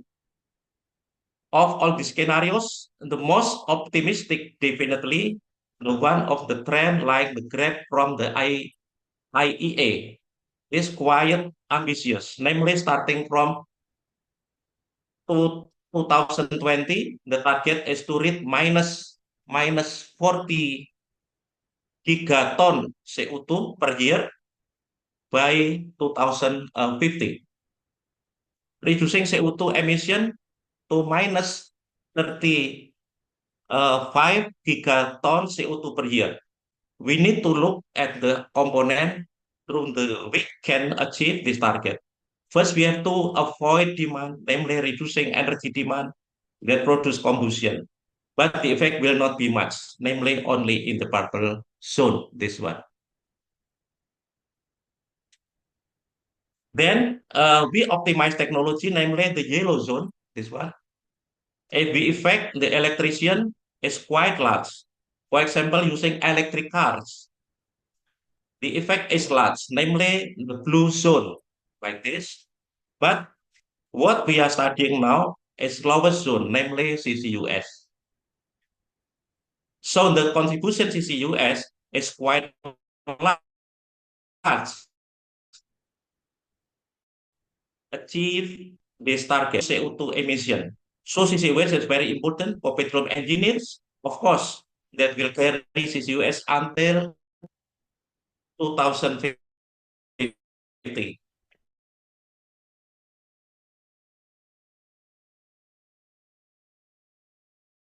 And when existing and the future large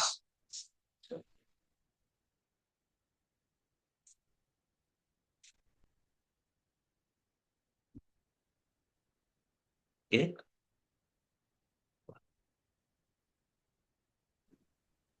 The following existing future large-scale facilities, so CCUS technology has been developed, has been utilized, and been applied throughout the world.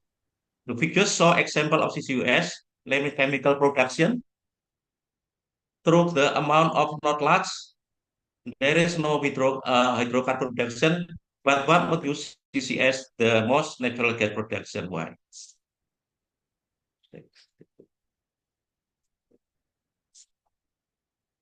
Sorry, then start these scenarios. Okay, next. Now we talk about CCS at a glance. CCS in the US is a long series that start from capture. Namely, we capture CO2 with various technologies from various sources, weapon factories, industries, power industry, and cement industry. We capture and the existing CO2. Then we transport it, either through piping, shipping. We use some of it for utilization. We can convert chemically to make something useful like this. We can utilize physically, use various products. However, there are many stored permanently in the earth or subsurface. The following are existing future large scale of CCUS facilities. So CCUS is a technology that has been developed, has been utilized, and has been applied through the world. The figures show example of CCUS, namely chemical production, although the amount of not large. There is also hydrocarbon production, but the one of uses CCS the most natural gas production. Why? CCS most widely used a natural gas production because many natural gas sources contain CO2. So CO2 must be captured. So the natural gas can be used and sold. So CCUS is widely used in natural gas production because CCUS,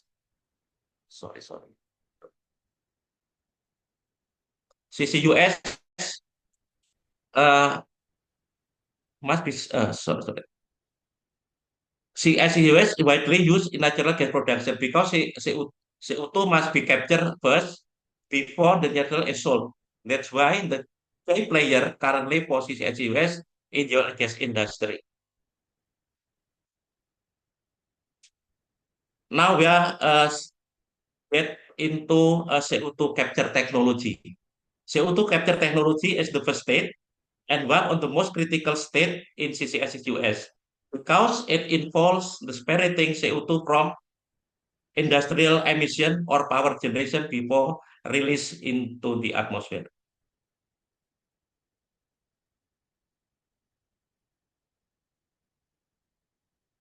Next, we will move to our main topic, namely subsurface CO2 storage, which is area in petroleum engineering, and we must start from discussing about CO2 or carbon dioxide. The following is picture of CO2 phase diagram that,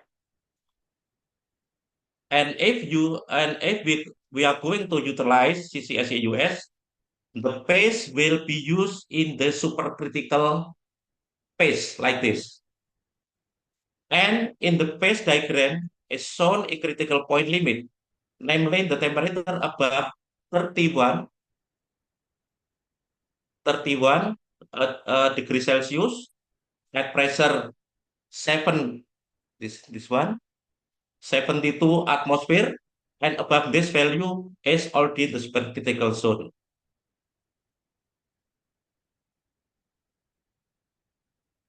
So now what is the subsurface storage like? Starting from the pure source gas, biomass,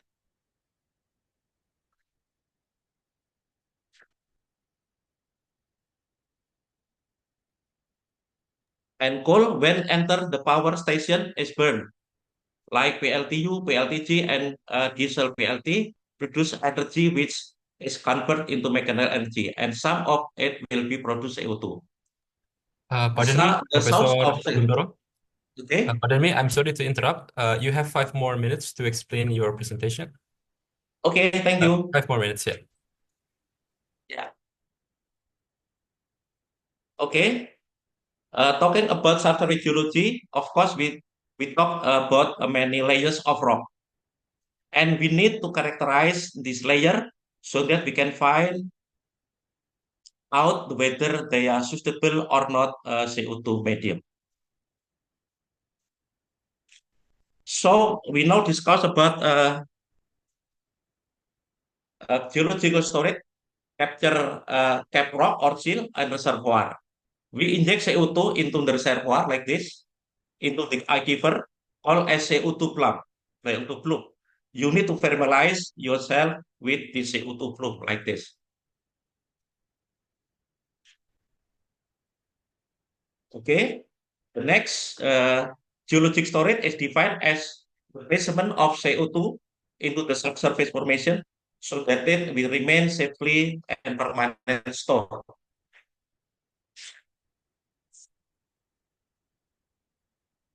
Next, we will move to the CO2 sources in Indonesia as rapidly industrializing nation with significant energy production and consumption as very source carbon dioxide emission.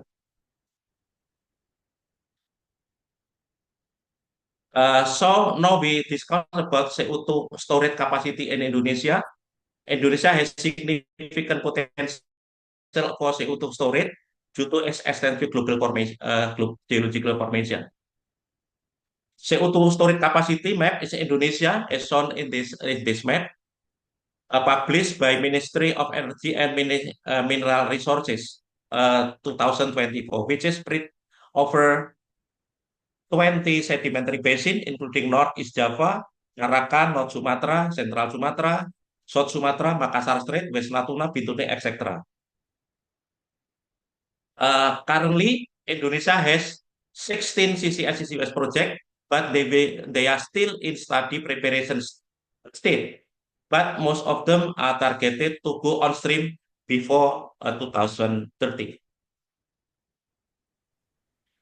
Below, we will discuss about CCS development and regulation in Indonesia.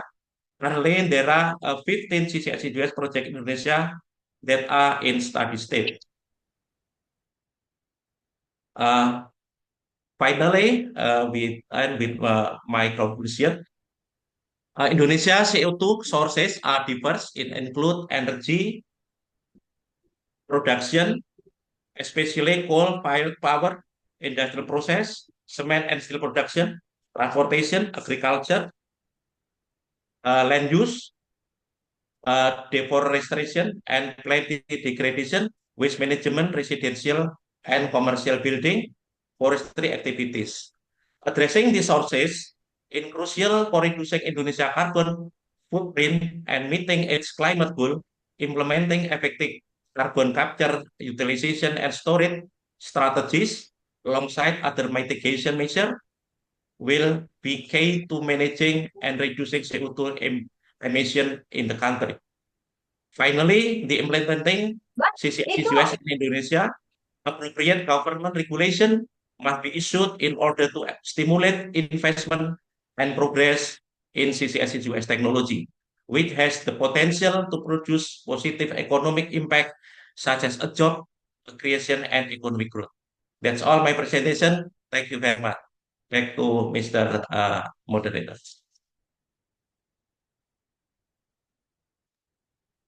Okay, thank you very much, Professor Buntoro, for your Welcome. enlightening presentation about carbon capture storage, particularly in Indonesia, and how we develop this CCS, CCUS in the future. Yeah, I think we can now go to our last keynote speakers. It's Professor Dr. Chandima Gomez from University of Witwatersrand, South Africa. He has joined us and he's going to deliver the presentation entitled The Future of Electric Vehicle Vision for the Next 10 Years. Please, Professor Gomez, time and place is yours. Thank you very much for your kind introduction. Let me share my presentation.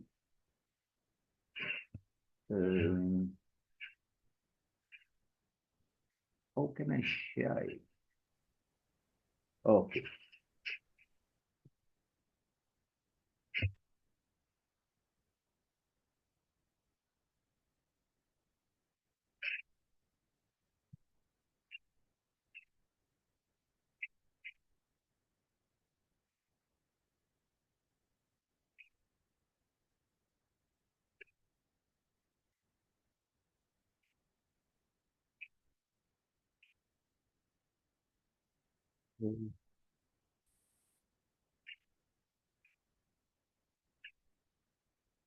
I'm sorry, I can't.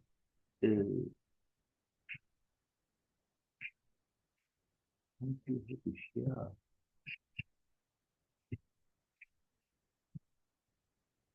Sorry, no. Sorry.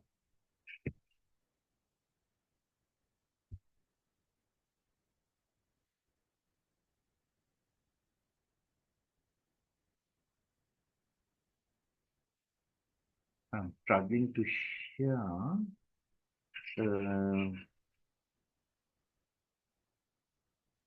Okay. Now it is. Can you see my?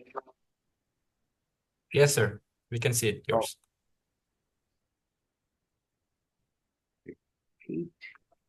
Hope that you can see the slide, Yes. slideshow now. Perfect.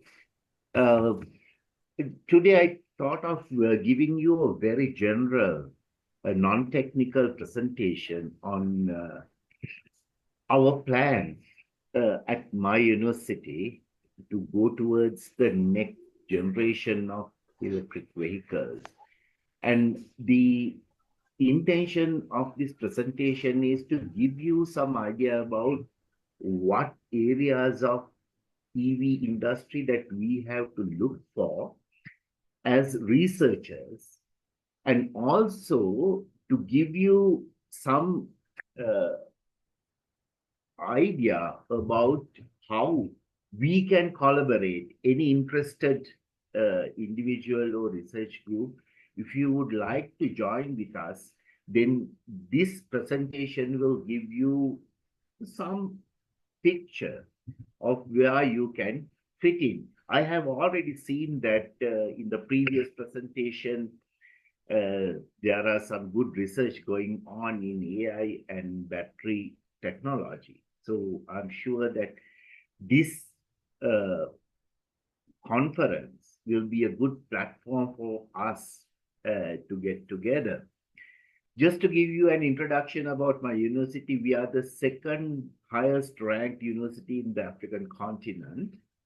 The first one is also in South Africa. So even in South Africa, we are number 2. We have a worldwide network in many areas, and our university is one of the oldest and one of the pioneering universities in the mining industry. You know that we are in Johannesburg, the city of gold. So even our university has been built up on a gold mine. So there's a huge cavity, as they say, underneath the university. So now for the last 10 years, we had several researchers and research groups working in isolation in the field of BESS, battery energy storage systems, and electric vehicles. So about 1 year ago, we thought, why we work in isolation? So we got together, and our plan was to become one of the next generation EV research group by 2025. So now we are working towards that goal. And I'm giving you some idea without going into the technicality of what are the challenges that people have in the world frontiers in electric vehicles. And at the same time, how we can approach what are the ways out when it comes to those issues. So I'm sure that many of you who are working in the EV industry knows about this curve, how the exponential growth of EVs happened during the last, but that will be happening in the next 10 years as predicted by several AI algorithms. And if we are talking about EVs in the Southeast Asian region, at the moment, VinFast is going very fast. And this Vietnam car company, they are actually now approaching South Africa as well. They are now having a good market share in USA. And actually, I highlighted VinFast here because they are one example that tell us, even from a developing country, we can go into the highest international level if we have the willpower in a certain area. But the most important thing is we should partner with the giants in this field at the moment, so that any of you who are listening today to this presentation plan to expand your EV research group or start a new EV research group, then my advice is you talk to these companies. There are several EV companies, emerging companies and established companies in the region, so that you talk with them. This is what we are doing in South Africa, and partner with them in your research endeavor. And when it comes to electric vehicles, we have two basic types: the battery energy EVs and fuel cell electric vehicles, the hydrogen driven. And for the last 5-6 years, there was a huge trade-off between these two types. Every type had its own advantage and disadvantage, or advantages and disadvantages. And let's look at them, because it's very important before you start a research or expand your research in EVs. You should have a good idea the direction in which this industry is heading at in the next 10 years. So all of you know about it. If you look at the battery energy EVs, then energy source is rechargeable battery, and in the hydrogen fuel cell, it is hydrogen. Key components are somewhat different, and also don't forget that when I say hydrogen vehicles, I'm talking about fuel cell driven hydrogen vehicles, not hydrogen internal combustion engine vehicles, which are still at very, very primitive level in the research frontiers. Then energy conversion, we know that in the case of battery EVs, 80 to 90% of the primary energy source we can use for the mobility of the car, whereas when it comes to hydrogen, it is 40 to 60%. Then the charging infrastructure, or time of charging, or time of refueling. In the case of battery electric vehicles, this is the biggest disadvantage. We have to wait for 15 to 30 minutes with the present technology, whereas hydrogen filling is just like filling gasoline, just 2 to 3 minutes. Then the range, again, in the case of battery electric vehicles, once you're fully charged, it will run for about 200 to 400 miles. This is the American way of telling things. So it is about 300 kilometers. So in the case of hydrogen vehicles, it is little higher when you full tank the vehicle.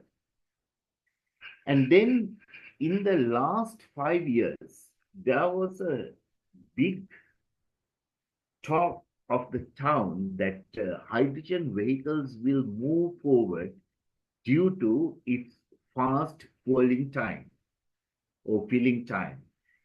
And many people pumped a lot of energy into battery electric vehicles to speed up the charging process, but still the fastest charging time is like 12 to 15 minutes.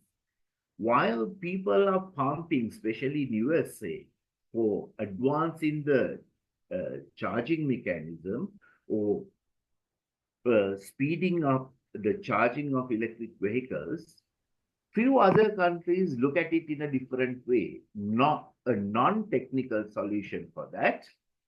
And then came the idea of battery swapping. So why I am giving you all this information is electric vehicles industry is not either electrical or mechanical. It's a research area where many facets of science should be involved. Chemical engineering, physics, electrical, mechanical, civil. Not only that, even sociology, economics, marketing, all these should come together to form a fully self-sufficient research team. So the battery swapping idea first came in Italy. So the idea is that when you get your battery going down, you change it to a charged battery rather than you are charging your own battery. In Italy, the Renault company started it, but they were a failure because the people were somewhat reluctant to give their new battery and get a used battery. But when it comes to China, they had a wonderful strategy in this regard.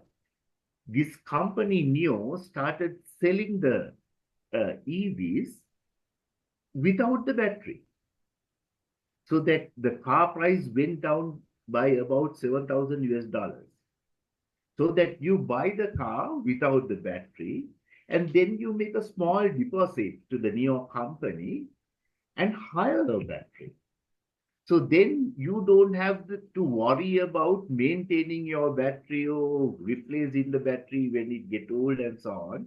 So what you just want to do is, when your battery is going down below a certain point, you go to a battery swapping station. NIO has many battery swapping stations in China. Within 2 to 3 minutes, you will get a new battery which is fully charged, so that the burden is no longer there. And now the NIO has going through a very successful phase. And suddenly, now you see that the danger of the putting your money into research. People were spending millions and millions of dollars to reduce the charging time from 15 minutes to 14 minutes and to 13 minutes. But suddenly people found that it is of no use. You can get this done in 2 to 3 minutes. And then we have looked at it in a different way. We thought of why we spend money on this, reducing the charging time. Instead, let us look at the ways that we can get involved into this battery swapping industry. So now we are planning to develop, actually China is also doing it, Japan also they are doing it.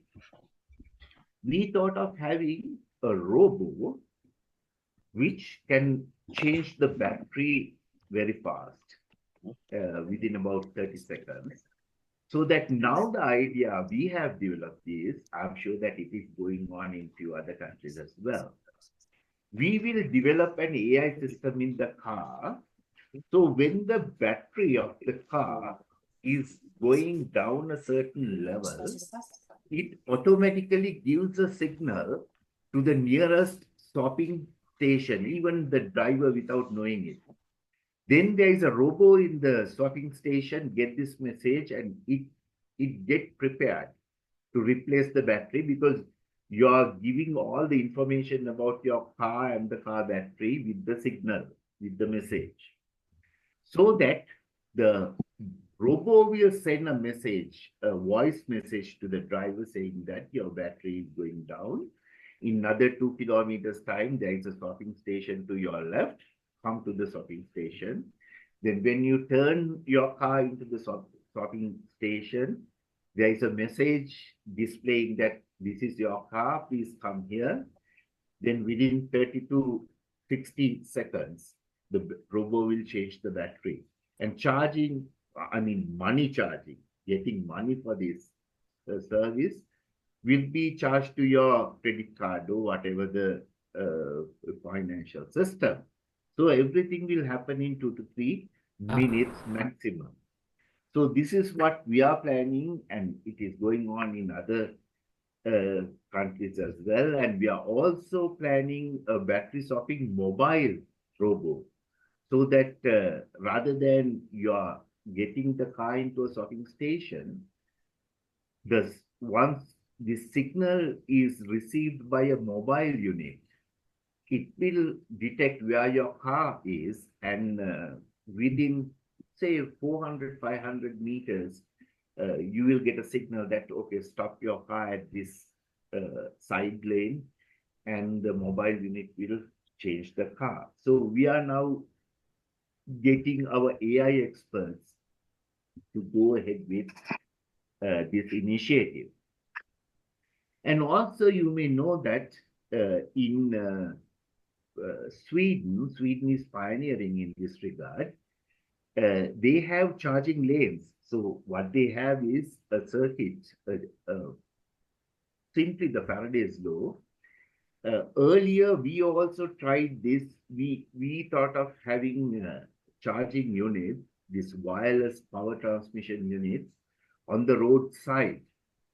But it was quite hectic, because with the wireless power transmission, the biggest challenge is the distance of transmitting energy. But then the Swedish company, the former Saab company, they came up with a much easier method. Actually, they started it with the scooter charging, these small scooters. And my elder son is in Sweden. He was involved with this project. When you go through the scooter, it will get automatically charged. And then this old Saab company came in with an idea of having a charging lane, so that when the car is driven, it is automatically charged. So you don't even have to stop the car now. So that when you want the car charged, you put your car into a charging lane, and then there is an automatic system which starts charging your battery. Then one would ask, how you charge money for charging your EV? I mean, how does this company which is giving this facility, how they get money for the service? So now we are again thinking of giving a solution to that. So developing a charging unit with a code unique to the car, with an embedded charging center and Wi-Fi system. When the car is on the charging lane, the sensor couples with a charging system or charging center, where there is a CPU that will get our message. Then the CPU detects the unique code of the car, and it permits the battery to charge. So not every car is going to be charged on this charging lane. but only when a particular car which is having a code which turns on the battery charging system. So this is what we are now developing. I'm giving this idea free of charge to all of you so that you also can think about going further down in this direction. Then the battery technology of the future, I think one of our keynote speakers talked a lot about batteries, so I'm not going into any details. Now, one of our sub-teams is looking at developing solid-state batteries with high energy density, improved safety, longer lifespan, and advanced battery management system. So at another time, if we have an opportunity, I'll go to this advanced battery management system in detail.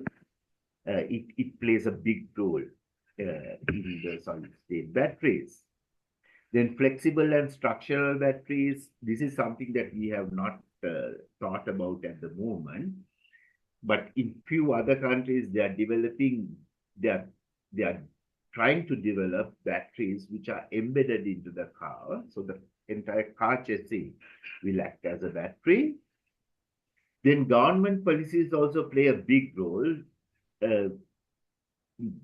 Actually, without the support of the government, visionary support of the government, it's very difficult for a car company or EV research group to thrive. Should we improve the battery charging infrastructure? Should we improve the hydrogen fueling infrastructure? This is a big question that we have at the moment. Or should we do both? Because you see that at one time, the hydrogen vehicles had an edge over the BS EVs. But now, BESS EVs have overcome that challenge, and now they are in the forefront. But we never know. In another couple of years, hydrogen vehicles will take over again. So that I will run fast as the time is limited. Then the government policies should give incentives, and also they think about mandatory regulations to impose on this regard. Then infrastructure development, that is again, government support is very important. And you see that I'm ending up with this slide. When we talk about EV industry, many people forget something very, very important. In the past, without thinking about this, we have got into many trouble after using something for a long time, just like fossil fuel. This is the problem. How to dispose used batteries. And if we are thinking about developing EVs at the same time, even our research group is having a sociological component. We have to develop standards at the very beginning, which solves this problem that might come in another 5, 6, 10 years. So that with lessons learned from fossil fuels and many other cases, we should go into the EV industry knowing that we are facing this problem in maybe in 10 years' time.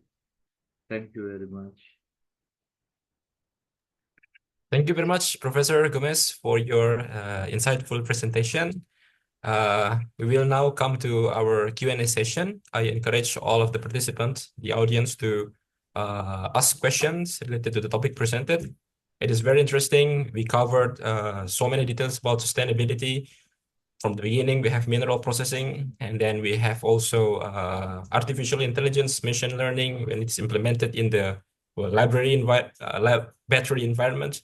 And also we do have carbon capture storage. And lastly, we have Very interesting topic about electric vehicle with the biggest question, how we are going to dispose the battery. All right, please, the audience, if you have question, please raise your hand by pressing the raise hand button.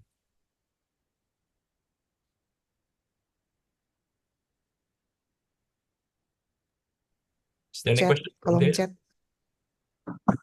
There is a question in the chat box. Ah, Chat yeah. in the chat. All right, thank you. So, question for Mr. Gomez.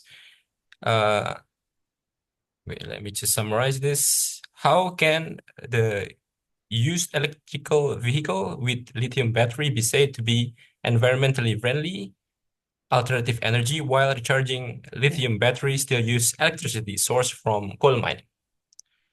As we know, coal mining is still labeled as an activity that causes environmental problems. Material for making batteries are also produced from the mining process. Do you agree with the say that using electric cars is truly environmentally friendly? That's a very interesting question. Now, people say that EVs are non-polluting mode of transportation, but that's a totally wrong statement, because you need energy to run the vehicle, whether it is coming from electrical or whatever the way. Unless you get solar energy, there is a certain part of pollution in the world, maybe not at the vehicle level, at another level. Even if you take solar panels, it is not 100% environmental friendly, because when you are making solar panels, there will be a lot of environmental pollution happening at that point. It is only the point of pollution shifts from one place to another. So as you said, this is why I ended up my presentation with that big question of disposing batteries. So far, most of the battery technologies were based on heavy metals like lithium, then vanadium. There are so many other cobalt and so on. And finally, these are going into an unsafe environment. Why I say unsafe environment is that if cobalt is in a cobalt deposit, it's of no harm to the human being. But you take it out, process it, and finally end up in an urban garbage, then it is it's a cause of big pollution. So your question is very valid. If you ask me, are EV environmental friendly? I may say yes and no. Yes, if you think about all these ways of pollution at the beginning and give or take precautionary measures to minimize the effect of these things, then it may be environmental friendly. But at the same time, if you don't think about it, then in another 10 years' time, you may be living in a city of lead, cobalt, vanadium, etc., which will be highly toxic. So finally, whatever you do, not only EVs, many other industries, plan properly from the right beginning, develop proper and strict standards and implement them. So this is another point.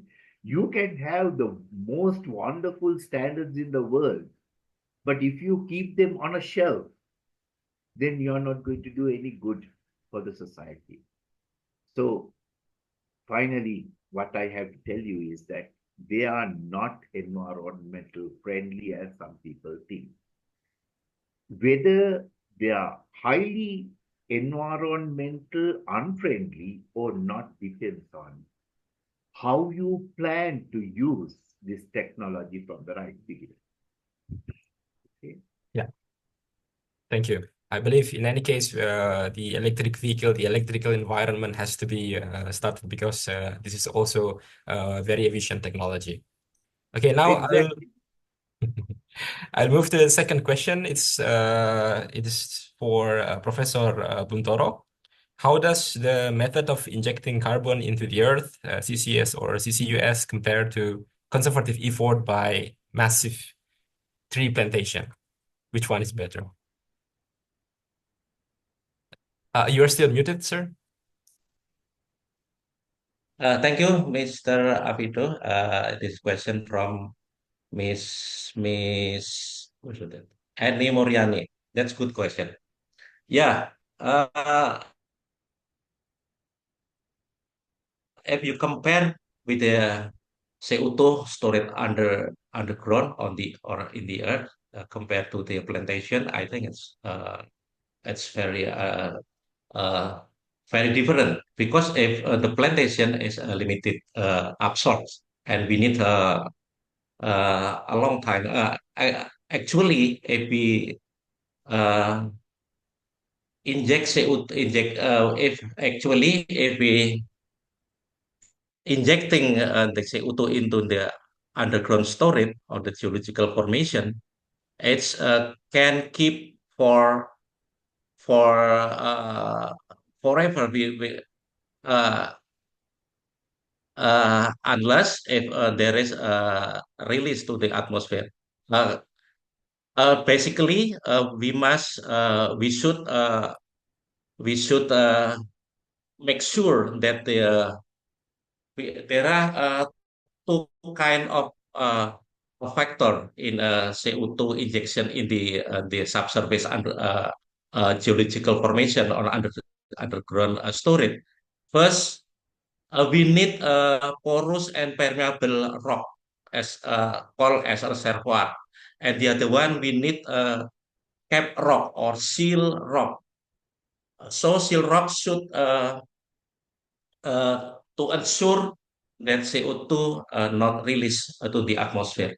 So we need cap rock integrity. So in CO2 in the underground, there are four phase of trapping. First, structural trapping by geological structure, and the second is solubility in the aquifer, saline water, saline aquifer, and third is in the bubble in the pore space, and finally is mineral trapping. So it's very safe if CO2 inject into the earth. But from plantation is very limited. I think that's my answer your question. Thank you. Thank you very much, Prof. Buntoro. Welcome, Mr. Apido. Is there a question for Dr. Siantara? Audience? Okay, I'll probably just have brief question for Dr. Siantara. So how do you see your technology in the next 5 years? Like the flotation technique, you've mentioned that you're using more sustainable chemical in that case. So how do you see it? Yeah, thank you very much. So I guess for us now in the current development, maybe related with the discussion about like electric vehicle, for example. Yeah, we kind of maybe now try to involve that kind of situation as well, because we know that the electric vehicle the number will be increased in the future, and therefore we need to also mitigate the spent batteries, how to process this more safely and then more integrated. So I guess that's our next target actually. But for the flotation itself, as Dr. Fido asking, so we try to to develop the more less less chemical in the compared with the normal conventional process, and that's I guess will reduce the cost. That's for sure, because we need sometimes we need to do the safety devices to mitigate the kind of maybe dangerous in the process. So yeah, I cannot discuss so much because now it's still under development, but we see some quite a good indication that we can successfully maybe like separate some of metals using this environmental friendly reagent in the future. So I guess the current situation for the mineral extraction, for example, or metal extraction, of course, it will be more fast, more rapid to just extract using like maybe acid or inorganic reagent. But sometimes maybe this has another another impact, right? So that's why we believe this kind of maybe process in the future might be like for now it's like okay, it's maybe more expensive, but in the future, I guess with more consideration about environmental impact, you will have more a good and also economic process for that. So that's why. Yeah. Can this technology also be applied for battery recycling? Perhaps it can answer Professor Gomez's question. Yeah, actually, I would like to add about that one, especially for our case where we have the like leaching and also how to say the hydrometallurgy or biohydrometallurgy processes where we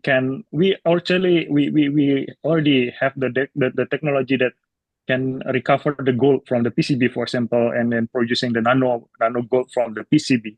And now our research group also still continuing the how to extract another metals in the PCB because the PCB itself including like copper and silver and also another precious metal like maybe red element, maybe small amount, but yeah, but we already developed now developing the process, and that again using the chemically how to say more friendly reagents to get this kind of metal. And so far we kind of maybe have a good result, and we publish some of the result in the journal, and hopefully that the industry can look at for that process as well for the application. Yeah. Right. So, ladies and gentlemen, I think as we conclude this last plenary session, I would like to extend heartfelt thank you to our keynote speakers, Professor Gomez, Professor Buntoro, Dr. Suyantara, for your contribution with this valuable perspective on the future of engineering and technology, particularly in relation with sustainable development. I would also like to thank you for all the participants who has actively engaged in this in conference. And let's carry the idea and innovation here into the rest of the conference as we continue to explore the solution that will shape the future of our industries and society. Thank you once again, and I look forward to seeing you in the upcoming session. Enjoy the rest of the ICARET 2024. I will return this place and time to the Master of Ceremony. Okay. Thank you to Mr. Rafido for hosting the plenary session so well. We will also like to thank the speakers and participants for their participation in this ICARET plenary session. Gentlemen, before we begin the parallel session, we will now have a take group photos with all participants to document today's event. Kindly turn on your camera so we can capture this moment together. So please, for all of the participants, to turn on your camera so we can capture this photo session. Okay, maybe I can count 1, 2, 3. 1, 2, 3.